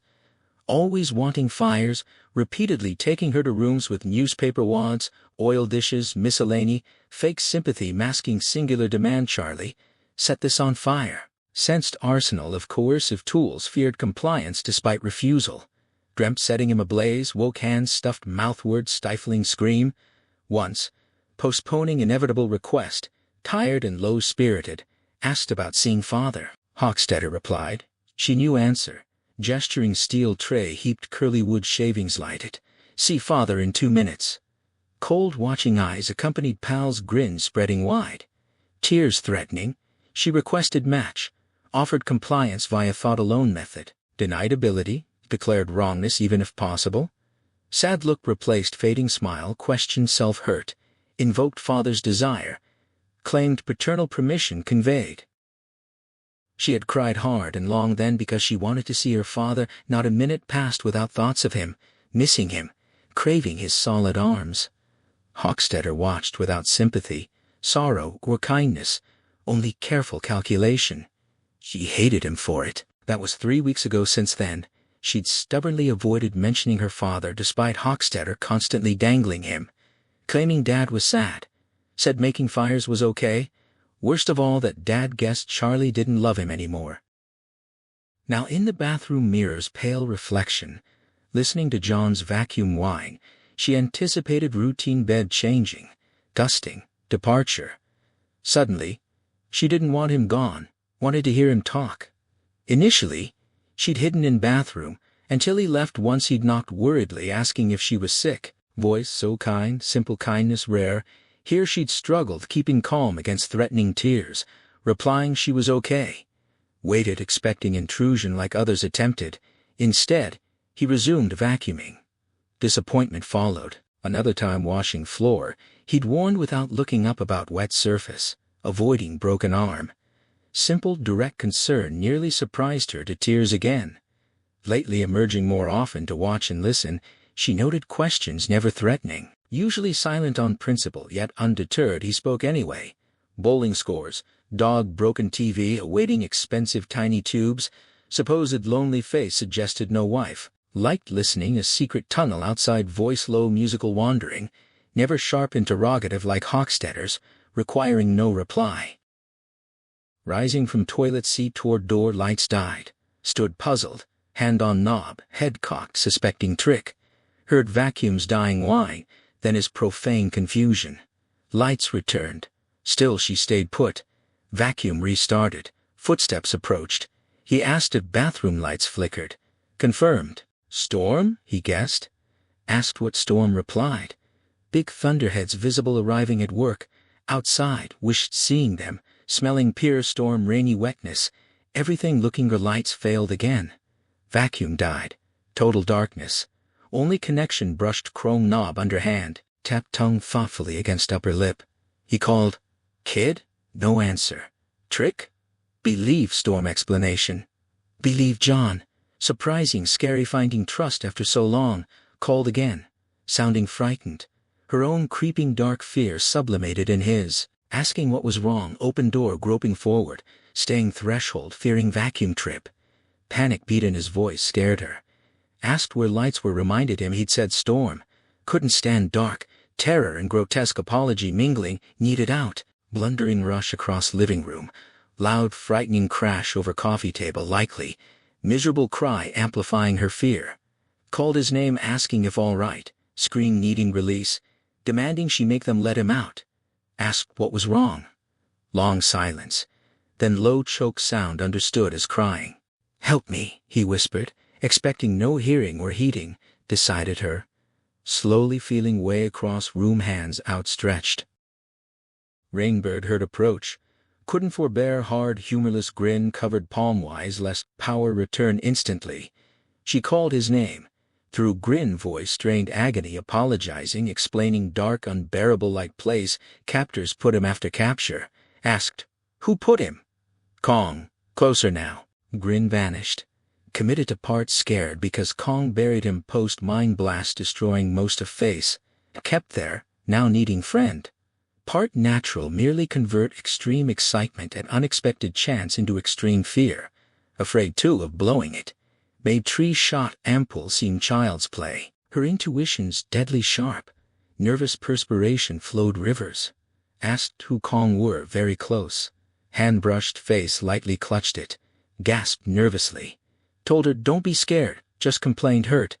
Exactly right tone, scared of dark and him yet worried. Wanted drowning man clutch sensation. Apologized, loosening grip, not releasing, asked, sit beside. Agreed. Mild thud as body settled, jumped at sound, distant holler outside. Immediately screamed demands for release, people inside, alarmed, told stop, asserted okayish uncertainty. Mind overtuned machine clicking high speed, scripting 3-4 lines ahead, safe preserving spontaneity. Wondered duration before lights returned. Cautioned against excessive hope. Chisel under box edge secured, anything else gravy. Admitted guess. Okay, just dark. Lacking even match profanity slipped. Assured okay dad used word fixing wagon hammer strike repeating multiples. Longest speech ever in his presence. Asked imminent release likelihood. Miserable, externally gleeful, internally explained electric locks fail safe. Solid during outage cell disguised nice apartment. Essentially jail. Knew quietly. Still holding hand tightly but minding less. Advised against saying thought they listened. They? Hot triumphant joy flashed, hadn't felt such intensity decade. They. Talking about they. Felt chisel slip farther, involuntarily squeezing again. Ow. Sorry, letting off. Knew damn well they listened but not now, powerless. Didn't like. Gotta get out. Trembled. Asked too Kong. Too young maybe. War Vietnam. Bad guys, black pajamas, jungle. Knew vaguely. Patrol ambush. Truth diverged here. No need confused with stone grunt smoking Cambodian red. West Point lieutenant, one step, sanity madness, boundary chewing peyote patrols. Shooting pregnant woman, semi-auto, ripping 6-month fetus, disintegrating pieces, calling West Point abortion. Ambush laid on guys more stoned, 4 blown away. Claymore pulverizing half-face Maryland munitions plant. 6 escaped running jungle wrong, right way indistinguishable, no real line separated, trying find familiar step land. Mine, very sorry. Woke captured. Actually Saigon Army Hospital for drip. Denied treatment unless answered questions. Carefully now, feel coming right. Voice rose bewildered. Bitter. Questions, constant troop movements, supplies, light infantry deployment, everything never letting up. Yes, fervently, heart gladdened, kept denying knowledge, lousy grunt number, pack back, disbelief. Face pain, knees, bed, morphine promised, after telling treated, good hospital after. Now her grip tightening. Thought Hochstetter, cool gray eyes, steel tray, curly wood shavings, no. Answer light, take father 2 minutes. Heart went badly wounded, grown man afraid, dark. Understood. Pain. Dark began silent crying for him herself. 5 months, unshed tears, pain, rage. John Rainbird, father, mother, self, burning, scourging. Tears insufficiently silent, evading radar ears. Struggled, suppressing smile. Oh yes, chisel well planted, tough, easy, impossible, cracks none. Never believed, finally through whole ground, always dark little room, roots, earth walls, sometimes sunlight 9 feet up. Commandant asked, ready talk, turning white fish face, infected gangrene brain rot. Crazy die. Asked like son plead. Beg, swear, mother name, knew nothing. Laugh, boards, dirt, buried alive, dark like this. Choked throat, squeezed tighter, showing presence. Room, tunnel, 7 feet, and necessary functions, bad air. Thinking, smother, choke, smell, own groaned, sorry, nothing, tell kid. All right, makes feel better, all right. Rainbird debated briefly before deciding to push just a little further, claiming 5 months in captivity before exchange. When she asked what he ate, he described rotted rice, and live tree spiders chased, killed, and consumed in darkness. Her grossed-out reaction prompted his quiet admission of being turned animal, breathing loudly before asserting her situation, better yet fundamentally identical rat in trap. Asked if lights would return soon. Long silence followed, cold fear of overreach gripped him, until she finally stated, it didn't matter, they were together. Agreed. Then rushed assurance, seeking wouldn't tell, would lose Job, needed looking as he did. Promised silence. Chisel slipped smoothly, another notch secret now existed between them, held her in hands. In darkness contemplated slipping hands around neck, final object beyond stupid tests, playground games. Her then perhaps himself. Liked her genuinely, maybe falling love. Time would come, sending her over eyes locked, searching signal so long sought if received. Perhaps follow into real darkness together. Beyond locked door confusion, eddied near far. Mentally spat on hands, resumed work. Andy unaware, power failure, auto-lock doors preventing rescue. Sat half-swoon panic unknown duration, certain place burning imagined smoke smell. Outside storm-cleared late afternoon sun slanting duskward. Suddenly Charlie's face materialized clear as standing present. She's in danger, Charlie's in danger. First hunch since Tashmore last day. Thought lost with Push but apparently not never clearer. Not even Vicky's death day. Meant Push still there hiding? Charlie's in danger. What sort? Unknown. Fear brought face outlined every detail, wide-set blue eyes, fine spun blonde hair triggering guilt twin, like except horror truer word. Panic since blackout entirely self-focused never occurred. She too sat dark. Rationalized they'd retrieved her long ago meal ticket priority. Made sense yet suffocating surety persisted terrible danger threatened. Fear for her swept self-panic, manageable awareness turning outward objective. First realization, sitting ginger ale puddle pants wet, tacky small disgust sound emitted. Movement cured fear. Knees found overturned Canada dry can batted clink rolling tile. Fridge yielded another can mouth. Still dry tab pulled dropped, drank ring tab escaped, spat absently.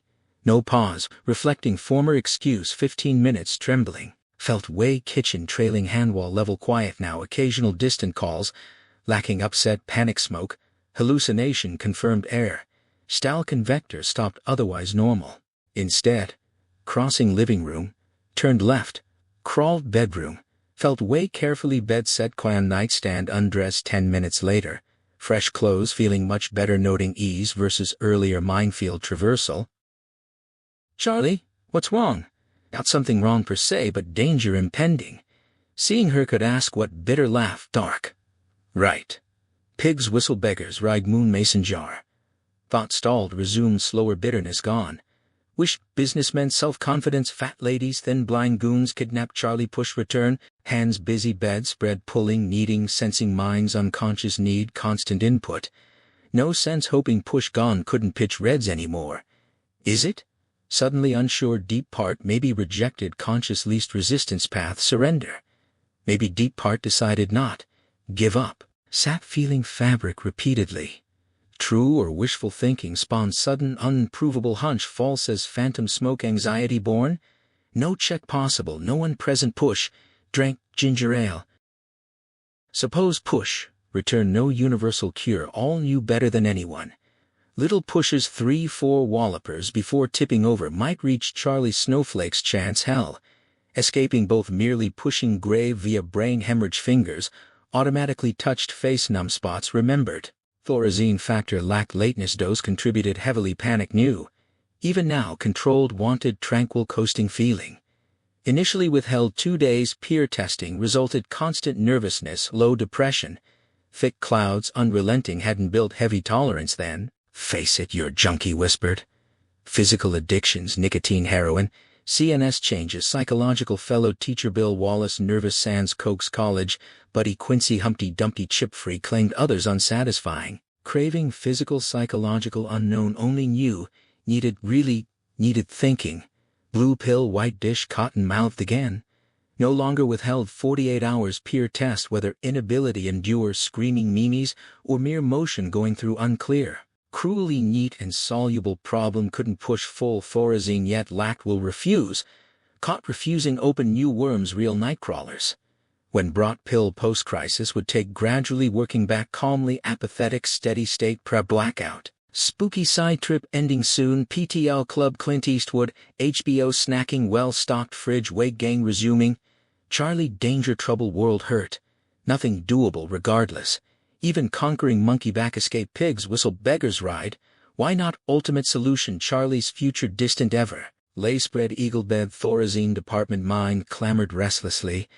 Present offered no solutions drifted past. Saw self Charlie fleeing 3rd Avenue slow motion nightmare big man scuffed cord jacket little girl red green. Face strained pale tears. Cheeks airport pay phone change obtained serviceman's shoes ignited. Andy's thoughts slipped backward through time, settling on a storefront in Port City, Pennsylvania, and the memory of Mrs. Gurney. He saw her as she had been then, a sad, heavy woman in a green pantsuit, clutching a handwritten slogan that Charlie herself had conceived to guarantee promising weight loss, or 6 months of free groceries. She had carried the burden of 4 children born in the 50s, all now grown and distant, while her husband's disgust had driven him into another woman's arms. Andy understood that betrayal. Stan Gurney remained vital and handsome at 55, while his wife had ballooned from 140 pounds at marriage to 300, her body expanding in lonely increments after the nest emptied. She had entered his office smooth yet monstrous with desperation, her hips nearly as wide as a desk, her chins multiplying as she dug for her checkbook. He had placed her in a small group with 3 other women, guiding them through library-researched exercises and mild diets, wrapped in counseling sessions that occasionally hardened into something more forceful. Mrs. Gurney had shed 20 pounds, then 30, confessing a bewildered delight that second helpings no longer appealed to her.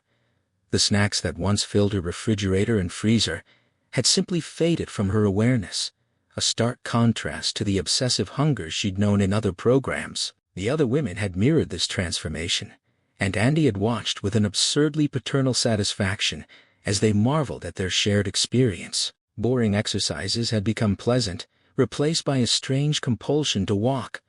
Mrs. Gurney had abandoned her bus pass for 2-mile treks downtown, unable to sit still without feeling restless, and the others had echoed her devotion despite their aching muscles.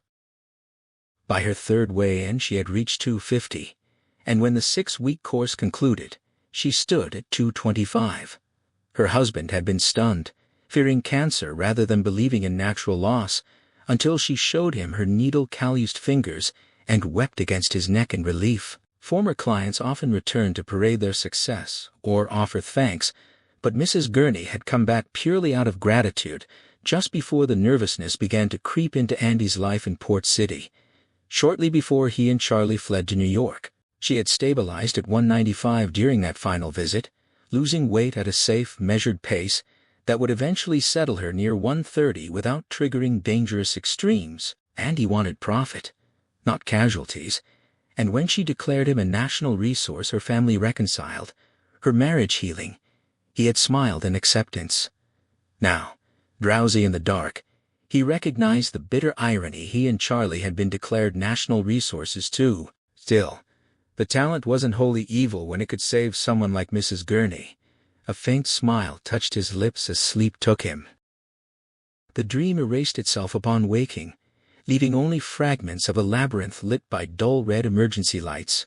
He had searched through empty rooms strewn with crumpled paper and overturned furniture, sensing a place abandoned in frantic haste, until he found what he sought, a heavy box marked with a skull and crossbones. It weighed as much as Mrs. Gurney once had, yet he lifted it without pain, knowing the ache would come later because dreams deferred their toll.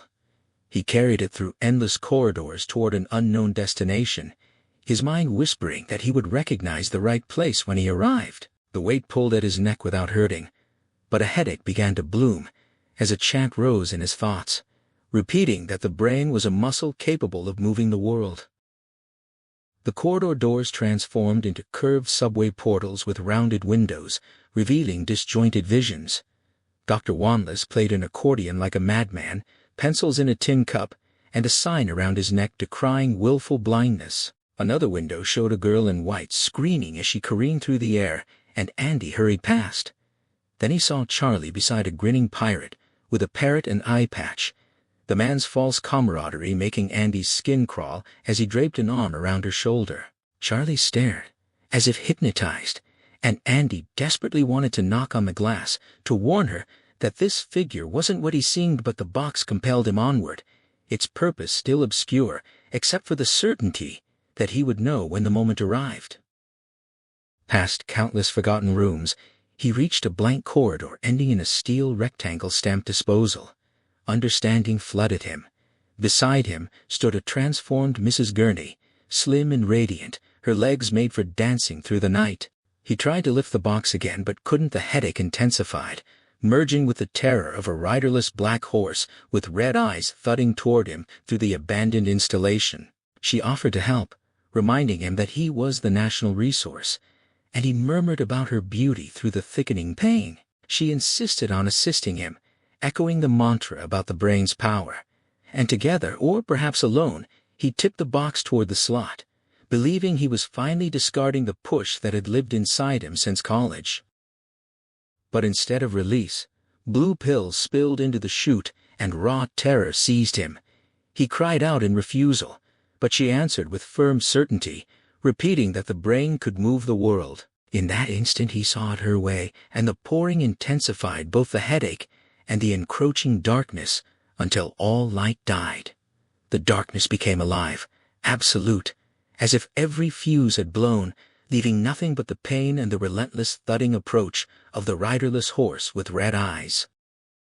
Andy drifted in a void so complete that the boundary between sleep and waking dissolved. The absolute darkness erased all reference points, reminding him of sensory deprivation experiments where monkeys had gone mad from the silence. He had no sense of time, no anchor except a sudden blinding agony as he sat up. Pain drove through his skull like chromium bolts until he rocked back and forth with his hands pressed to his head, waiting for it to recede into something bearable. He assumed he had slept wrong, but then recognition settled in with dread. This was the specific ache of a medium to hard push, stronger than what he used on clients but gentler than the force he'd once deployed at a turnpike rest stop. Panic flared as his hands mapped his face, searching for numbness or asymmetry. Both corners of his mouth lifted evenly when he tested a smile, and he desperately wished for light to check his eyes in a mirror for that telltale bloody sheen. The idea of pushing himself seemed absurd. There was no one else to target, and yet the evidence throbbed behind his temples. He had feared overloading his own circuitry, but now the thought of Thorazine carried no emotional weight, no craving. It was as neutral as passing butter at dinner. Aside from the headache, which paled beside past ordeals like Albany Airport, he felt startlingly clear. Amazed, he realized he had turned the talent inward, and for the first time he grasped Charlie's fear of her own power, understanding how little he truly knew about its mechanics or triggers. Had it been the dark, the ghostly memory of a pirate threatening Charlie, his self-loathing over forgetting her, or the blow to his head? He couldn't say. He only knew the brain was a muscle that could move the world. A shivery ecstasy seized him as possibilities cascaded. If he could nudge dieters and businessmen, could he dismantle addiction itself, becoming a one-man rehabilitation center for every junkie in New York? He whispered into the darkness, asking if he was truly clean, and the absence of craving confirmed it. But hope bred immediate questions. Could he stay clean? Discover what was happening to Charlie? Use the push while awake to extract answers from men like Pinchot? Or even engineer their escape? For months he had felt hollow. Now excitement and purpose flooded back, and he began assembling fragments of plans, accepting and rejecting strategies with renewed vitality. If he could convince his captors he remained drugged and powerless, he might just have a chance. The light snapped on, and the TV resumed its sanctimonious financial gospel.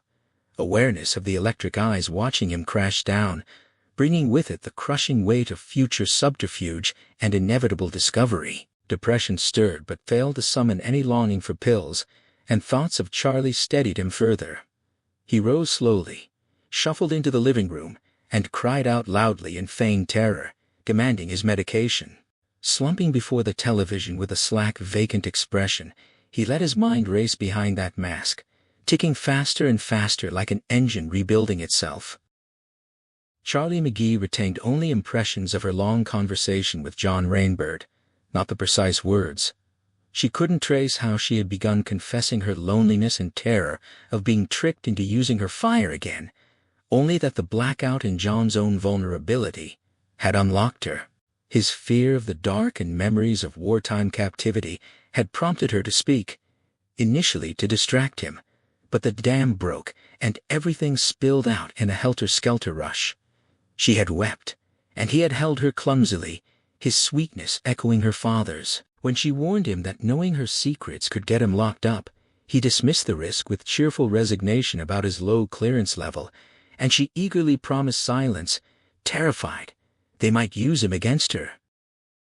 Thirst drew them to the kitchen, hands clasped tightly as they shuffled across the room. He begged her not to reveal his fear of the dark, and she assured him she wouldn't, though she wondered uneasily how much she had already revealed, including the Manders farm. Yet instead of interrogation, She had found only acceptance and calm sympathy from a man who understood hell because he had lived in it. Back on the sofa, he casually suggested, swapping shifts to visit her father and pass along a note, and her desperate hope erupted in a kiss and embrace. He hugged her affectionately, feeling her belong to him now, and as she dozed against his arm, he calculated how to wield her trust. His next words struck her like cold water. He urged her to light their fires if she could. Shocked, she recoiled as if hit, insisting she had sworn never to unleash that wild animal again after killing men at the airport and the farm. He reframed those deaths as self-defense that saved her father, carefully avoiding the near tragedy of almost burning Andy himself, and dismissed Hochstetter as a pompous 90-day wonder who would exploit her any way he could. When he added that someone who deserved a hot foot shock gave way to guilty giggles, but she ultimately refused, clinging to her vow. Recognizing the limits of manipulation and his own exhaustion, he backed off, promising to try seeing her father before they lapsed into small talk. As she drifted back to sleep, he studied the delicate architecture of her neck and skull, marveling at the power housed within. His mind doubted what his heart accepted, that Wanless's ravings might be true, and the division felt strangely wonderful. He carried her to bed and tucked her in, kissing her forehead as she stirred. She murmured, "Good night, Daddy," in a thick voice before rolling into stillness, and he lingered, watching her for several minutes before returning to the living room. 10 minutes later, Hochstetter bustled in, blaming the storm and jam locks, but Rainbird silenced him with a low command. His massive hand seized the scientist's lapels, jerking him close enough to taste fear, and delivered a quiet, lethal threat if Hochstetter ever broke cover or treated him as anything but a D-clearance orderly, he would kill him, dismember him, and grind him into cat food. Hochstetter stammered his understanding, spit bubbling at his lips, and Rainbird shoved him pale and wide-eyed into the corridor. After a final survey, he wheeled his cart out and sealed the self-locking door behind him, leaving Charlie to sleep more peacefully than she had in months, perhaps years. 3 weeks of humid Virginia summer passed while the world above resumed its rhythm, school buses rolling through Longmont, Washington drowning in legislative theater and bourbon fumes. But none of it touched the cool, sealed environment beneath the antebellum houses. The only parallel was that Charlie McGee had returned to school, or rather to tutoring, at Hochstetter's insistence. She had resisted until John Rainbird persuaded her with gentle pragmatism, lamenting his own 8th-grade education and urging her not to fall behind. So she endured the English tutor, the math instructor, the French teacher with thick glasses, and the science tutor in a wheelchair, absorbing lessons less for knowledge than to please John. Guilt compounded her compliance 3 times. He had risked his position to pass notes from her father, bringing news that Andy was well, relieved, and cooperating with tests. That cooperation troubled her, but she was beginning to grasp that what served her might not serve him, and increasingly she wondered if John knew best.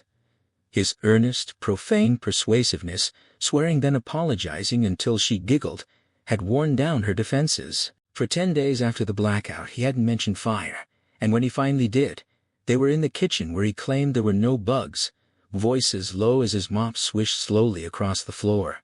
He asked if she'd reconsidered, using her name now instead of Kid, because she had requested it, and the mere question made her tremble with a phobic reaction Hochstetter had catalogued. She insisted she couldn't and wouldn't, but he distinguished between the 2 words with prison-yard subtlety, offering thoughts only if she wished to hear them. She permitted him to speak out of politeness and desperate need for friendship, though every word made her flinch. He reasoned that the shop would avoid repeating the Manders disaster, testing her safely away from combustibles, and that any accident would be blamed on their own coercion rather than her failure. Fear warred with reluctant amusement at his woebegone expression, and he pressed on control required practice, and without it, she might be surprised into using her gift during fever or delirium. He recounted his brother's ruptured appendix and hallucinatory violence, a story that horrified her into whispered fascination, then deployed Wanless's toilet training metaphor to argue that mastery, once achieved, would persist even through delirium. She protested that she simply refused to make fires, and he immediately retreated with exaggerated remorse, blaming his big mouth. Yet within days she reopened the conversation herself, having identified what she believed was the fatal flaw: compliance would never satisfy them, only invite escalating demands until she lost all autonomy. Rainbird admired her sharp intuition, recognizing it as another psionic facet that could one day expose his deception, and the thought of her manufacturing hell, if she sensed his betrayal, added a dangerous spice he had long missed. He countered by suggesting she attach strings to any cooperation, leveraging obedience for sunlight, shopping trips, a real house, other children, and visits to her father. She seized on that last hope with puzzled longing, unaware that the promise was hollow. Reuniting them would unravel his fiction instantly, and neither he nor Hochstetter had ever allowed a single genuine message to pass between father and daughter. Rainbird knew that fooling an 8-year-old with tales of bug-free kitchens and safe whispers was child's play compared to deceiving her father, even one as thoroughly compromised as Andy McGee. He recognized that McGee might still possess enough clarity to see through the ancient good cop bad cop routine being performed on his daughter. Yet Rainbird maintained the fiction of delivering messages just as he sustained all his other deceptions. He saw Andy only on monitors, observed a man reduced to a hollow shell obsessed with television and pills, no longer asking for Charlie. A face-to-face reunion would shatter her fragile compliance just as he neared breaking her, so that possibility remained non-negotiable. She would never see her father again.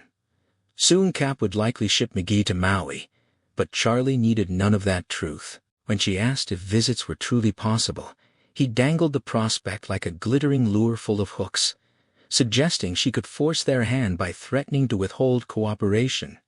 She absorbed this in thoughtful silence, and he left the bait suspended. A week later, intuition prompted him to reverse course. Advocacy had reached its limit, and it was time to beg like Brer Rabbit pleading against the briar patch.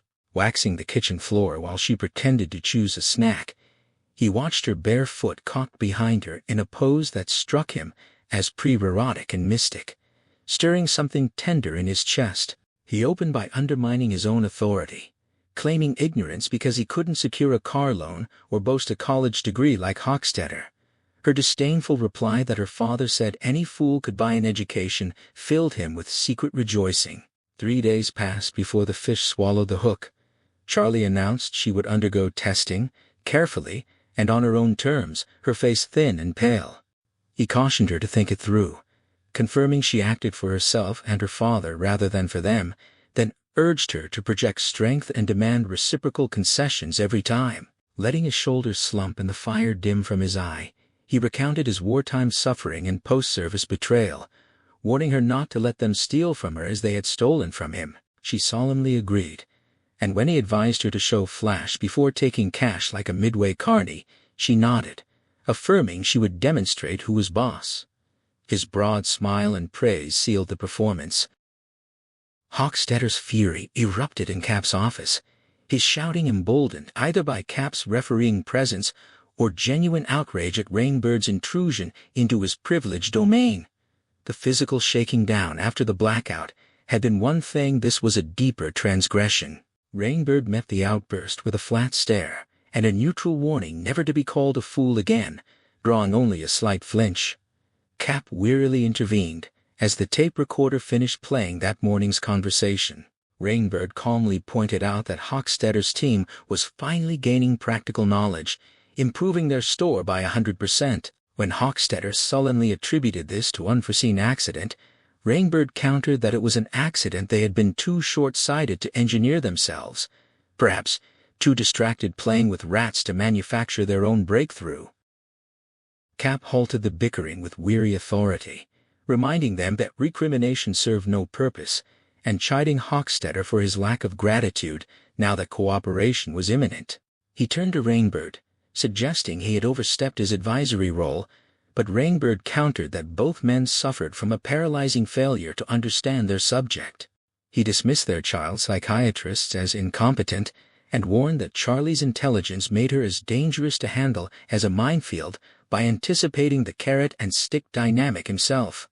He had merely converted a liability into trust. When Cap noted that denying her ultimate request to see her father would eventually end her usefulness, Rainbird agreed, but emphasized that she was not a lab rat or a stupid mule chasing a dangling reward. She would rationalize small concessions for a time, but once she realized the grand prize was unattainable, she would refuse to continue.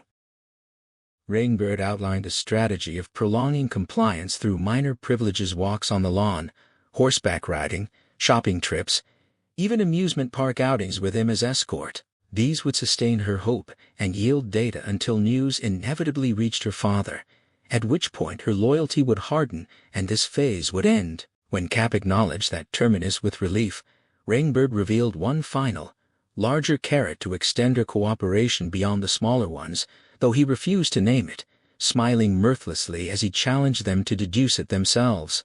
He knew Cap might grasp it despite his recent unraveling, but Hochstetter lacked the competence to follow even obvious clues. Regardless of whether they understood, the outcome would place Rainbird firmly in control, for he alone recognized who had replaced Andy McGee as the central figure in Charlie's life.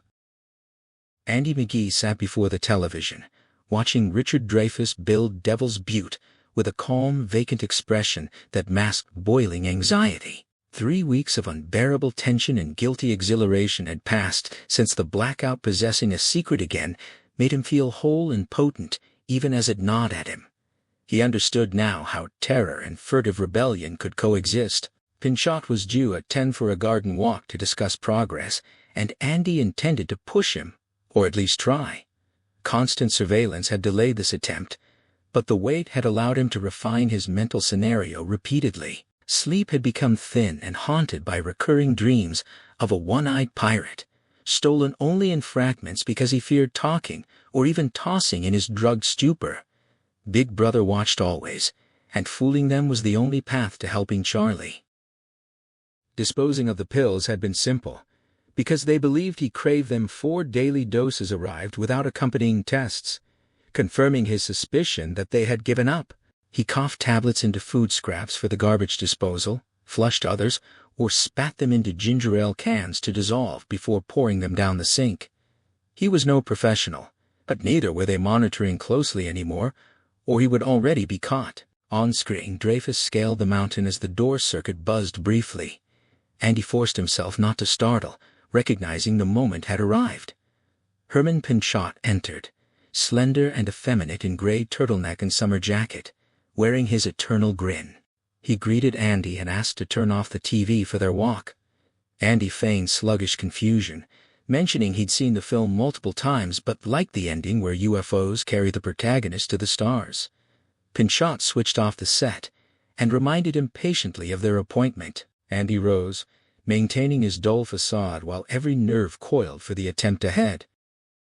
The corridor outside Andy's room stretched wide and tile-floored under muted light, humming with a distant murmur of machinery and the shuffle of personnel carrying punch cards and printouts. A young agent in an off-the-rack sport coat lounged near his door, the bulge under his arm betraying his role's standard procedure dictated he would trail behind during walks, observant but out of earshot. Andy judged him no immediate threat as he and Pinchot strolled toward the elevator, though his heartbeat hammered against his ribs like a trapped thing. He kept his expression vacant while cataloging every unmarked door they passed. Some glimpsed open before, revealing a library or copy room, others opaque and unknown. Charlie could be behind any of them or anywhere else in this buried labyrinth. Inside the gurney-sized elevator, Pinchot keyed an unmarked button, and the car rose smoothly while the agent slouched at the rear. Andy stood with hands in his Lee Rider's pockets, wearing a slight, empty smile as the doors opened onto a converted ballroom. Polished oak floors gleamed beneath a spiraling staircase. French doors spilled sunlight onto a terrace and rock garden beyond, while the clatter of typewriters drifted from half-open oak doors to the right. The air was thick with the scent of fresh flowers. Andy dutifully remarked on the pegged flooring as if seeing it anew, then followed Pinchot through the French doors into humid warmth, where bees droned lazily among hydrangeas and forsythia. Riding mowers hummed their endless circuits, and he tilted his face to the sun with genuine gratitude. Pinchot asked how he felt, then noted in a tone of feigned surprise that nearly half a year had passed without appreciable results from his diminished power. Andy reproachfully blamed the constant drugging, insisting he had tried his best, and Pinchot, avoiding mention of the clean, fruitless early tests, announced that the shop had decided he deserved rest. With a game show host's leer, he proposed recommending immediate transfer to a Maui compound for the foreseeable future. Andy understood this meant years of surveillance as insurance against Charlie's potential difficulties, ending inevitably in accident, overdose, or erasure. Feigning dreamy interest, he worried aloud that Hochstetter disliked him and might refuse, but Pinchot assured him his own recommendation would suffice. Seizing the opening, Andy suggested one more test series for safety's sake, and pushed gently. Pinchot's grin faltered, eyes fluttering as he absorbed the suggestion, and when clarity returned, he echoed the idea back as his own, confirming 3 additional months before Hawaii. Andy extracted this timeline while maintaining his dull facade, vicious satisfaction warming him despite the risk. They paused by the duck pond, where a middle-aged couple cantered in eerie synchronization across the water's mirrored surface, their reflections broken only by gliding white ducks. A faint pulse of pain warned Andy he had nearly pushed too hard. The trailing agent watched the riders, but remained alert. Quietly, Andy requested details about local roads and countryside, pushing again with careful restraint. Pinchot responded in a dreamy monotone about filled holes and pretty landscapes, then veered into a disjointed association involving his wife's new garbage disposer. Sweat beaded on Andy's upper lip as the agent drifted closer. He offered bland agreement to avoid triggering an echo effect that could spiral into hysteria. When the shadow tossed a stick into the water, Pinchot's eyes fluttered once more before he supplied the requested geography. Dawn lay southwest on Highway 301, Gether eastward on a minor road, and the highway itself ran north to D.C. and south toward Richmond. Andy longed to ask about Charlie but hesitated, unsettled by Pinchot's peculiar trace memory, linking wife, holes, and garbage disposers. The man's tightly corseted normality might conceal instability. That pushing could detonate Andy was no psychiatrist, and destabilizing such a subject risked catastrophic fallout. Distrust coiled in him. Pinchot smiled too much, too constantly. From some deep well within, a cold voice urged him to command Pinchot home to kill himself, to push hard and end the threat. Horror and nausea washed over him as he thrust the impulse away. Pinchot blinked, grinned, and suggested they return, none the wiser for the murderous whisper that had just grazed his soul. Andy agreed, and so the process began, though he remained entirely unaware of what was happening to Charlie.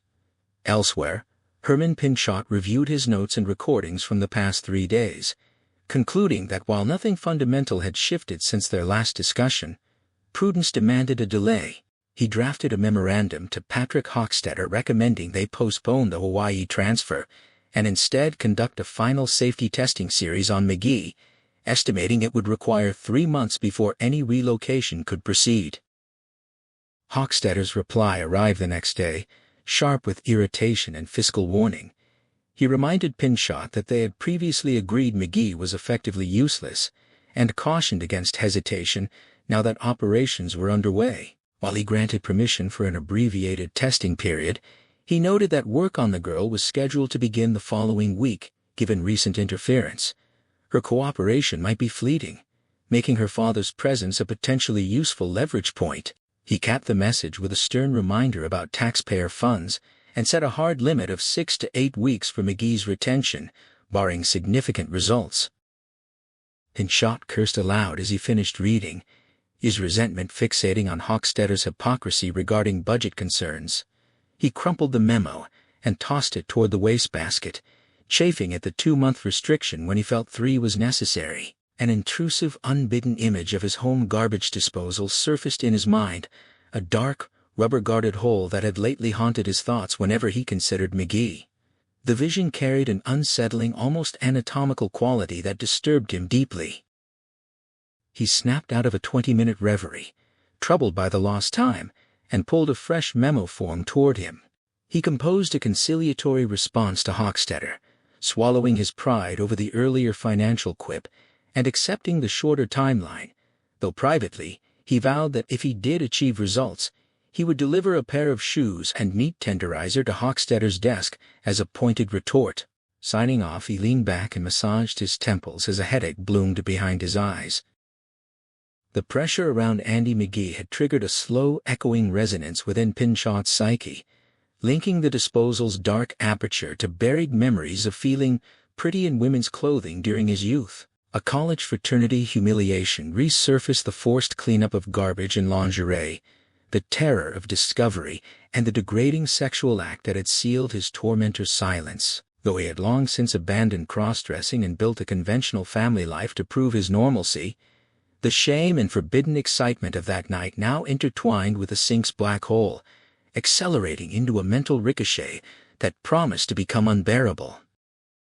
Charlie refused outright, declaring the setup wrong before turning to march from the small room, her face pale and shadowed with exhaustion. Hochstetter raised his hands in a placating gesture, laughing softly as he asked what troubled her, though his eyes betrayed rising anger beneath the paternal mask. She insisted everything was wrong, her distress palpable as she surveyed the Sony camera, the wood-chip-laden steel tray, and the EEG technician whose very clothing she identified as flammable hazards.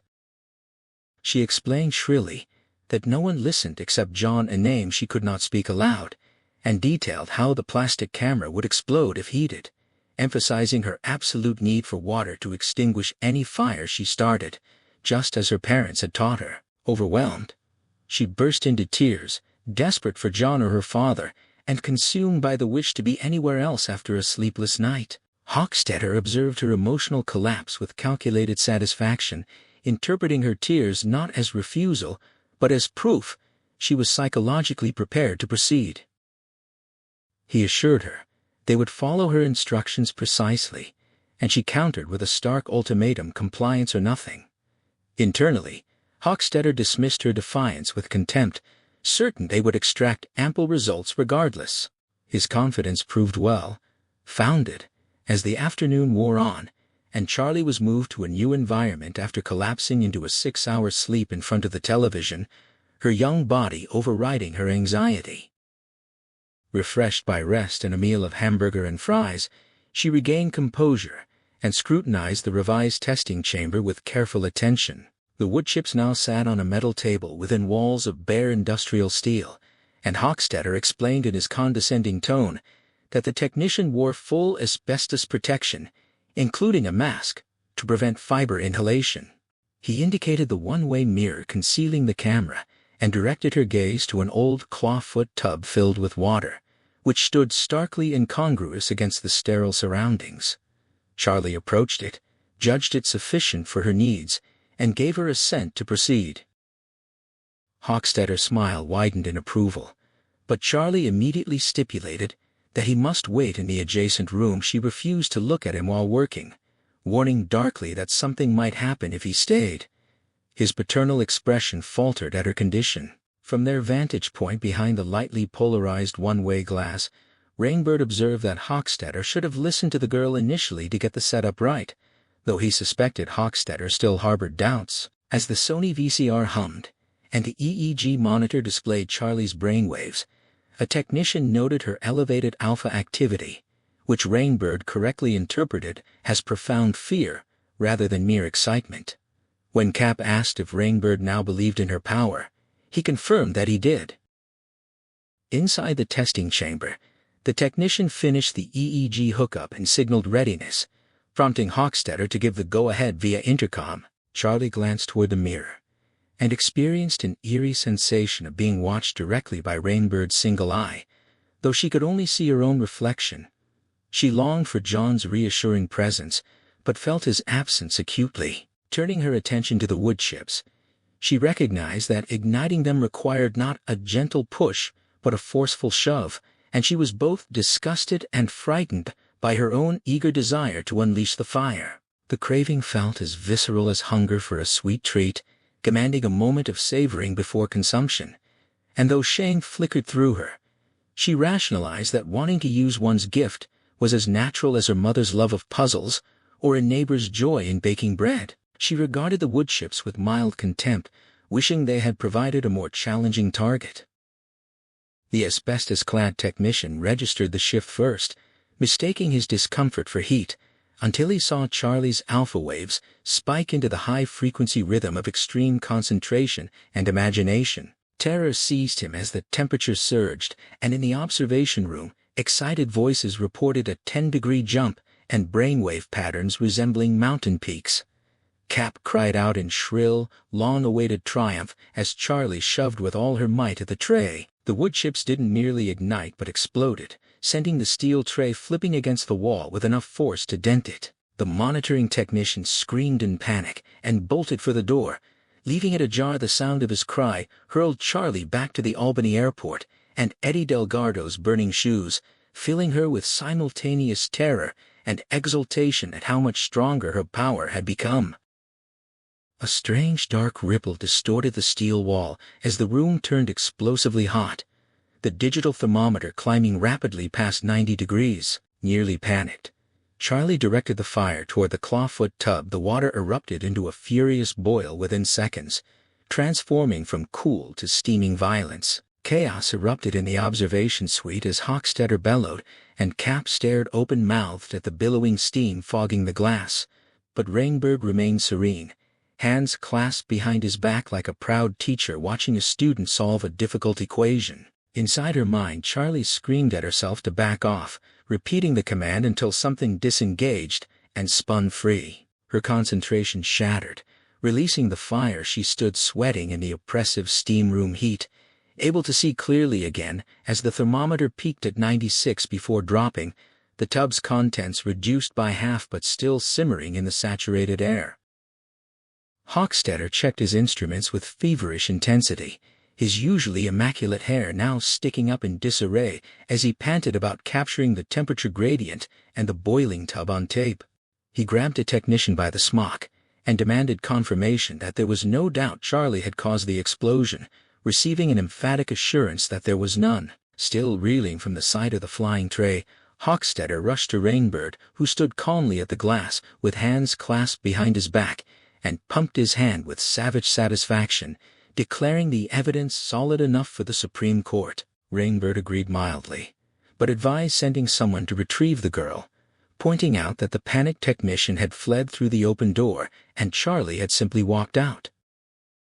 Hochstetter stared through the fogged glass at the empty room, then ordered his staff to fetch her. But the men remained frozen at their stations. Only Rainbird seemed to have noticed Cap's immediate departure after the test. When Rainbird softly asked which of them wanted to retrieve the little girl, no one moved, their faces pale beneath their lab coats. The paralysis amused him profoundly, reminding him of how politicians would look when missiles finally flew, and cities burned. The dark humor bubbled up until he laughed repeatedly at the terrifying absurdity of it all. By the dawn, Charlie murmured that everything was beautiful, her face turned up to the sun with eyes closed in serene contentment. Rainbird recognized that expression from men emerging from long confinement in Arizona stockades, and when he suggested walking to the stables, she accepted with shy eagerness. He explained that he'd volunteered for this duty because few others would after yesterday's events, confirming her suspicion that the staff was terrified. Indeed, the EEG technician was being transferred to Panama City, while scientists debated fireproofing her quarters and restarting drugs. Rainbird had silenced that meeting by rapping his turquoise ring against the table, arguing forcefully that disrupting her current stability, her improved weight, reading, and requests for toys would be foolish when she hadn't burned her sweet, despite having ample opportunity. As they approached the red and white stables, Rainbird laughed aloud and admitted she had scared everyone, then ruffled her hair and joked that he only became frightened in the dark when trapped. She reassured him gently, but when he casually remarked that she would have lit him up by now if she intended to, she stiffened and begged him not to say such things. He apologized for letting his mouth outrun his brain, and they entered the dim, fragrant stable where dusky lights striped the air with floating chaff. A groom currying a black gelding greeted her warmly, having been told to expect her, and Charlie whispered in delight at the animal's beauty, trembling as she met its calm dark eyes, and fell instantly in love. The groom winked at Rainbird and introduced the horse as Necromancer, inviting her to pet him as she stroked the silky muzzle. Rainbird saw in her eyes the unspoken willingness to ignite fires just to ride with him beside her. His knowing smile made her pause mid-stroke, triggering a flicker of unease beneath her usual affection for him. Unlike Hochstetter, whom she sensed viewed her as mere equipment, her bond with John rested on his kindness and shared status as freaks. Yet he remained mysteriously close to her intuition, like Mr. Raucher, the deaf deli owner with a forearm tattoo, whose history her father had never explained. For the first time she wondered what John truly thought behind that disquieting smile, but the horse's wonder quickly swept the question away. She asked what necromancer meant, and Rainbird explained it signified wizard or sorcerer. She tasted the word softly as she continued stroking the dark silk. On the walk back, he urged her to ask Hochstetter for riding privileges, deliberately misunderstanding her protest that permission would be denied. Stopping her with hands on her shoulders, he called her dumb in a tone that carried affection rather than insult, reminding her that she had once done him a good turn by keeping silent during the blackout. Now, he said, he would return the favor. Did she want to see her father again? She nodded quickly, hope flaring bright within her. Rainbird urged Charlie to make the shop understand that she held the stronger hand. Each time she created fire for one of their experiments, he explained, she gained leverage over the people studying her. He reminded her that he was speaking as her Uncle John, and pressed her gently for an answer. Charlie wondered whether the shop would allow her to see her father if she merely requested it. Rainbird believed they might refuse a request, but would obey a firm demand. From what he overheard while she emptied wastebaskets and ashtrays, the researchers treated her like part of the room, while Hochstetter was frightened nearly to the point of losing control. That made Charlie smile faintly. As they continued walking, Rainbird asked how she felt about the fire now. She took a long time to answer, and when she did, her voice carried a thoughtfulness and maturity he had never heard from her before. The power was stronger than it had been, she explained, but she had also controlled it better. At the Manders farm, it had escaped her for a time and spread everywhere. Memory brought back the sight of chickens bursting apart in the flames, and a shiver passed through her. Yesterday had been different. When she ordered the fire to retreat, it obeyed. She had limited it in her mind to a small blaze, and the heat had traveled outward in one narrow line. Rainbird asked whether she had then drawn the fire back into herself. Charlie rejected that idea with alarm. She had forced the heat into the water instead. Pulling it back inside would have burned her alive. For a while they walked without speaking. Rainbird concluded that any future experiment would require more water, and Charlie carefully admitted that she was less frightened than before. Not fearless, but no longer as terrified. Her attention returned to her father, and she asked when the shop would let her see him. Rainbird slipped an arm around her shoulders in rough companionship and told her, in effect, that patience and pressure would eventually force the shop to give her what she wanted. That afternoon the sky thickened. By evening, cold autumn rain was falling over Longmont Hills, the secluded suburb near the shop's complex. Patrick Hochstetter spent the evening in his workshop assembling a model boat. Model ships and his restored T-Bird were his only hobbies, and dozens of whalers, frigates, and packet ships filled his home. He was in excellent spirits as he fixed a mizzenmast into place. If the shop could obtain another 10 or 12 experiments from Charlie, he believed his future would be secure. He could spend the rest of his career studying Lot 6 and receive a substantial increase in pay. Pleased with the prospect, he began to whistle. Across the suburb, Herman Pinchot dressed himself in his wife's underclothes while she was away at a Tupperware gathering. His 2 children were elsewhere, one at a Cub Scout meeting, the other competing in a junior high chess tournament. Pinchot's body was rigid with arousal, and his eyes held a dark, dream-like vacancy. He fastened one of his wife's bras across his narrow chest, studied his reflection, and decided that he looked attractive. He wandered into the kitchen without noticing that the windows were uncovered. At the sink, he stared down into the opening of the newly installed garbage disposal. After a long hesitation, he switched it on. The machine's metal blades shrieked and churned as he brought himself to orgasm. When the sensation ended, awareness returned violently. Terror filled his face. He shut off the disposal and ran toward the bedroom, crouching beneath the windows as if someone outside might see him. His head throbbed and buzzed. He could not understand what had happened to him. In a more expensive Longmont Hills house, Cap Hollister sat with John Rainbird in the living room, drinking brandy from snifters while Vivaldi played through the stereo. The music had been one of George's favorites, and the reminder of his dead wife deepened the weight in the room. Cap agreed that Charlie's casual reference to a future experiment mattered greatly. It meant the shop still had time to use her power, but the opportunity would not last forever. Cap believed he understood how Rainbird intended to prolong it, even if Hochstetter did not. The plan was dangerous, and Cap forced himself to meet Rainbird's single glittering eye as he warned him that Charlie might discover his true allegiance and destroy him with unbearable heat.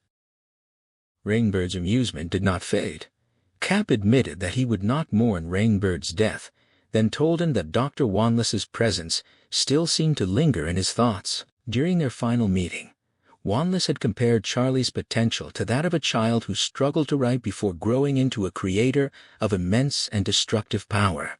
He had asked what the shop would do if Charlie progressed from lighting fires to producing nuclear explosions or even splitting open the planet itself.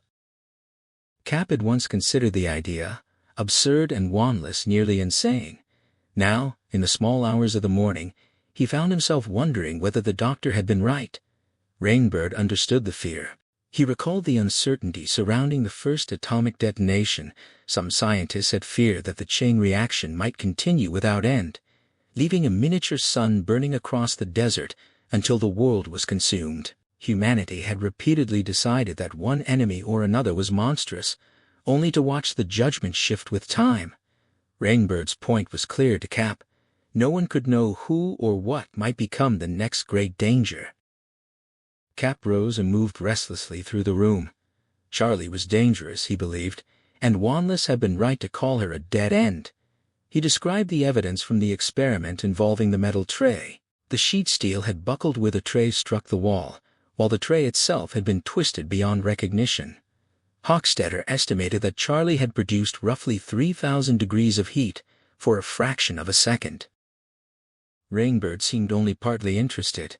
Cap warned that his intended course could endanger everyone, not only Rainbird. Rainbird accepted the risk and suggested they might avoid it if Hochstetter obtained enough information before the contingency became necessary. Cap dismissed that hope. Hochstetter was addicted to data. No number of tests would satisfy him. Even after 2 years, he would protest that the shop had ended the work too soon. Both men knew it, and neither had any reason to pretend otherwise. Rainbird said they would recognize the moment when it arrived, and that he, specifically, would recognize it. When Cap demanded to know what would happen then, Rainbird described himself as the friendly orderly who would visit Charlie, speak gently to her, and make her happy, because he alone could reach her that way. At the instant she was most relaxed and trusting, he would strike her across the bridge of the nose with enough force to drive broken bone into her brain. The killing would be swift, and he intended to watch her face as she died. This time Rainbird's expression was not cruel. It became gentle, almost tender, and strangely fatherly. Cap emptied his brandy and wished he could trust Rainbird to choose the right moment. If he failed, all of them might learn what Charlie's heat could do to living flesh. Cap called Rainbird insane. Rainbird accepted the judgment without offense, finished his own drink, and continued to smile. For Andy McGee, the central problem was the ever-present watcher, the system that observed and listened. He moved from the living room of his apartment toward the kitchen, forcing himself to walk slowly and maintain the vacant, mildly drugged smile expected of him. So far, he had accomplished only 2 things: remaining near Charlie and learning that Highway 301 was the nearest road through mostly rural country. He had discovered that a week earlier, a month had passed since the blackout, and he still knew no more about the installation's layout than he had seen during his walks with Pinchot. Andy refused to use his power against anyone inside the apartment. Surveillance was constant, and he knew he was being watched. He also did not dare push Pinchot again. Since their walk near the duck pond, Pinchot had lost weight, developed dark circles beneath his eyes, and begun to falter in the middle of sentences, as though his thoughts had been interrupted. Andy was convinced that the man was breaking down. That made Andy's own position even more dangerous. If Pinchot's colleagues noticed the change, they might dismiss it as nervous strain or connect it to Andy. Either possibility could destroy Andy's narrow chance of escaping with Charlie. His growing certainty that she was in serious danger made the confinement harder to endure. He went to the refrigerator, took out a Welch's grape drink, and returned to the living room. Sitting before the television, he stared without seeing the program, while his thoughts searched frantically for an escape. When the opening finally appeared, it arrived as unexpectedly as the blackout had. Herman Pinchot opened the way for him by killing himself. Two men came for Andy. He recognized one from the Manders farm and followed them with a foolish smile, pretending to be harmless while terror tightened inside him. Something bad had happened. Men like these were not sent for good news. Perhaps the shop had discovered what he had done. They took him by elevator to the ballroom, then deeper into the house instead of outside. They passed the secretarial pool and entered a smaller office where a secretary was typing correspondence on an IBM machine. She directed them through another door into a study with a bay window overlooking the duck pond beyond low alders. An elderly man sat behind an old-fashioned roll-top desk. His face was sharp and intelligent, his cheeks reddened by weather rather than drink. He dismissed the two escorts and studied Andy while Andy kept his mild smile in place, praying it did not look forced. The man identified himself as Captain Hollister, known as Cap, and made it clear that he ran the operation. Then he announced that he had sad news. Fear struck Andy before the words came. Charlie. Something had happened to Charlie. Cap watched him with small, shrewd eyes, half hidden among wrinkles, and the silence stretched until Andy wanted to vault across the desk and choke the answer from him. At last, Cap revealed that Herman Pinchot was dead. He had killed himself the night before. Surprise broke through Andy's mask.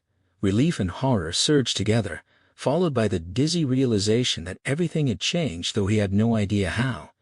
Cap was studying him. Did the man merely suspect him as part of his job, or had he found the truth? Andy needed time, but the interview gave him none. He said only that Pinchot had been his friend, then forced himself to stop. Cap was using a familiar interrogation method, waiting through every pause to see whether Andy's mouth would outrun his judgment. Andy could feel the traps around him. His earlier mental pressure on Pinchot had not simply influenced the man, it had ricocheted through him and torn him apart. Andy was horrified by that knowledge, yet some primitive part of him rejoiced that the door had opened. Cap questioned whether Pinchot's death might have been an accident disguised as suicide. Andy asked whether a note had been left, terrified that it might name him. Cap explained that Pinchot had dressed in his wife's underwear, gone into the kitchen, switched on the garbage disposal, and forced his arm into it. Andy collapsed into the chair. His legs had lost their strength, and genuine sickness filled him as he stared at Cap. The death was too grotesque to fake. Cap then asked whether Andy had pushed Pinchot into killing himself. Andy denied it. Even if his mental ability still worked, he asked himself, why would he have chosen such a method?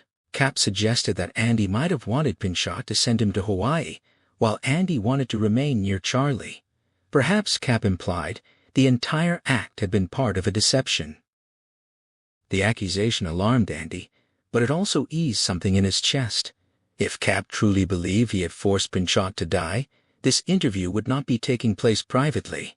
The shop already had enough evidence to classify the death as suicide. They would not need to invent an elaborate murder theory when psychiatrists and unbearable professional pressure already made suicide plausible. Andy pretended to be frightened and confused. He insisted that he had wanted to go to Hawaii and believed that was why Pinchot had continued demanding more experiments. Pinchot had not liked him in every respect, Andy added, but he had played no part in the man's death. Cap studied him, then accepted the explanation. Pinchot had been under great pressure, he said, and the discovery of a secret habit would make the aftermath especially painful for his wife.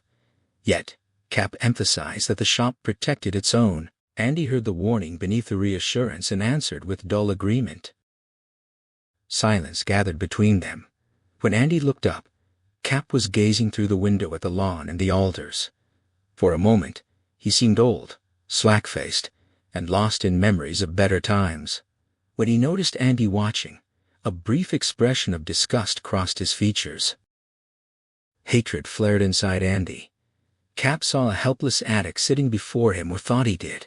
Yet this old monster gave the orders. He was responsible for whatever was happening to Charlie. Cap then told Andy that he would be sent to Maui after all. The paperwork had already begun. Andy forced down his alarm and asked whether Cap truly believed he had caused Pinchot's death. Cap denied it, though disgust flickered across his face again. Andy felt a bitter, humiliating satisfaction at having fooled him, but the phrase about the paperwork struck harder. He feigned sudden eagerness and asked when he would leave. Cap said the transfer would happen as soon as possible, no later than the end of the following week. 9 days at most. The knowledge landed in Andy's stomach like a battering ram. Cap began to end the meeting, reaching toward the intercom. Andy realized he could not let him call anyone. His apartment had cameras and listening devices, but this office was probably kept free of outside surveillance. If Cap truly ran the place, he would have had the room regularly checked for bugs. He might possess his own recording equipment, but Andy had no other chance. He ordered Cap to lower his hand and pushed. Cap hesitated, then withdrew his hand to the blotter. He gazed again toward the back lawn, his expression drifting as if memory had drawn him away from the room. Andy asked whether meetings in the office were recorded.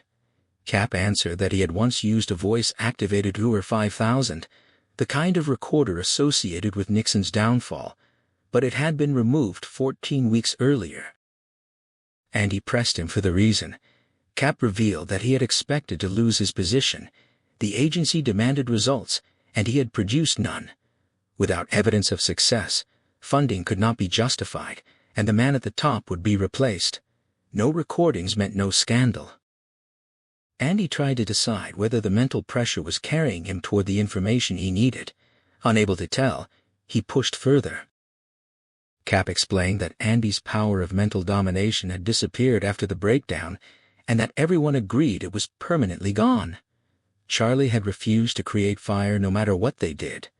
People had accused Cap of becoming obsessed with Lot 6 and exhausting his usefulness. Now, however, the situation had changed.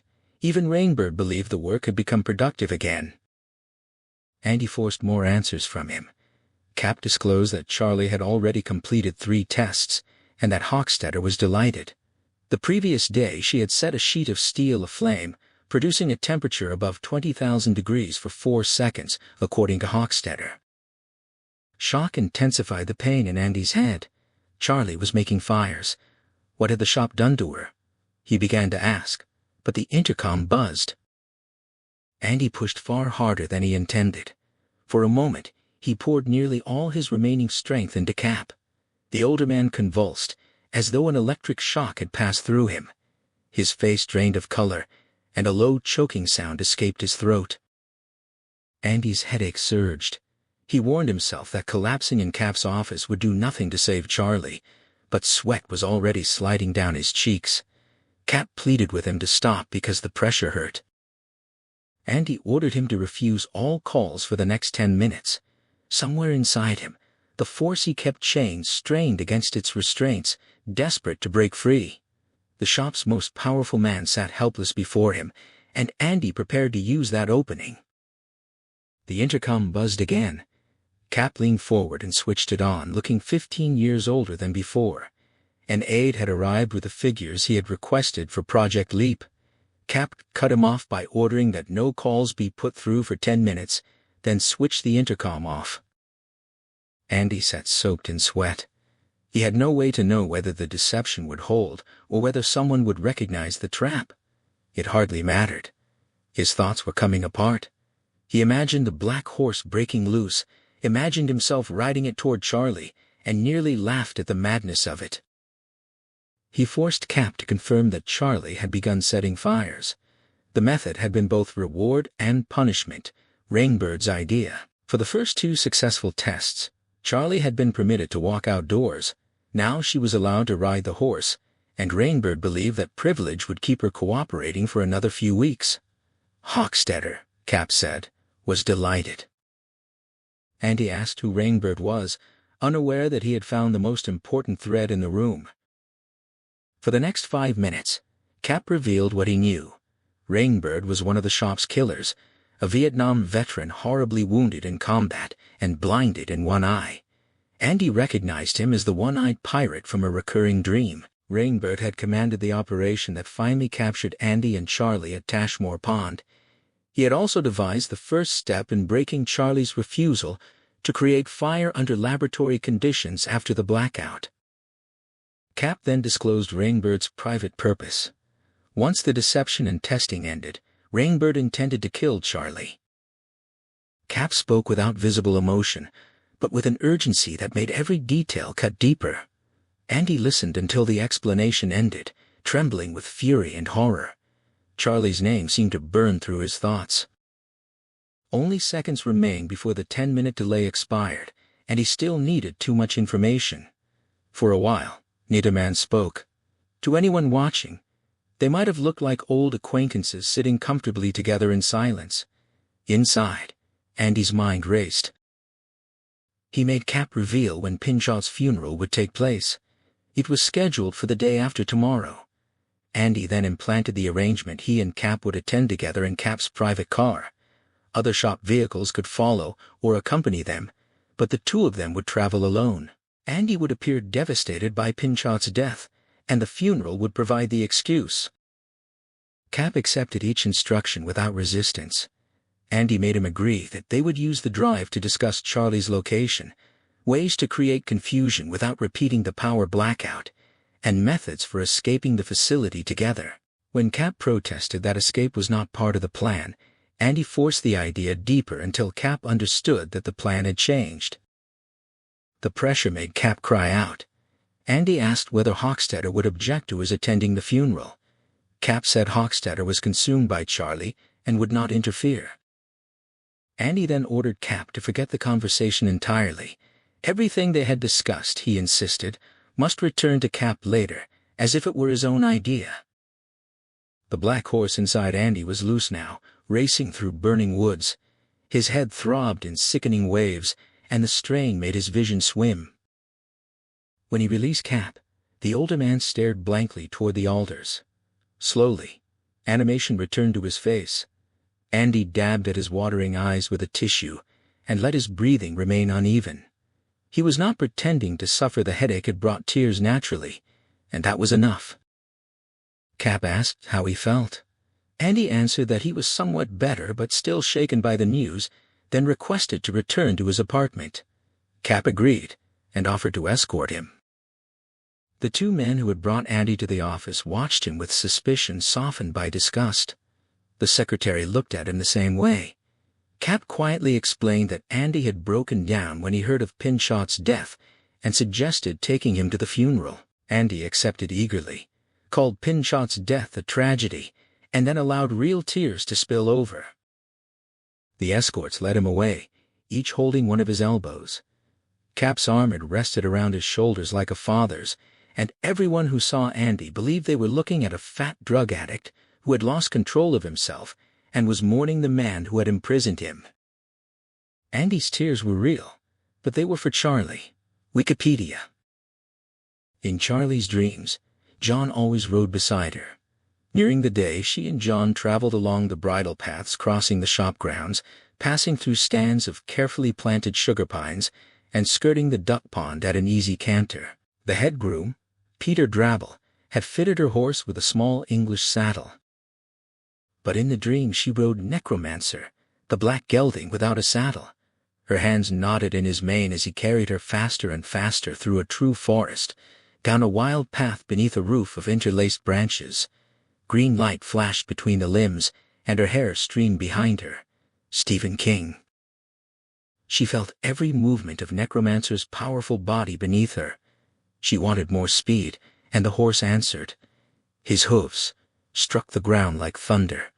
The forest path narrowed into a tunnel, and somewhere behind them came a faint crackle followed by the smell of smoke. The fire was hers. She had started it, yet guilt did not touch her.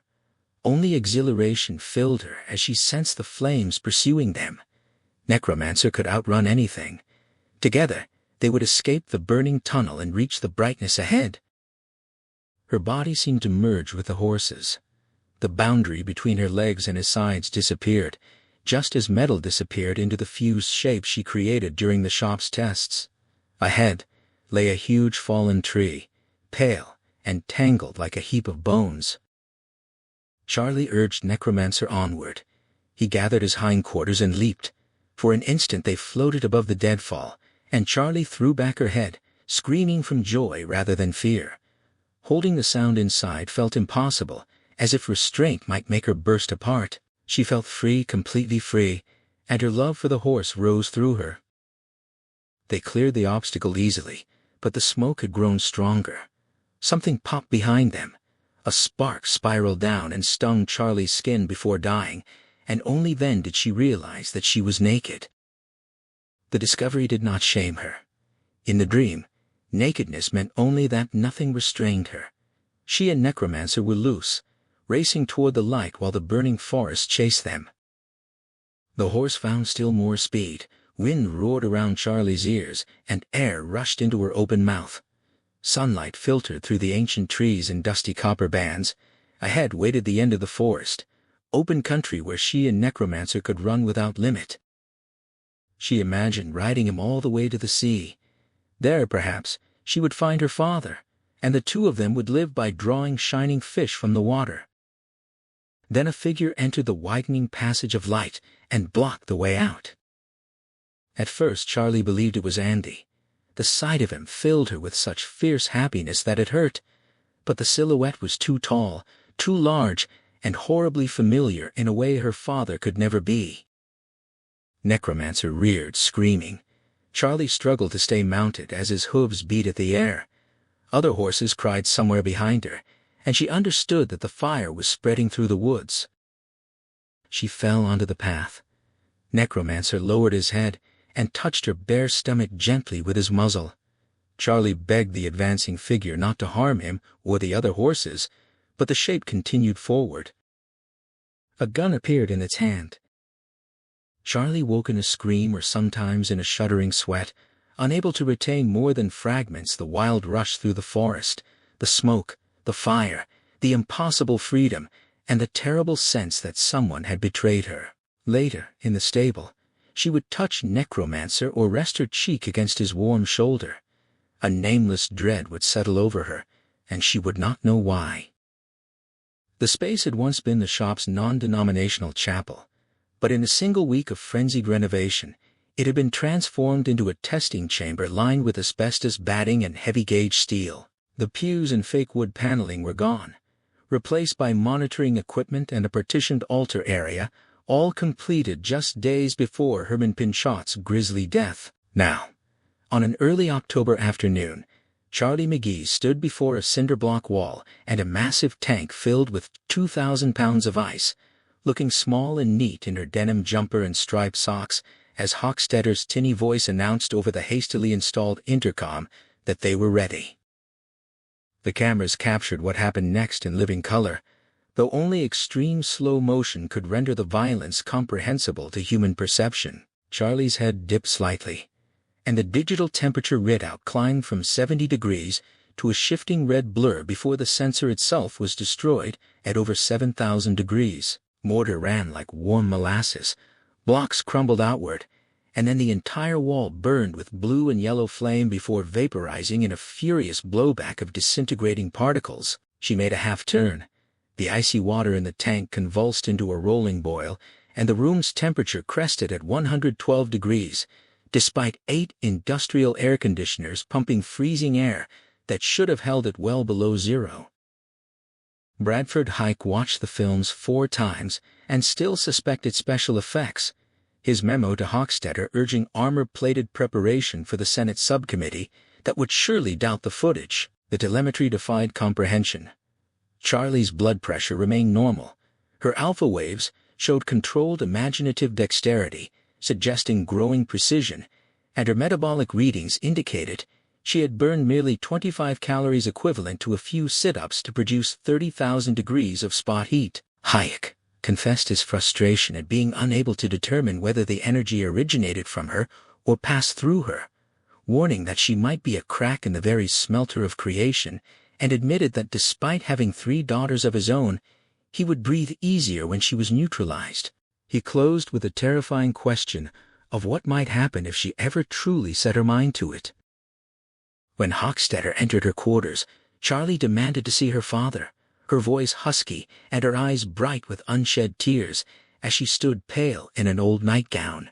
He was deeply shaken by Hayek's memo and the realization that 20 Kelvinator units around her apartment would be as useless as 200 she could now destroy the entire installation or perhaps all of Eastern Virginia if she chose, and only Rainbird, who was certifiably unstable, held any check rein over her. He attempted to deflect her with promises of 6 Flags over Georgia, renting the entire park for her exclusive use, but she rejected the amusement park with rising anger, insisting she would see her father, and that getting mad at him would accomplish something after all. He felt the temperature climbing and noticed his own sweat, his mind flashing to the exploding cinder blocks and the steel tray flipping through the air, knowing that if she flicked that power at him, he would be ashes before he understood what was happening. She told him with perfect truth that her anger would accomplish something, ordered him to leave and relay her ultimatum to the others, and warned that if she did not see her father, she would make something happen. He fled without a word to salvage his dignity, the steel door failing to ease either his terror or his fury at Rainbird for foreseeing this moment and saying nothing, knowing any accusation would be met with that chilling smile and a reminder of who the psychiatrist actually was. The tests had eroded her inhibitions about starting fires like an earthen dam, springing leaks, affording her the practice to refine a crude sledgehammer of power into a precision instrument she could deploy with deadly accuracy. More importantly, they had served as the perfect object lesson, demonstrating beyond any shadow of doubt that she was the one truly in charge. After Hochstetter left, Charlie collapsed onto the couch with her hands pressed to her face, sobbing as conflicting waves of guilt, horror, indignation, and a terrible angry pleasure washed through her. Fear dominated everything else. She sensed that agreeing to the tests had changed things forever, and now she needed her father, not merely to see him, but to tell her what was right, whether to continue or stop entirely. The rewards of walks with John and riding Necromancer had begun to pale beside the terrible, compelling game of using her power and feeling it grow. Yet beneath that seduction lay the most frightening realization of all. She was no longer certain she could stop, if she tried. She wept again in dreadful solitude, whispering through her fingers that she might be unable to halt what she had become, terrified of what that uncertainty meant for her future. The funeral proved a harrowing ordeal for Andy, who had expected the occasion to serve merely as cover for being alone with Cap.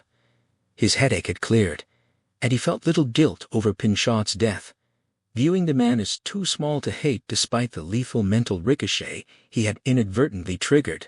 He knew from past experience how suggestions could exploit deep-seated fears and guilts in the human mind, having previously stopped such echoes before they destroyed a housewife and a businessman haunted by Poe. But with Pinchot there had been no chance to intervene. As Cap spoke restlessly about the suicide during the drive through cold autumn rain, describing how Pinchot had kept his arm in the disposal blades, Andy began to understand why this funeral would be different from any he had attended before.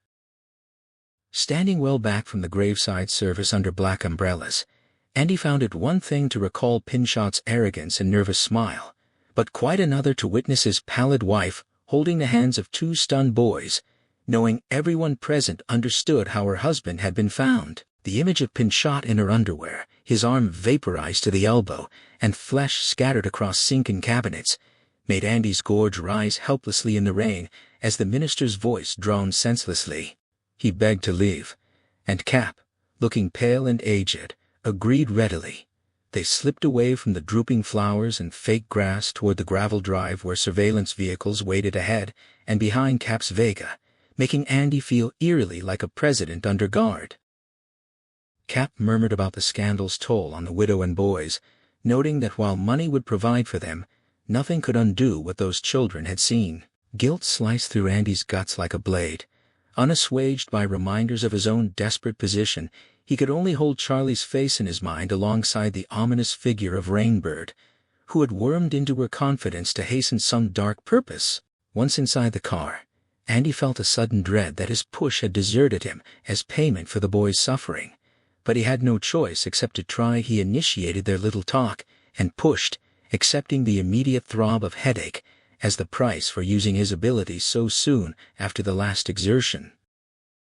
Cap settled into his seat without resistance, confirming the push would not interfere with his driving as they followed the lead car onto Route 301. Andy calculated he had 25 minutes at most to arrange everything, having mapped out his plan over the past 2 days, but needing confirmation of one crucial detail: how long Cap and Rainbird could maintain Charlie's cooperation. Cap explained in a low chant that Rainbird served as father surrogate in Andy's absence, and when she eventually stopped cooperating, Rainbird would fabricate evidence of betrayal, claiming they'd discovered secret communications and advice to manipulate her into continued compliance through fear of losing her only friend. Andy felt sick at the calculated cruelty of fooling a lonely child and twisting her trust, resolving silently that he hoped to meet Rainbird soon, though if things went right he never would. He confirmed his scheduled transport to Hawaii was set for a week from Saturday via Army plane arranged through Major Victor Puckeridge at Andrews Air Force Base, a golfing friend of Cap's who sliced. Despite his throbbing headache, Andy asked if Cap could call Puckeridge that afternoon to move the flight up by 3 days to Wednesday. Cap agreed vaguely, repeating that Puck would slice through the paperwork just as he sliced on the course. The car hummed steadily at 55 through the misting rain, wipers clicking rhythmically as Andy instructed Cap to make the call immediately upon returning, securing the accelerated timeline that formed the linchpin of his desperate plan. Andy recognized that 4 days was insufficient for true recuperation, but the endgame had begun, and he could not leave Charlie exposed to Rainbird any longer. He renewed his mental push on Cap despite the searing pain, forcing compliance when Cap initially resisted the idea of accompanying him to Hawaii. The car swerved dangerously, and Andy knew he risked triggering a lethal echo in the captain's mind. Pressing forward through the agony, he extracted confirmation that security would be minimal, only 2 shop operatives plus the flight crew, and that Cap himself would serve as escort under the assumption that Andy remained incapacitated by Thorazine. Halfway back to the compound, with his headache threatening to collapse the entire plan, Andy demanded to know the refueling stop location, instructing Cap to extract this information naturally during his call with Major Puckeridge.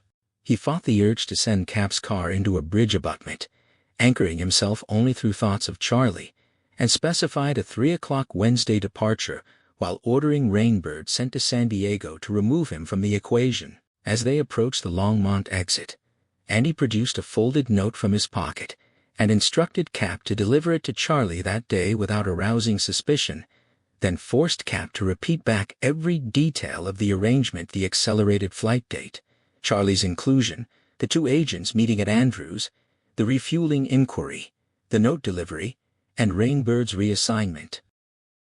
At the guard booth, Andy issued his final command. Cap was to forget the conversation entirely and execute each task spontaneously, discussing them with no one.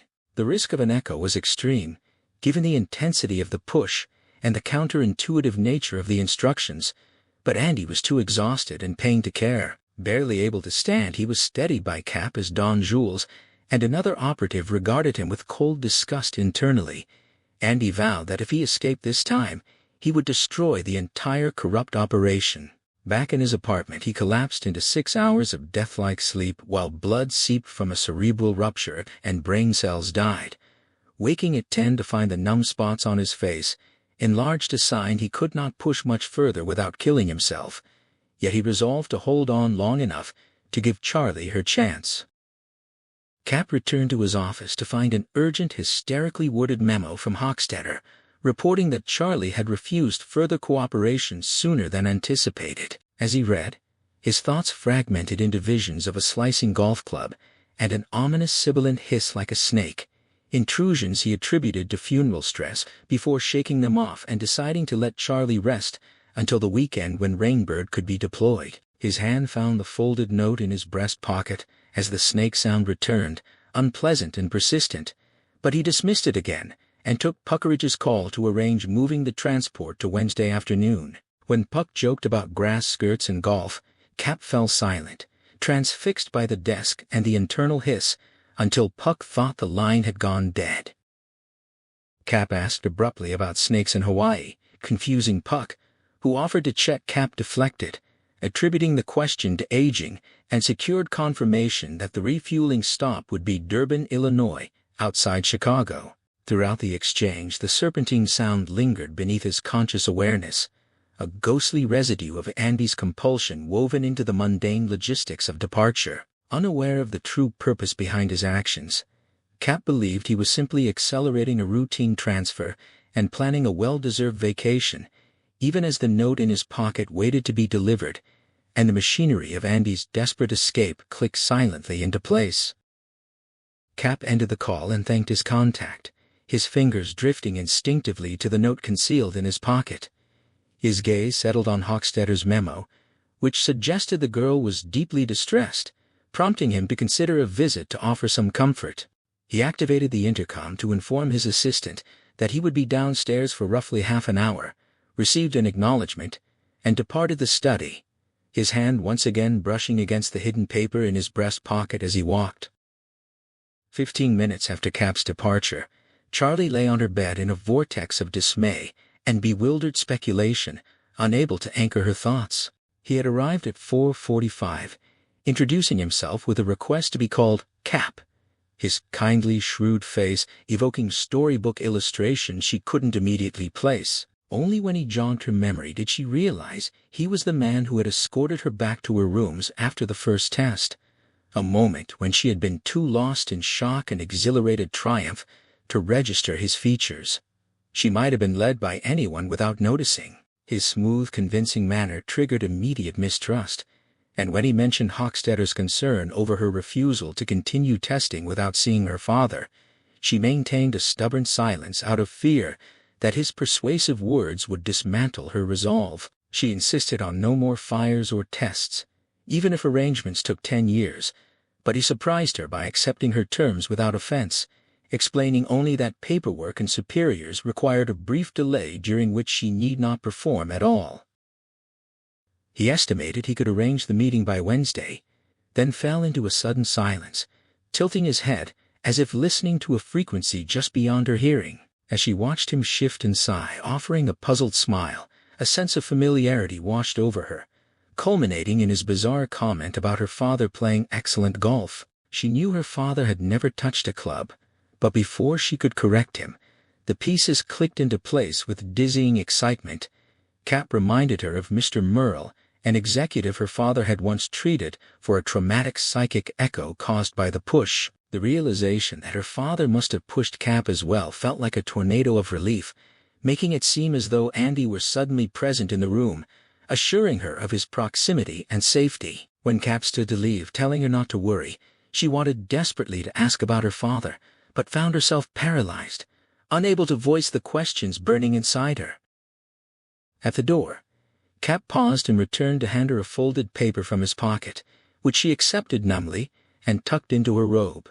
He began a confidential warning about watching for snakes while riding, explaining how horses would bolt at the sight of them, but broke off mid-sentence to rub his temple, looking momentarily old and distracted before shaking off the thought and bidding her goodbye. Charlie remained frozen in the aftermath of his exit, until she finally unfolded the note, reading words that shattered her world and changed everything.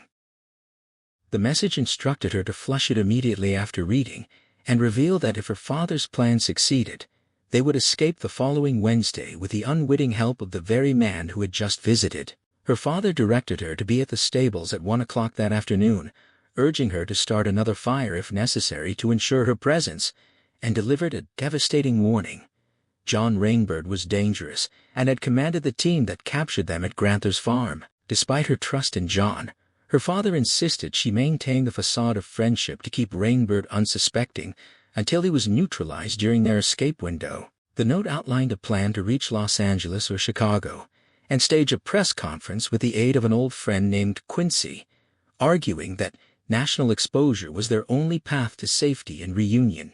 He acknowledged the pain of betrayal regarding Rainbird, but framed their flight as a final necessity aligned with her mother's wishes, signing off with declarations of love and longing. The revelation that John had led the men who tranquilized her and her father sent Charlie into a spiral of desolation so profound it felt uncontainable. She faced an impossible dilemma. Believing her father meant accepting that John's kindness had been a calculated manipulation to secure her compliance, while trusting John meant dismissing her father's signed warning as a lie. The agony of this choice made her wonder if adulthood was defined solely by such unbearable costs, leaving her wishing for an early death to escape the burden. Memories of John's smile surfaced, now tainted by a lack of genuine warmth she had previously ignored, and the horrifying suspicion that he might be emotionally dead refused to be dismissed. Yet she clung to his terror during the blackout and the physical evidence of his war injuries, struggling to reconcile those vulnerabilities with the possibility that his entire history was fabricated. Her head rolled back and forth on the pillow in endless negation, desperate to stop thinking, yet utterly unable to escape the crushing weight of the truth. Charlie's mind spiraled beyond her conscious control, circling the horrifying possibility that John had either orchestrated the blackout or exploited it, a thought she tried desperately to reject but which persisted with cold, inexorable logic. She processed this dread like a penitent counting beads of confession, recalling a television episode about a planted informant and wondering if John was such a ringer.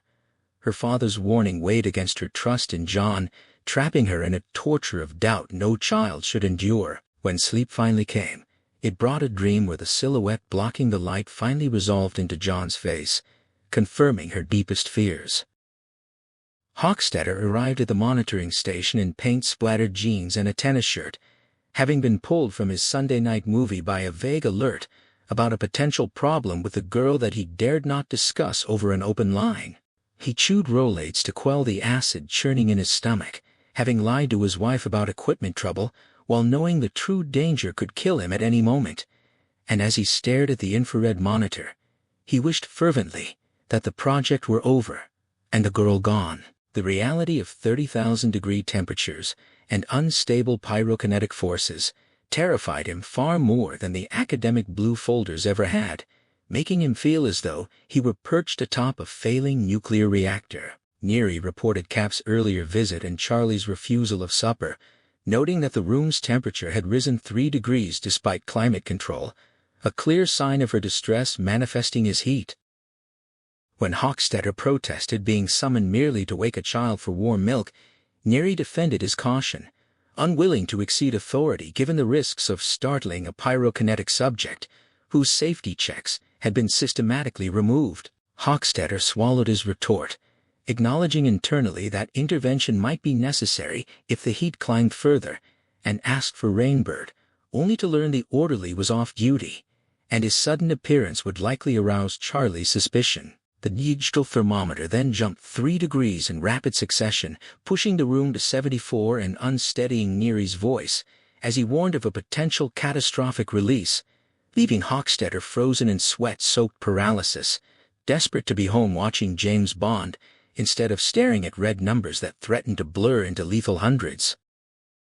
Neary announced softly that Charlie had woken, and they watched on the monitor as she sat on the edge of her bed, with her head down before shuffling into the bathroom with eyes half closed, more asleep than awake. Under the fluorescent lights, Hochstetter expected her to use the facilities, but she merely stood staring at the toilet until the water began to steam, a phenomenon that lasted over a minute before she flushed, used the toilet, drank 2 glasses of water, and returned to bed. Her subsequent sleep appeared deeper and easier, and Hochstetter watched the thermometer drop back to 69, just above normal, prompting him to stay until past midnight before instructing Neary to document the incident and heading home to write a memo arguing that future testing hazards now outweighed potential knowledge gains. Charlie retained only fragments of the night, the sensation of intense heat, the act of releasing it, and a dream blending freedom and loss, where John's face loomed behind the burning woods and the plea to spare the horses. By morning her fear and desolation had crystallized into a bright, hard anger, and she resolved that if her father's warning was true, John had better remain far away during Wednesday's planned escape. When Rainbird arrived with his cleaning cart, Charlie offered a pale, cautious smile that lacked its usual warmth, explaining her poor sleep when he commented on her appearance, and stating she preferred to lie down rather than talk.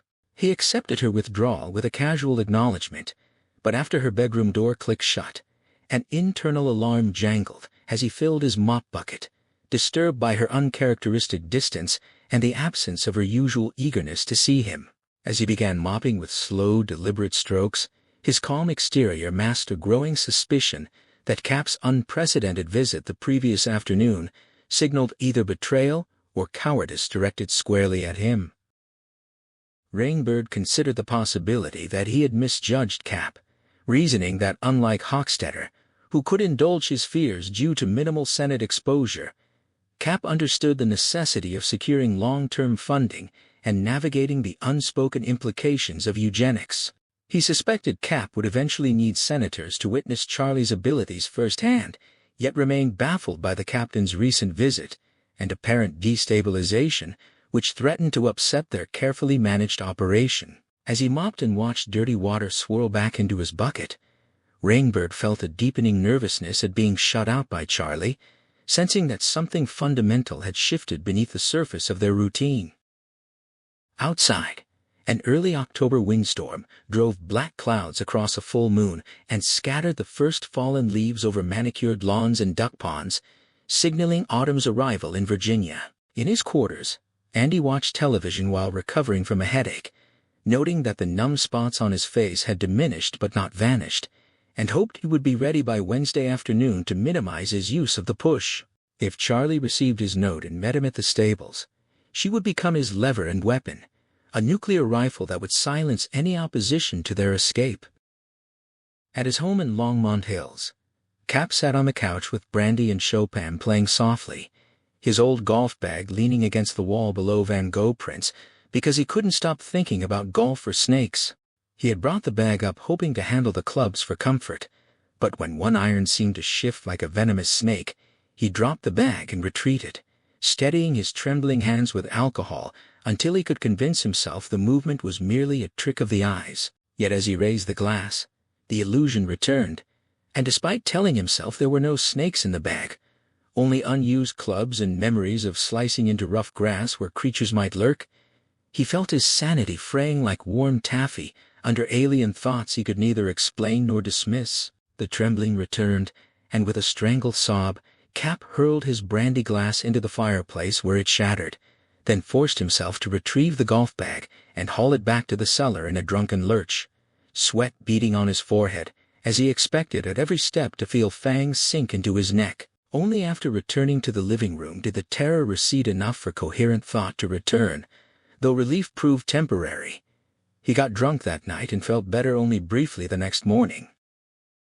Rainbird spent that windy Monday night gathering disturbing information, first reviewing surveillance tapes of Cap's visit to Charlie in a private screening room Neary was eager to vacate. Watching the footage repeatedly, Rainbird noted Cap's aged appearance, his lost threads of conversation, and a vague, bemused look reminiscent of combat fatigue, all suggesting profound psychological deterioration rather than calculated intrigue. The promise of a Wednesday arrangement struck him as recklessly counterproductive to ongoing testing, and the irrelevant remark about Charlie's father playing golf defied explanation as code given the constant monitoring. Most damning was the moment Cap handed Charlie something small she tucked into her robe pocket using freeze frame and zoom, Rainbird confirmed it was likely a note, leaving him desperate to understand what game Cap was playing.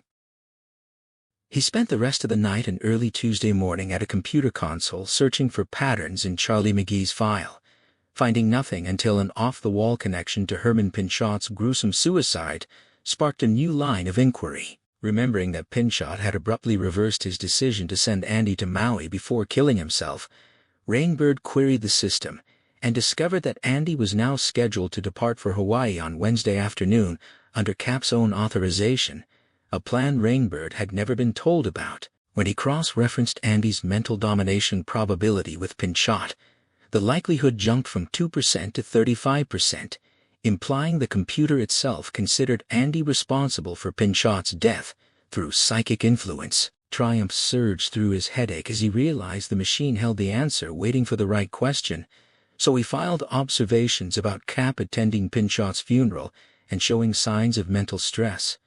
Though the system returned an error code for the latter entry, unable to parse human intuition, even as it confirmed the deadly pattern emerging from the data.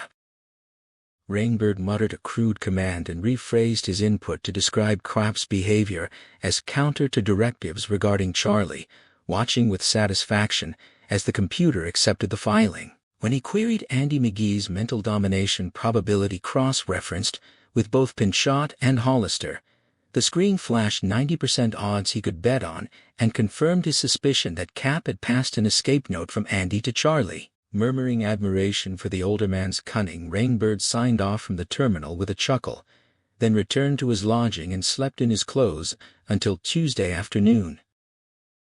He called Cap to report a bad cold and avoid contact with Charlie, only to be ordered on a top-secret courier mission to San Diego, departing Andrews Air Force Base at 700 hours the next morning. Rainbird recognized this immediately, as Andy's work McGee knew about him, had warned Charlie in the note, and was now using a compromised Cap to remove him from the board before Wednesday's planned escape. Sensing that pressing Cap further might trigger a catastrophic breakdown akin to Pinchot's suicide, Rainbird agreed to the flight while internally resolving never to board it, enduring Cap's forced banter about golf and snakes as further proof of the psychic avalanche consuming the captain's mind. After hanging up, Rainbird pulled on his desert boots and accessed the computer using Cap's own code, which he had secretly obtained, causing the system to accept him as the captain without question. He filed a cancellation of his San Diego orders under top-secret protocols and directed notification to Major Puckeridge and aide Richard Folsom via midnight telex, ensuring the plane would depart without him, and no one, including Cap, would know until it was too late. Signing off his Cap, he pushed back from the keyboard and considered stopping the escape outright, but decided against it. Computer probabilities alone wouldn't suffice, and letting the plan unfold promised greater amusement and more definitive results. He found the situation darkly funny. Andy had either regained his power or hidden it all along, likely ditched his medication, and was now manipulating Cap toward controlling the very organization that imprisoned them. Rainbird guessed they would reach Andrews but divert to Washington or Chicago for a press conference that would destroy the shop within months, an outcome he viewed with indifference, feeling no loyalty to an institution that had cast him rootless from his desert origins and left him neither savior nor harmless drifter. His only allegiance was to Charlie, with whom he shared an appointment forged during the blackout. He intended to meet her gaze and perhaps step into her flames, viewing death at her hands not as destruction but as contrition and possible absolution. Once reunited with her father, she would become a weapon beyond imagination, and he would watch, letting events unfold because knowing the end would spoil the terrible beauty of the dance. That night, he traveled to Washington, paid a late-working lawyer $300 in small bills, and tidied his few affairs in preparation for what awaited him the following day. Charlie rose at 6 on Wednesday morning, showered, and endured a final minute of cold spray before dressing with meticulous care in cotton underpants, silk slip, dark blue knee socks, denim jumper, and scuffed loafers. Though she had gone to bed trembling with fear and nervous excitement, sleep had come, bringing not dreams of necromancer but vivid visions of her mother's laughing eyes and warm mouth clearer than they had been in years, as if seen only yesterday. Now, calm and composed, she pressed the call button beside the kitchenette door and asked Mike, whose voice she knew only through the speaker grill, to arrange an afternoon visit to the stables to see Necromancer. He agreed to leave a note for Dr. Hochstetter, and Charlie paused, realizing she would likely never speak to him again, then wished him a good day with sudden tenderness that surprised and pleased him. She turned on a Popeye cartoon to fill the agonizing wait until 1 o'clock, watching turbine-like muscles flex on screen, while silently vowing that no refusal from Hochstetter would stop her. She was going to those stables one way or another.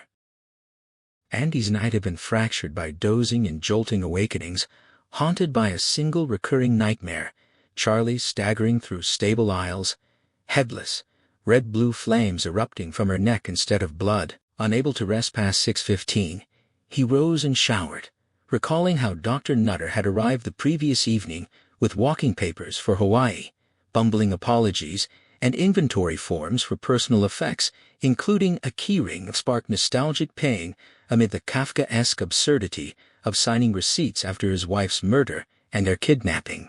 The schedule initialed by Cap confirmed a 12:30 departure pickup at his quarters, escort from parking area C to Andrews, and a 1500 flight with refueling at Durban near Chicago.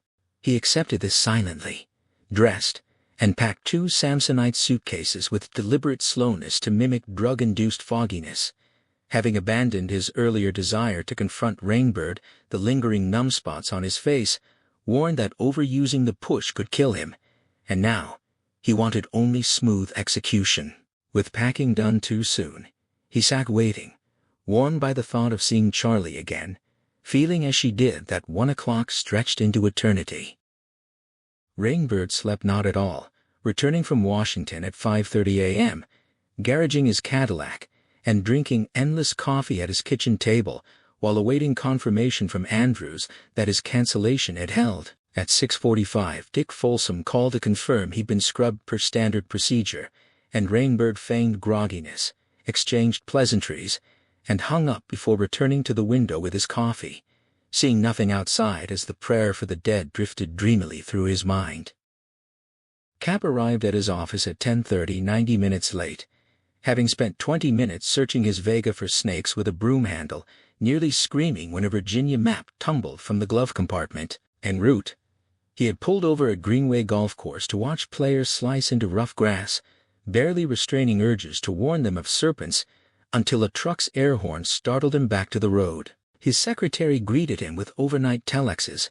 He accepted without review, and when she asked if he felt all right, noting his pallor, he momentarily reclaimed his old composure, squaring his shoulders and mentioning Hawaii with forced normalcy before dismissing her messages and asking about the McGees. She reported only that Charlie had requested an afternoon stable visit to see a horse, and Cap listened, with eyes still shuddered against whatever horrors lurked beneath the surface of his unraveling mind.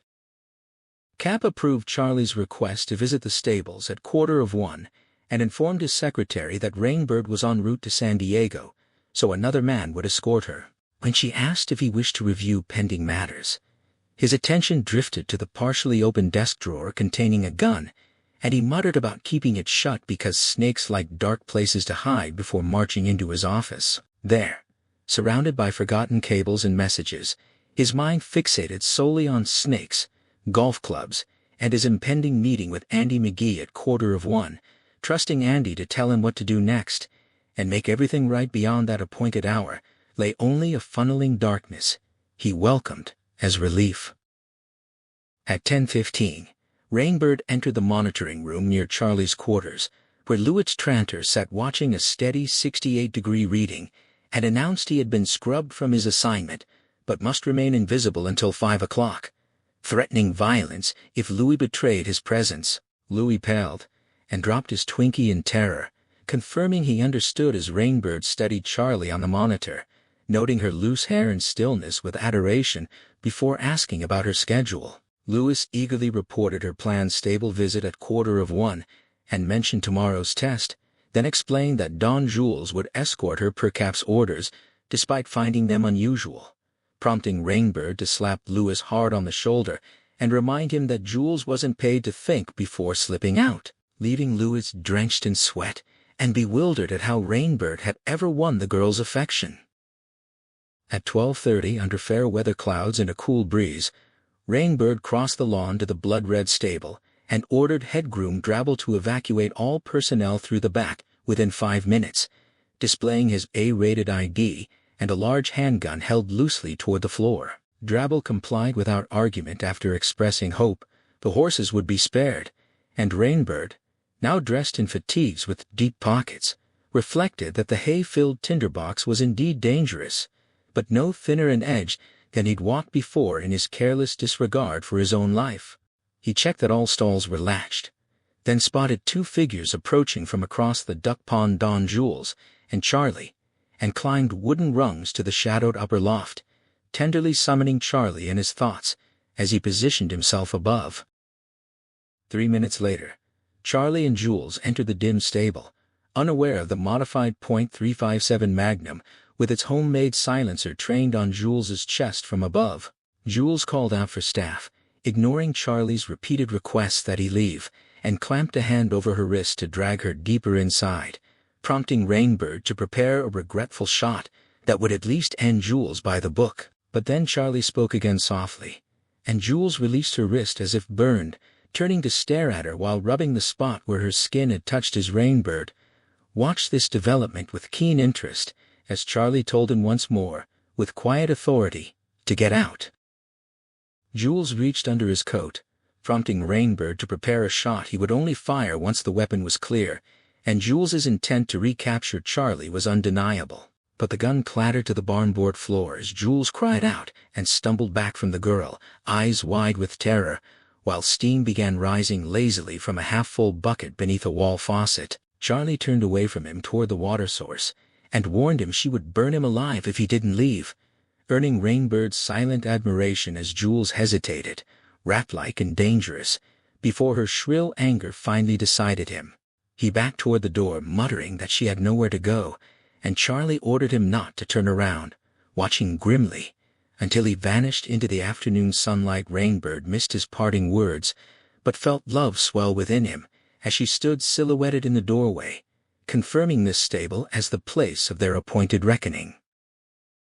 He called her name softly from the loft, and though she stiffened without turning, he sensed recognition and fury flood through her as her shoulders rose slowly. When he confirmed it had been him all along, she spun to scan the shadowed bales but couldn't locate him, rasping accusations about Granther's farm and touching her throat where his dart had struck, while below them horses whinnied in sharp fear and kicked at latched doors. Her scream for his location triggered a sudden temperature rise, and Necromancer's cry sounded like a woman shrieking just as the door buzzer announced Cap Hollister's arrival at Andy's apartment, a man transformed from tough authority to distracted shamble, his hair white and fine, mouth twitching, eyes puzzled and childlike, except for occasional cringing glances, the psychic echo now ricocheting through his brain with deadly velocity.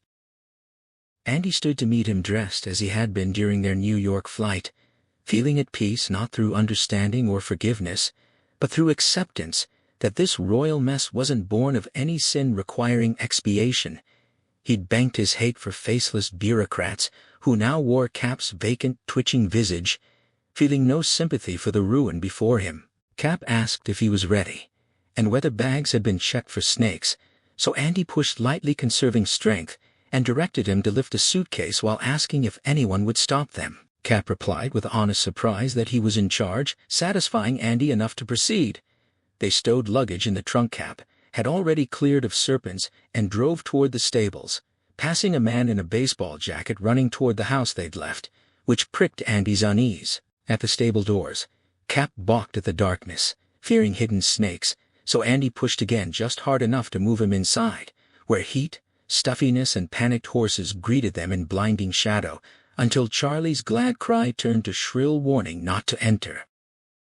Rainbird's voice floated down from everywhere, calm against her gusting rage at yet another ambush blocking escape, and she felt the power surge closer to the surface than ever before, recalling how she'd heated Jules's gun until he dropped it. She threatened to ignite everything, trembling as he reminded her the horses would burn too, and their terrified whinnying conjured memories of exploding chickens and trench fire across the mander's yard. The half-full bucket erupted into furious boil. The chrome faucet twisted off and rocketed across the stable, and gushing water instantly became steam filling the corridor as a green hose fused on its peg. She fought to pull the energy back down, managing control that would have been impossible a year ago, though the force was vastly greater now.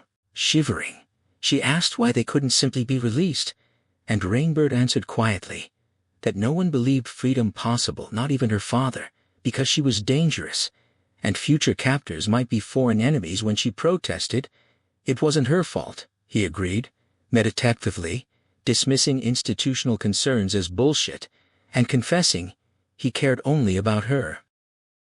Charlie screamed that he was a liar, who had pretended to be something he wasn't, but stopped as Rainbird climbed over bales and sat on the loft edge with his pistol in his lap, his ruined face hovering above her like a broken moon. He claimed he had only mixed up the truth to keep her alive, and though she whispered insults, tears stung her eyes because she desperately wanted to believe he had genuinely liked her. He insisted neither she nor her father were ever meant to be released, citing Mander's murder and her mother's torture as proof of the shop's brutality, and when she begged him to stop, he refused, declaring he'd made her important not out of duty, but because men like Cap and Hochstetter were assholes. She stared hypnotized at his unpatched face, at the twisted hollow where his eye had been, as he touched his scars almost lovingly, and confessed. There had been no Hanoi rat hole or Kong, only his own men maiming him because they too were assholes, though she didn't understand and knew she could incinerate him where he sat. She sensed he was telling a partial truth, concealing something darker, yet when he invited her up to talk, her feet moved toward the ladder, as if drawn by telepathy. He wasn't offering conversation, but an ending to doubt, misery, and the temptation toward ever larger fires, a twisted friendship that part of her craved. Her hands grasped the rungs just as Andy burst in calling her name, shattering the spell and flooding her with love so powerful. It swept away Rainbird's influence like mist. She understood instantly that whatever John meant to her, he meant only death for her father. She cried out a warning as Rainbird's irritation flickered across his face and his gun leveled at Andy's silhouette, stating it was too late, while Cap stood behind her father with slumped shoulders and nervous shifting eyes. Rainbird ordered Andy inside and to stop, then warned in a light, almost humorous tone that any use of their abilities would result in Charlie being shot before she could burn him, leaving outcomes uncertain. Charlie ran to press her face against her father's corduroy jacket, whispering hoarsely as he stroked her hair and asked Rainbird what came next, sensing the man didn't intend to wait for reinforcements despite having time. Ignoring Andy, Rainbird called Charlie's name softly, until she reluctantly turned to look up at him, and he urged her to climb so they could finish their business and end everything. Andy objected pleasantly that they were leaving, but Rainbird threatened to put a bullet in his head immediately if she didn't comply, betting he could pull the trigger before her fire reached him. Charlie moaned like a wounded animal, as Rainbird promised in a low, rational voice that Andy would be sent safely to Hawaii if she chose that over a bullet, asking her to decide between Golden Sands or her father's death. Never breaking eye contact with Rainbird, she took trembling steps away from Andy despite his sharp protest, drawn by the promise of gentleness and cleanliness, of trust and release for both of them. She reached the ladder again, paused with hands on the rung above her head, and asked if he promised her father would be all right. Rainbird said yes, but Andy felt the full force of the lie, and realized with dumb amazement he would have to push his own daughter, not Rainbird, gathering himself to do so just as she stood on the first rung. At that moment Cap, forgotten by all, began to scream. Don Jules returned wild-eyed to the building. Cap and Andy had left minutes earlier, prompting Richard to grasp his desk gun before Jules yelled for the alarm, overriding protocol with frantic insistence that Charlie was escaping. Richard fumbled with combination dials as Jules set the second, triggering a low burr that echoed across the compound, sending groundskeepers running for rifles, locking computer terminals, arming agents, raising fence voltage to lethal levels, and sending Dobermans into hysterical barking as gates sealed automatically. even shearing off a bakery truck's bumper.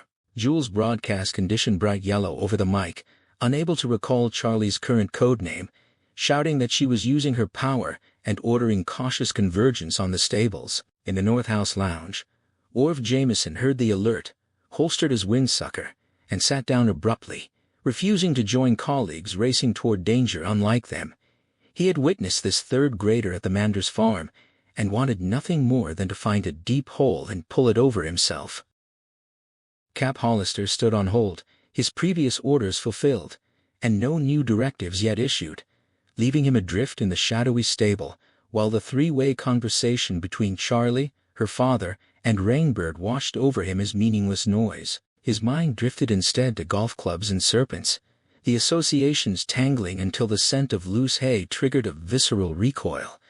The smell was too close to the rough on a Nebraska golf course, to the sweet summer grass where his older brother Leon had been bitten when Cap was only 3.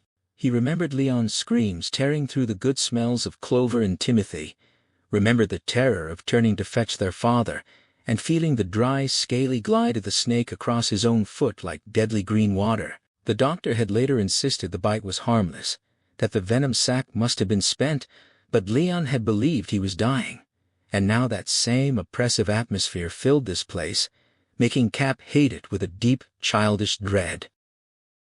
His gaze drifted vacantly around the dim stable, before locking onto a partially fused green plastic hose hanging in coils near a burst water pipe, still veiled by drifting steam. Terror erupted in him with the violence of an old blowdown catching fire, stealing his breath and freezing his muscles until he could neither move nor warn anyone. Then the paralysis broke. He sucked in a convulsive gasp and unleashed an ear-splitting scream about a snake, the word stretching into a raw howl. Flight was impossible for him, even in this diminished state. So he lurched forward like a rusty automaton and seized a rake from the wall, driven by a singular desperate need to crush the serpent and save Lenny. He rushed at the green hose, brandishing the rake in a frenzy of misplaced salvation. Outside, agents with handguns and gardeners with rifles were tightening their circle around the L-shaped stable when Cap's screaming began, followed immediately by a heavy thud, a muffled cry, and the muted report of a silenced revolver. The perimeter paused, then resumed its inward advance. Inside, Cap's outburst fractured Rainbird's focus for only a heartbeat, but that instant proved fatal. His gun jerked instinctively toward Cap with the swift alertness of a hunting tiger, betraying the razor-thin edge he had walked for so long. Andy seized the opening with equal instinct, pushing against Rainbird's mind harder than he ever had while shouting a command to jump. Agony ripped through Andy's skull like shrapnel, and he felt something give way irrevocably, as a thick, sludgy realization of blowout settled over him. He staggered back, the entire left side of his body gone numb, his leg refusing to bear weight as the damage finalized itself. Rainbird thrust himself away from the loft's edge with a hard shove, his face twisted in comical surprise as he crashed badly to the floor and broke his leg. Pain and bewilderment escaped him in an involuntary cry, yet he never released his grip on the weapon. Meanwhile, Cap reached the green hose and beat it wildly with the rake, his mouth working soundlessly as only a fine spray of spit emerged. Rainbird looked up, jerking his head to clear hair from his vision, his single eye glimmering above a bitter mouth as he raised the gun toward Andy. Charlie screamed her refusal, but Rainbird fired anyway, smoke belching from the silencer as the bullet tore fresh splinters beside Andy's lolling head. He braced himself on the floor and fired again. Andy's head snapped viciously to the right, blood flooding from the left side of his neck as Charlie shrieked again and pressed her hands to her face, crying out for her father. Rainbird's hand slid out from under him, long splinters whispering into his palm as he murmured Charlie's name and urged her to look at him. Outside, the men ringed the stable in uncertainty until Jules suggested they rub the girl out, prompting Charlie to scream her denial from within as if she had heard the plan, followed by renewed cries for her father. A louder report then flashed through the open doors, rolling out a wave of heat that sent the foremost men reeling backward. Smoke and the red glimmer of fire followed, and somewhere inside that infant hell, horses began to scream. Charlie ran toward her father in a horrified whirl, turning only when Rainbird spoke. He lay sprawled on his belly, steadying the gun with both hands and smiling incredibly as he croaked his love for her before firing. Power leaped from Charlie in a crazed, uncontrolled surge, vaporizing the lead bullet mid-flight before it could reach her brain. For a moment it appeared that only a high wind rippled Rainbird's clothes and caps behind him, but the distortion was flesh itself running like tallow, hurled from bones that were already charring and flaming. A soundless flash blinded her, leaving her able to hear only the maddened horses and smell the smoke as her mind groped through the dazzle. She recognized this as her dream altered and realized. And suddenly she was momentarily back in the Albany airport as a smaller, more innocent child, shoving silver coins from phone booth returns. Now she shoved blindly with her mind, seeking what she needed to do, as a ripple ran along the stall doors, and melted latches fell smoking to the board floor. The stable's rear wall blew outward in a tangle of smoking timbers as the psychic force passed Cap and Rainbird and bellowed onward like grapeshot, whistling 60 yards in a widening fan that decapitated one agent, bisected another with a spinning beam, and clipped a third's ear without his immediate awareness. The skirmish line dissolved into crawling retreat, leaving only George Sadaka momentarily standing amid the carnage, miraculously untouched, as lethal debris flew around him, and a glowing bailing hook buried itself inches from his feet. Through the blackened 25-foot hole where the compost heap had absorbed the blast's bulk, Sadaka saw flames racing up into the hay-filled lofts like a porthole into Sheol. Deciding this exceeded the weight of robbing unarmed mailmen, he reholstered his pistol and fled. Charlie remained groping through blurred, ghostly air thick with choking smoke and red flashes, screaming for her father as latchless stall doors swung open and horses backed out. She fell to her knees, feeling blindly as fleeing shapes flashed past, and a flaming rafter ignited loose hay overhead, while a drum of tractor gas roared in the short wing of the L hooves, passed scant inches from her head before a glancing blow knocked her backward, and her hand found a shoe as she whimpered her father's name, certain he was dead, and that the world had become nothing but flame. Her sight returned dimly through pulsing waves of heat as she traced her way up his leg to a spreading, sticky dampness on his shirt, pausing in horror until a low, husky croak answered her, and his hand weakly tugged her face closer. She moved to his side, his face swimming into view with the left side pulled down in a grimace and the left eye badly bloodshot, reminding her of a morning in Hastings Glen. She groaned about the mess and began to cry, but he cut her off roughly, insisting there was no time and telling her to shut up as he warned that they would now want to kill her with gloves off. He pronounced the phrase with a cruel twist of his mouth and begged her not to let them cover this up as just a fire, panting as he lay back while distant gunfire and hoarse screams filtered through the hungry crackle of flames. She pleaded for him to rest, but he forced himself part way up on his right arm, blood trickling from both corners of his mouth, as he told her to get away and to kill anyone in her path, because it was a war. His voice failing, he made her promise to do it for him, and she nodded, as another rafter collapsed overhead in a Catherine wheel of sparks, baking them with furnace heat, while biting insects of light winked out on her skin. He coughed up thick blood, and forced out his final command to burn it all down so they could never do this again, and she whispered his name in response. Andy urged Charlie to go before the stable collapsed entirely, but she confessed in a shaking, helpless voice that she could not leave him. He smiled, and drew her closer as if to whisper, yet instead pressed a kiss to her, and breathed his love for her, before dying. Outside, Don Jules had assumed command by default, and held his position as long as possible, expecting the girl to flee into their field of fire. When she did not emerge and his men caught sight of the devastation behind the stable, he realized he could wait no longer if he hoped to maintain control. He advanced with his team, though their faces had tightened into grim masks far removed from the casual confidence of a turkey shoot. Shadows moved rapidly inside the double doors, prompting guns to rise and 2 men to fire prematurely. But what emerged was not the girl, it was a torrent of horses, foam-flecked and wide-eyed with madness. Jules's men opened fire on hair-trigger reflexes, and even those who recognized the targets as animals seemed unable to stop once the shooting began. It became a slaughter. Horses pitched forward to their knees, amid miserable whinnies as blood slicked the bright October grass. Jules bellowed orders to cease firing, but he might as well have commanded the tide. His men, terrified by an unseen enemy and hyped by alarms and exploding gas, finally had moving targets and unleashed their panic in a hail of bullets. 2 horses lay dead. Another heaved its sides across the crushed stone driveway, and 3 more veered wildly toward a cluster of men who gave way while still shooting until one tripped and was trampled beneath screaming hooves.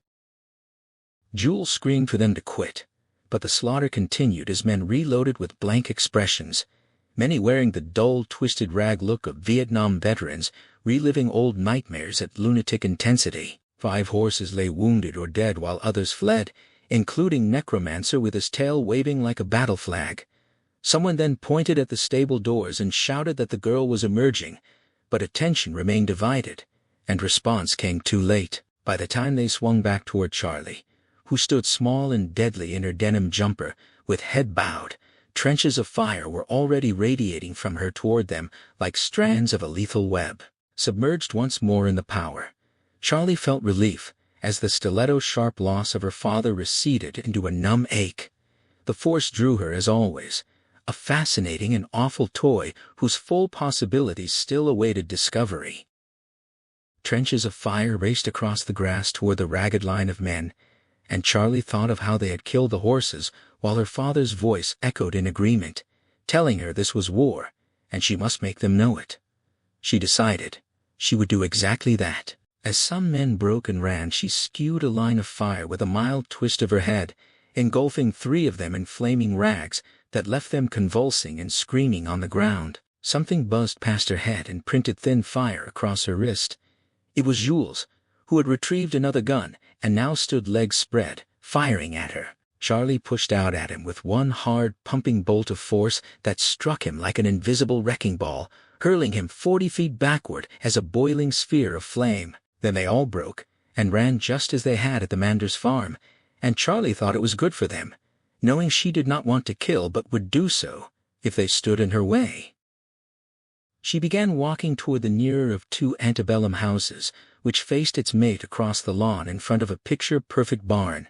Windows shattered like gunshots as the ivy trellis burst into arterial fire, paint bubbling and flaming while fire climbed the roof like grasping hands. A door burst open to release the panicked bray of a fire alarm and a flood of secretaries and technicians who milled like frightened sheep, veering away from leaping dogs and arcs of electricity. Charlie turned the power away from them and onto the fence itself, making chain-link diamonds droop and weep molten tears as segments shorted out with blinding purple sparks and exploding porcelain conductors. Dogs went mad, racing between fences with spiked coats until one caromed into the high-voltage wire and shot straight up before landing as a smoking heap, instantly attacked by 2 hysterical mates. From the red barnboard motor pool building, wide doors burst open, and an armored government limousine raced out with a man firing a submachine gun through the open sunroof. Firm turf spun away in ragged divots ahead of Charlie as she turned toward the car and released the growing power, now a live yet ponderous force feeding itself in exponential spirals. The shooter's head and torso incinerated before the gas tank exploded and sent the tailpipe skyward like a javelin. The windshield blew in, and self-sealing tires ran like tallow as the melting vehicle plowed uncontrollably through its own ring of fire, rolling twice before a second explosion shook it. Secretaries fled the other house like ants, and though part of Charlie wanted to sweep them with fire, she exerted waning volition to turn the power onto the house where they had been held and where John had betrayed her. She sent all the force outward, and after a faint shimmer like heat above banked coals, the entire house exploded. The chimney rose intact like a brick rocket ship, while the 25-room structure disintegrated beneath it like cardboard in a blowtorch, sending stone and board flying on hot dragon breath. A melted IBM typewriter whirled skyward and cratered between the fences, and a swivel chair vanished with crossbow speed. Heat baked across the lawn as Charlie searched for something else to destroy, smoke rising from both homes, the stable, and the ruined limousine. The power still spun desperately, needing release lest it collapse back upon its source, and Charlie had no idea what unimaginable catastrophe might follow. Turning toward the fence and exit road, she saw people throwing themselves against the barrier in blind panic, climbing over shorted sections while dogs mauled a screaming woman in a yellow gaucho skirt. Her father's voice cried clearly in her mind that it was enough, and she must stop while she still could, but she wondered if she even could. Turning from the fence, Charlie searched desperately for what she needed while fending off the power, which began scrawling directionless spirals across the grass, until she found the duck pond. OJ was getting out regardless of dogs, having fled the house when others converged on the stable, and watched the Holocaust from behind an elm trunk. After Charlie shorted the fence and moved on to destroy the house, he ran for the dead section with the windsucker in hand, climbed over, and dropped into the dog run. 2 dogs charged and he shot them both, grasping his right wrist with his left for stability, deciding they were done eating unless served in doggy heaven. A third tore his pants and buttock from behind, knocking him down, but he grappled one-handed and clubbed it before thrusting the muzzle between its jaws and pulling the trigger with a muffled report. OJ cried out about cranberry sauce and laughed hysterically as he rose shakily, finding the outer gate's keeper charge also shorted. He threw his weight against it, but it remained locked, and sanity returned as he realized too many witnesses now surrounded him to simply cut and run. He shouted for them to climb over, but his voice was lost in confusion as they only crowded the fence with dumb, panicked faces. Grabbing a huddled woman, he roared at her to climb and goosed her into motion, prompting others to follow. As the inner fence still spat, sparks and a commissary cook jittered against live voltage with blackening cheeks. A Doberman tore a chunk from a lab technician's leg before an agent's missed shot shattered the young man's elbow, leaving him rolling and screaming for the Virgin Mary until OJ shot the dog to save his throat. Groaning internally at the fuck-up, OJ watched a dozen people claw up the gate like lunatics in boot camp, including the woman who tottered at the top and fell 9 feet to break her arm with a strangled cry. Craning back to see if the kid was coming, he knew witnesses could fend for themselves if she was, but then an analyst yelled in disbelief as a hissing sound drowned him out. OJ thought of his grandmother frying eggs, amplified 1,000,000 times as the 50-foot duck pond boiled into rising white steam, obscuring Charlie 20 yards away. White fog drifted across the lawn under rainbow arcs as escapees hung like flies watching over their shoulders, and OJ suddenly feared there might not be enough water to extinguish whatever she had become. Deciding he wanted no part of finding out, he jammed the windsucker into its holster and scaled the gate at nearly a run, vaulting neatly to land in a flexed crouch beside the screaming woman. He advised her to save her breath and get out, then promptly took his own advice and fled. Charlie stood enveloped in a private world of white, channeling her power into the duck pond and grappling to bring the force to an end before its seemingly endless vitality consumed everything. She maintained control now, feeding the energy smoothly, as if through an invisible pipe, yet dread lingered over what might happen if the water boiled away before she could disperse the power. She resolved that no more destruction would occur. She would let the force collapse inward and destroy her, rather than allow it to range free and feed upon itself again. At last she felt its urgency, and cohesion failing, the thick steam smelling of laundries as the giant bubbling hiss faded from her obscured sight. Grief for her dead father sliced through her mind, and the fresh pain seemed to diffuse the power further until the hissing noise finally receded and steam rolled majestically past her beneath a sun that gleamed like tarnished silver. She thought disjointedly that she had changed the sun, then corrected herself that it was merely fog that would blow away. Yet a sudden, deep sureness told her she could change the sun itself in time if she wished. The power was still growing, this apocalypse having only approached its current limit while its true potential remained barely tapped. Charlie fell to her knees on the grass and wept, mourning her father, the people she had killed, and even John, wondering if Rainbird's wishes might have been best, yet feeling a tough, mute, gasping for survival rise within her despite the rain of destruction. Perhaps most of all she mourned herself. She did not know how long she sat with her head cradled in her arms, believing she might even have dozed, But when awareness returned, the sun was brighter and farther west, the steam torn to tatters by a light breeze and blown away. Slowly rising, she saw the pond had come perilously close to vanishing entirely. Only flat puddles sheened like glass gems remained in slick mud, where draggled lily pads lay like corroded jewelry, and coins glinted beside a rusted blade.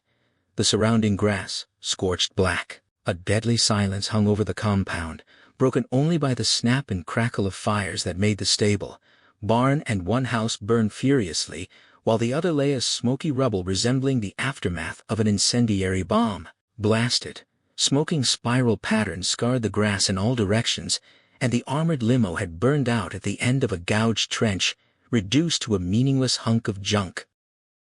The fence presented the worst sight, with nearly half a dozen bodies scattered along its inner perimeter, and more lying in the space between alongside dead dogs. Charlie began walking toward it, as if in a dream, causing two survivors to shy away while others moved with the portentous pace of shock-blasted souls, who had no conception of who she was, or what she had done. An orderly called conversationally that dogs would get her if she climbed, but she took no notice. The remaining animals growled but kept their distance.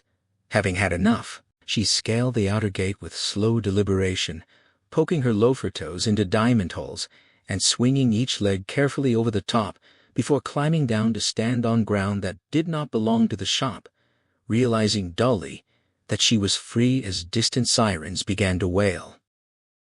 20 paces from the abandoned guardhouse, the woman with the broken arm sat looking like a weary fat child, with blue-tinged lips and white circles of shock under her eyes. Charlie spoke huskily about the injury, but recognition brought terror to the woman's face as she scrabbled away, whimpering that she needed no tests and calling Charlie a witch. Charlie stopped, trembling as she begged forgiveness and explained they had killed her daddy, finding the woman's panic and curled lip worse than anything else. The woman panted that Charlie should have died too and asked why she didn't burn herself up if she was so sorry, then screamed and fell onto her injured arm when Charlie stepped closer. All of Charlie's hurt and grief and anger suddenly found voice as she screamed that none of it was her fault, that they had brought it on themselves, and that she would neither take the blame nor kill herself. The woman cringed away, muttering as sirens drew nearer, and power surged eagerly with Charlie's emotions, but she slammed it back down and banished it, resolving internally that she would not do that either. She crossed the road, leaving the muttering woman behind, and entered a thigh-high field of hay and timothy that lay silver-white and fragrant in the October light. She did not yet know where she was going, but she knew with absolute certainty that they were never going to catch her again. The story arrived in fragments on Wednesday night's late news, but Americans did not receive the complete narrative until they rose the next morning to find the data coordinated into the kind of story with a beginning, middle, and end that they truly meant when they asked for the news. Over coffee cups across the nation, morning shows delivered the agreed-upon account. A terrorist firebomb attack had struck a top-secret scientific think tank in Longmont, Virginia, perpetrated by an unknown group, though 3 separate organizations had already claimed credit. Reports clarify that John Rainbird, an Indian-Vietnam veteran agent, had been a double agent who planted the bombs and either died accidentally or committed suicide at the stable, with one source suggesting he perished from heat and smoke while trying to save horses, a detail that occasioned ironic commentary about terrorists caring more for animals than people. 20 lives were lost and 45 injured, 10 seriously, with survivors sequestered by the government, and the name of the shop barely surfaced in this quite satisfactory account, except for one dangling loose end. 4 weeks after the conflagration and Charlie's escape, the new head of the shop declared she did not care where the girl was or what she could do, insisting that an 8-year-old kid could not stay hidden long and must be found and killed. She spoke from behind a make-do desk to a middle-aged man who resembled a small-town librarian, but was nothing of the sort, and when he tapped neat computer printouts noting Cap's files had burned but his data remained in memory banks. She explained the Lot 6 proposals were tabled indefinitely for political reasons. She described a committee of elderly senators, terrified the girl might reappear, dismissing her companion's dry correction about their physiology as she played with her shaggy dark auburn hair and clarified that "tabled indefinitely" meant until they delivered the girl with a tag on her toe. The man murmured, "They must be Salome with an empty platter," prompting her confused profanity before he conceded they seemed back to square one, though she replied grimly that the girl was now alone without her father and needed finding quickly. When he asked what would happen if she spilled her guts first, the head leaned back in Cap's chair with hands laced behind her neck, allowing him to appreciate how her sweater pulled taut across her breasts in a way Cap never had. She reasoned. The girl would have spoken by now if she intended to, noting it was November 5th with no leaks despite surveillance of all major newspapers, and while he pointed out they couldn't watch every minor outlet, she agreed regrettably, but emphasized the silence meant nothing had been said. He questioned whether anyone would believe such a wild tale from a child, and she countered that lighting a fire at the story's end might dispose them to listen, then smiled as she tapped the printouts to reveal the computer predicted an 80% probability they could deliver her dead body without lifting a finger except to identify it. When he asked if it meant suicide, she nodded with evident pleasure, but his reminder that the computer also indicated Andrew McGee had almost certainly been tipped over caused her smile to falter before he wished her a nice day and strolled out. On that same November day, a man in flannel and green boots chopped wood under a mellow white sky, the mild 50-degree temperature making winter seem distant as his coat hung over a fence post and orange pumpkins drifted against the barn. He split a log with a satisfying thud and bent to gather the pieces when a voice behind him observed he had a new block, but the mark was still there, startling him into stepping back and dropping the axe across the deep, indelible burn scar in the earth. At first he thought he saw a ghost risen from the Dartmouth Crossing graveyard, for the figure in his driveway was pallid, dirty and thin with hollow glistening eyes, a ragged jumper, and infected scrapes skidding up her right arm, and ruined loafers. Then he recognized her as the little girl from a year ago who had called herself Roberta and carried a flamethrower in her head, and he asked if it was Bobby, to which she repeated that it was still right there as if she hadn't heard him, and he realized the glisten in her eyes was weeping. He asked what was wrong and where her father was, but she only repeated her phrase a third time before collapsing forward in a faint that Irv Manders barely caught, cradling her in the dirt of his dooryard as he screamed for his wife. Dr. Hofferitz arrived at dusk and spent 20 minutes in the back bedroom with the girl while Irv and Norma sat in the kitchen pushing supper around their plates. Norma glancing at her husband with questioning fear, dragging around her eyes like tension headache pain. She recalled how Whitney Tarkington had arrived the day after the burning at the hospital where Irv lay bandaged and drained, presenting a card identifying him only as a government adjustments agent, and how she had accused him of wanting them gone while pointing at Irv's wounded arm, noting bitterly that he'd survived World War II with nothing worse than hemorrhoids, only to get shot up at home. Irv had told Tarkington to say what he had to, prompting the man to produce a $35,000 check drawn on an insurance company the Manderses didn't use, and when Norma harshly refused the hush money and reached for the call button, Tarkington quietly advised her to listen before taking action she might regret. She looked at Irv, who nodded, and her hand fell reluctantly away from the button as he placed a briefcase on his knees and withdrew a file tabbed with both Manders and Breedlove, causing Norma's eyes to widen and her stomach to twist at the sight of her maiden name, for no one likes seeing a government folder bearing their own name, or the terrible implication that tabs have been kept and secrets known. Tarkington had spoken for 45 minutes in a low, reasonable tone, occasionally illustrating his points with Xerox copies from the Manders, Breedlove file that Norma scanned with tight lips before passing to Irv in his hospital bed.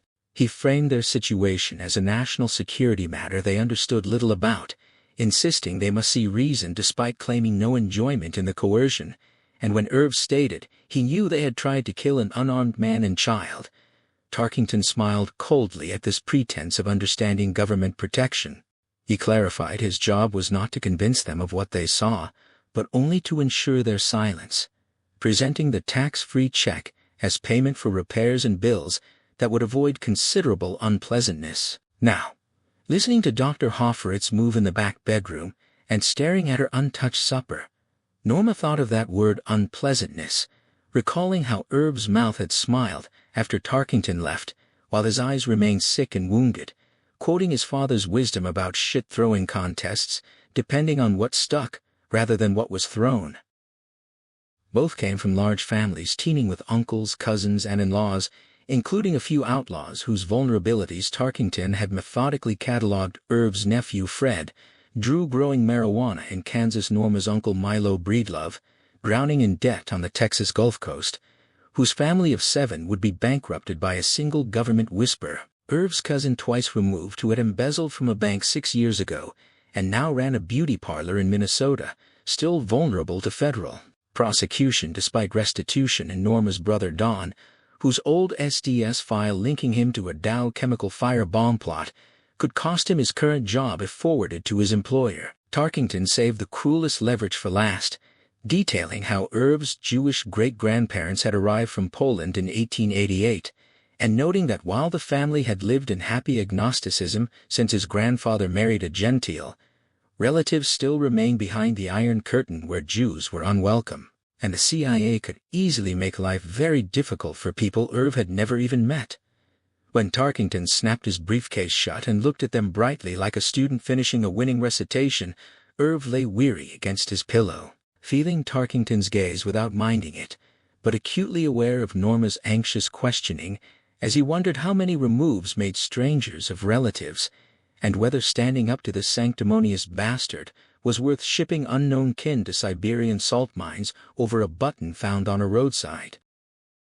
Dr. Hofferitz emerged slowly from the back bedroom, brushing white hair back with a gnarled hand, and announced the girl was awake and stable, though malnourished and dehydrated, with infected cuts on her arm and back she claimed came from crawling under barbed wire to escape an angry pig. He sat at the kitchen table with a sigh, lit a Camel, in defiance of the Surgeon General, declined food, while noting their plates were already full, and recommended observation in Albany for her fever, but settled for leaving penicillin and ointment since clear liquids and rest were what she truly needed. After praising Norma's chicken broth and making his perennial joke about gin being the best clear liquid, he mentioned he ought to notify the police, prompting Irv and Norma to refuse simultaneously with such obvious surprise that he cackled again before asking if the girl was in trouble connected to last year's events. Irv deflected by suggesting only gunshot wounds required reporting, but Hofferitz impatiently cited the spirit of the law alongside its letter, dismissing the name Roberta Macaulay as unbelievable and questioning why anyone would scrape their back on barbed wire en route to relatives during a gas shortage. Norma looked frightened as Irv rocked back and admitted the girl was part of last year's trouble, explaining he'd called Carl because the doctor had seen real trouble both here and in the old country and understood that laws were only as good as those enforcing them. He warned that revealing the girl's presence would bring unearned suffering upon their kin, and the child herself, invoking 25 years of friendship as he asked Hofferitz to decide his course. And when the doctor asked what they intended to do if he stayed silent, Irv and Norma exchanged bewildered looks before he quietly confessed he didn't know. Hofferitz challenged whether they planned to keep her caged like a parrot in a small town where dairy inspectors and tax assessors would inevitably visit, asking if they'd build her a cellar room, and when Norma grew increasingly troubled, and Irv repeated his uncertainty while hinting at the dangerous people pursuing her, the doctor's eyes sharpened, but he said nothing. Irv asked him to keep quiet for now, and Hofferitz ate his last olive, stood while gripping the table, and agreed the girl was stable and the Vacillin would work, but urged Irv to think long and hard because a child wasn't a parrot, adding, as he picked up his bag, that something strange and unnameable clung to her, which Irv confirmed was exactly why she was in trouble before seeing him out into the warm November rain. After the doctor's gentle probing, Charlie fell into a feverish but not unpleasant doze, hearing voices from the other room and trusting they were merely talking rather than hatching plans as cool sheets and the comforting weight of a crazy quilt enveloped her. She drifted through memories of the woman calling her a witch, of walking away, of hitching a ride with hippies who smoked dope and drank wine and called her little sister, roaring approval when she answered north to their question about her destination. Little remained clear after that until yesterday's charging hog and her arrival at the Manders farm, uncertain whether conscious choice or something else had brought her here. And as the doze deepened into sleep, she dreamed she was back in Harrison, starting up in bed with tear-soaked face and screaming terror until her mother rushed in with blinding auburn hair in morning light, stroking her hot forehead with a cool hand and soothing her that it was morning now, and the dream of dead parents was only silly. Irv and Norma Manders found little sleep that night, sitting through prime-time sitcoms, the news, and The Tonight Show while Norma quietly left every 15 minutes to check on Charlie. Around 1:15, Irv asked how she was doing, and Norma reported the girl was sleeping fine before asking if he had thought things through. He replied, they must keep her until she recovered, and only then discuss her father, unable to see further ahead, and when Norma worried about them returning, he questioned why they should since they believed they had successfully silenced and scared the Manderses. Norma admitted softly that she was indeed frightened, but Irv countered just as softly that the insurance money had never felt right, and though she agreed, she shifted restlessly and reminded him that Dr. Hofritz was correct about a child needing people, school, and friends. Irv flatly recalled how she had once called Charlie a monster after witnessing her pyrokinesis, and Norma confessed she had regretted that unkind word ever since, wishing they knew where the nice-seeming father was now. A voice from behind them stated, he was dead, causing Norma to cry out as she turned to find Charlie standing in the doorway, clean but pallid in one of Norma's flannel nightgowns, her forehead shining like a lamp. Charlie told them her daddy was dead and killed by them, leaving her with nowhere to go, and begged for help while apologizing and insisting it wasn't her fault, despite the lady calling her a witch, her voice dissolving into incoherent sobs as tears streamed down her cheeks. Norma invited her to come here, and Charlie ran to her embrace. Dr. Hofritz visited the next day to pronounce her improved, returned 2 days later to declare her much improved, and came over the weekend to confirm she was well, asking Irv if he had decided what to do, to which Irv could only shake his head. Norma attended church alone that Sunday morning, explaining Irv had a touch of the bug, while he stayed home with Charlie, who was still weak, but mobile inside the house wearing clothes Norma had purchased in Albany to avoid local gossip. Irv sat whittling beside the stove until Charlie joined him and asked if he wanted to know what happened after they took his car, and he looked up with a smile, saying he figured she would tell when ready. Her white, tense face remained unsmiling as she asked if he was afraid she would burn him up, and he replied he didn't think so, explaining that while she was no longer a little girl, she was big enough to be trusted with matches or a jackknife like any bright child, and most kids didn't burn houses down because they had no reason to want to. Relief flowed across her face at this, and she promised to tell him everything, speaking continuously until Norma returned an hour later and stood listening in the doorway before slowly removing her coat and setting down her purse as Charlie's young yet old voice droned on, revealing stakes that both adults understood were enormous by the time she finished.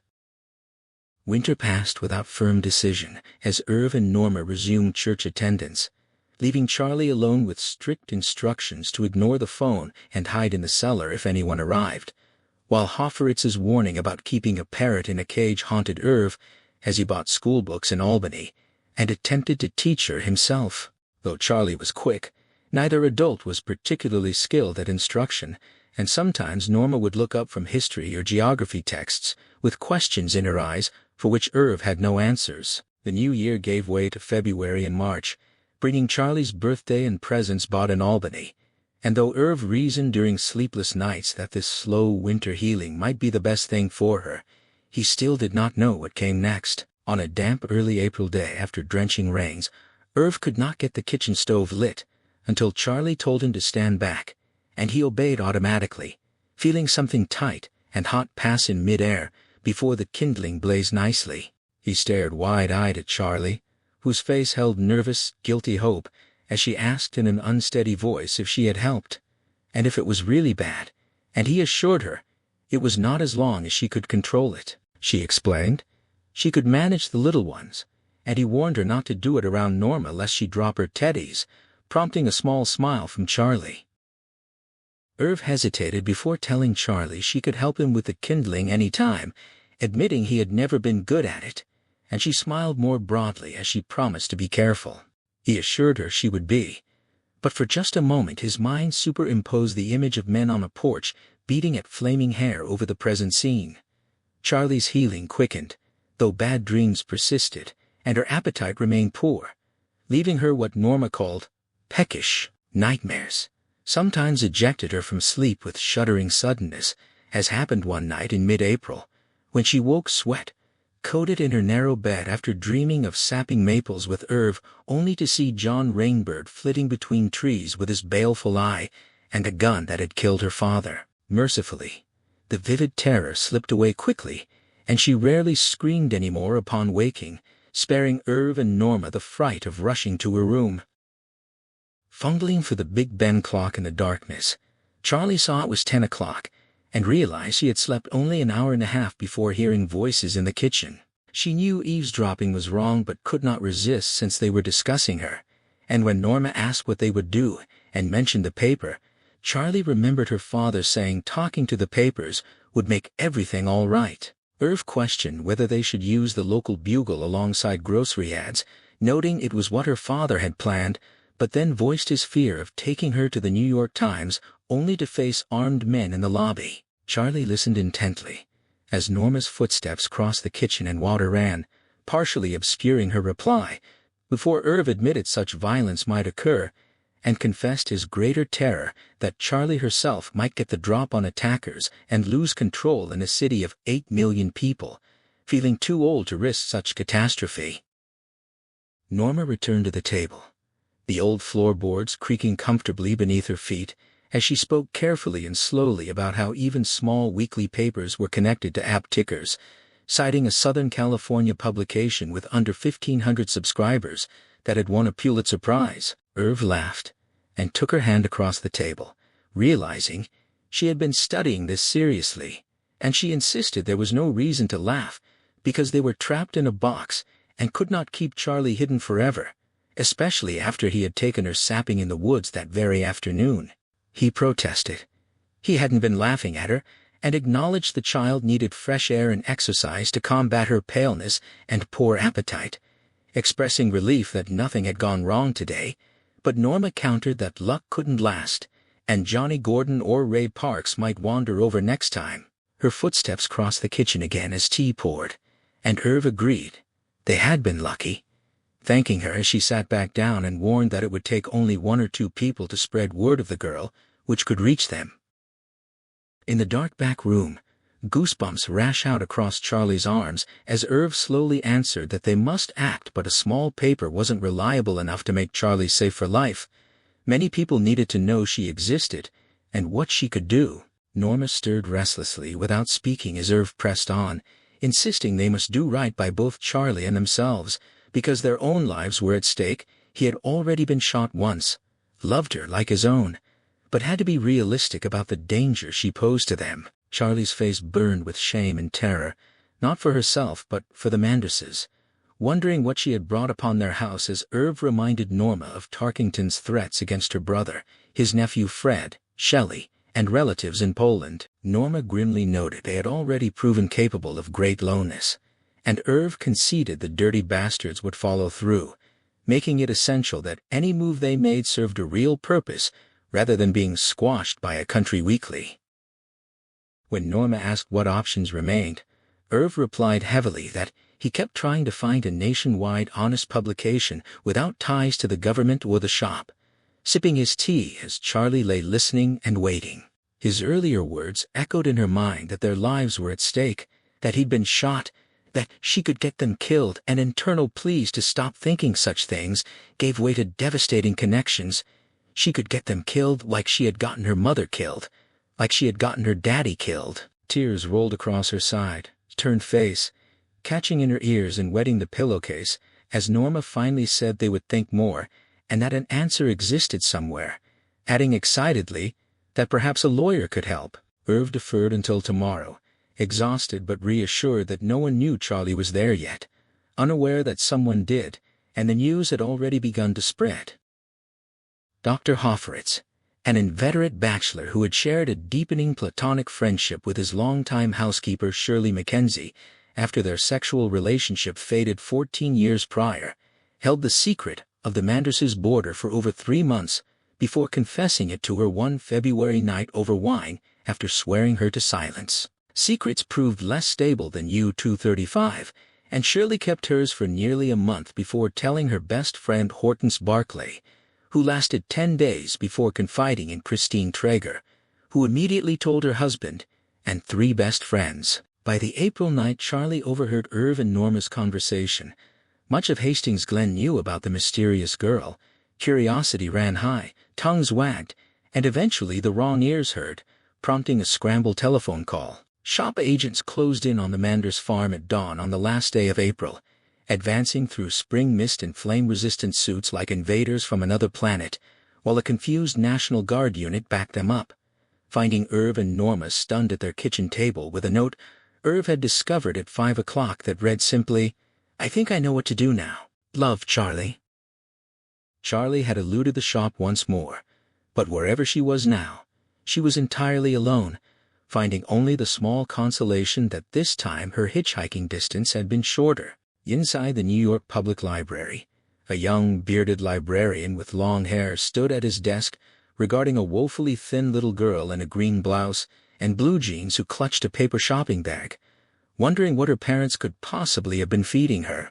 He listened carefully and respectfully as she explained that her daddy had taught her libraries held answers to the hardest questions, her words echoing dimly in the great lobby while stone lions kept watch outside. When she finished, he ticked off her requirements on his fingers, honest, nationwide and without government ties, and she nodded confirmation to each point before explaining, after a pause, that she had to tell them something.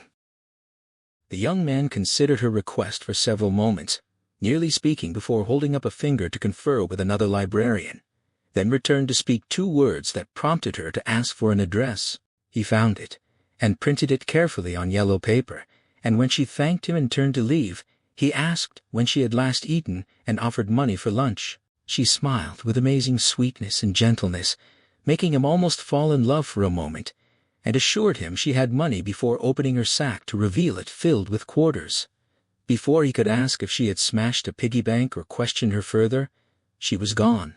Charlie rode the elevator to the 16th floor, drawing curious glances from fellow passengers who saw only a small girl with a crumpled bag and a sun-kissed orange, but they were New Yorkers, whose essential character was to mind their own business.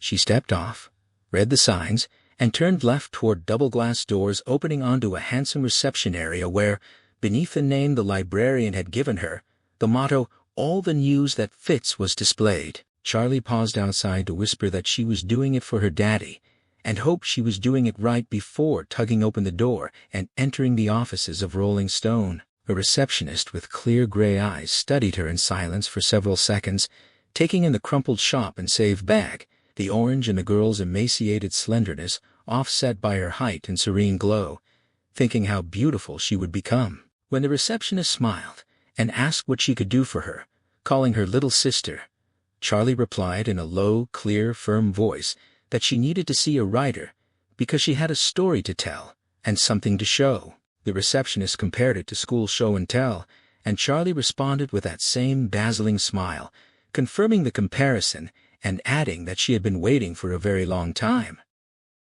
The end. Thank you for staying with Firestarter until the very end, and for giving this story your time, patience, and imagination. Stephen King published Firestarter in 1980, during a period when fears of government experimentation, secret programs, and the misuse of science were deeply embedded in American culture. Those anxieties became the foundation for the shop, an organization willing to experiment on people in the hope of creating extraordinary abilities. But beneath the supernatural story is something much more human. Firestarter is about power, fear, family, and control.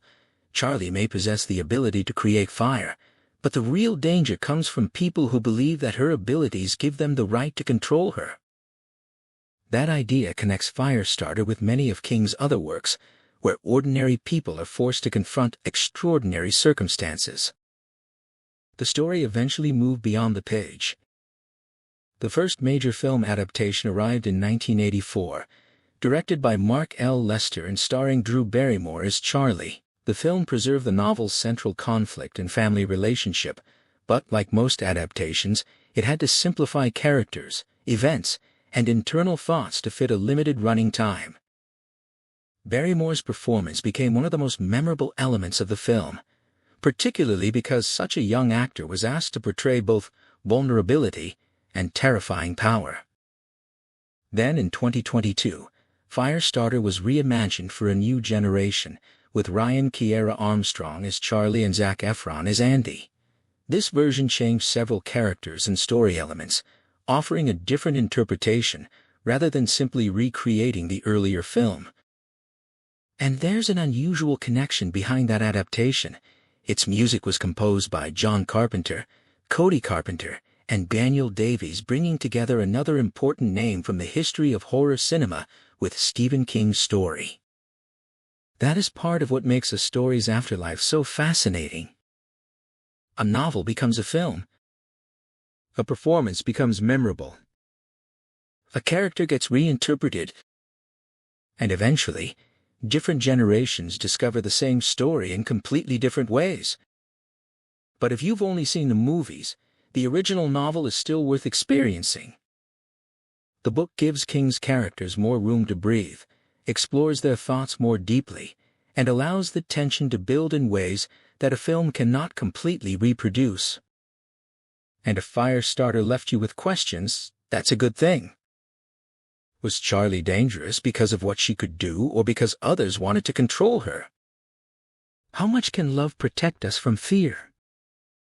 And when does the desire to understand power become the desire to possess it? Those are questions that remain long after the fire goes out. If you enjoyed this journey, consider leaving a comment and sharing your thoughts, whether you loved the story, disagreed with it, or simply saw something in it that others might have missed. And if you'd like more stories like this, a like or subscription helps support the channel. Most importantly, thank you for listening. Stories like Firestarter remind us that the final page isn't always the end. Sometimes, it's where the conversation begins. Until the next story, keep reading, keep wondering, and keep the imagination burning.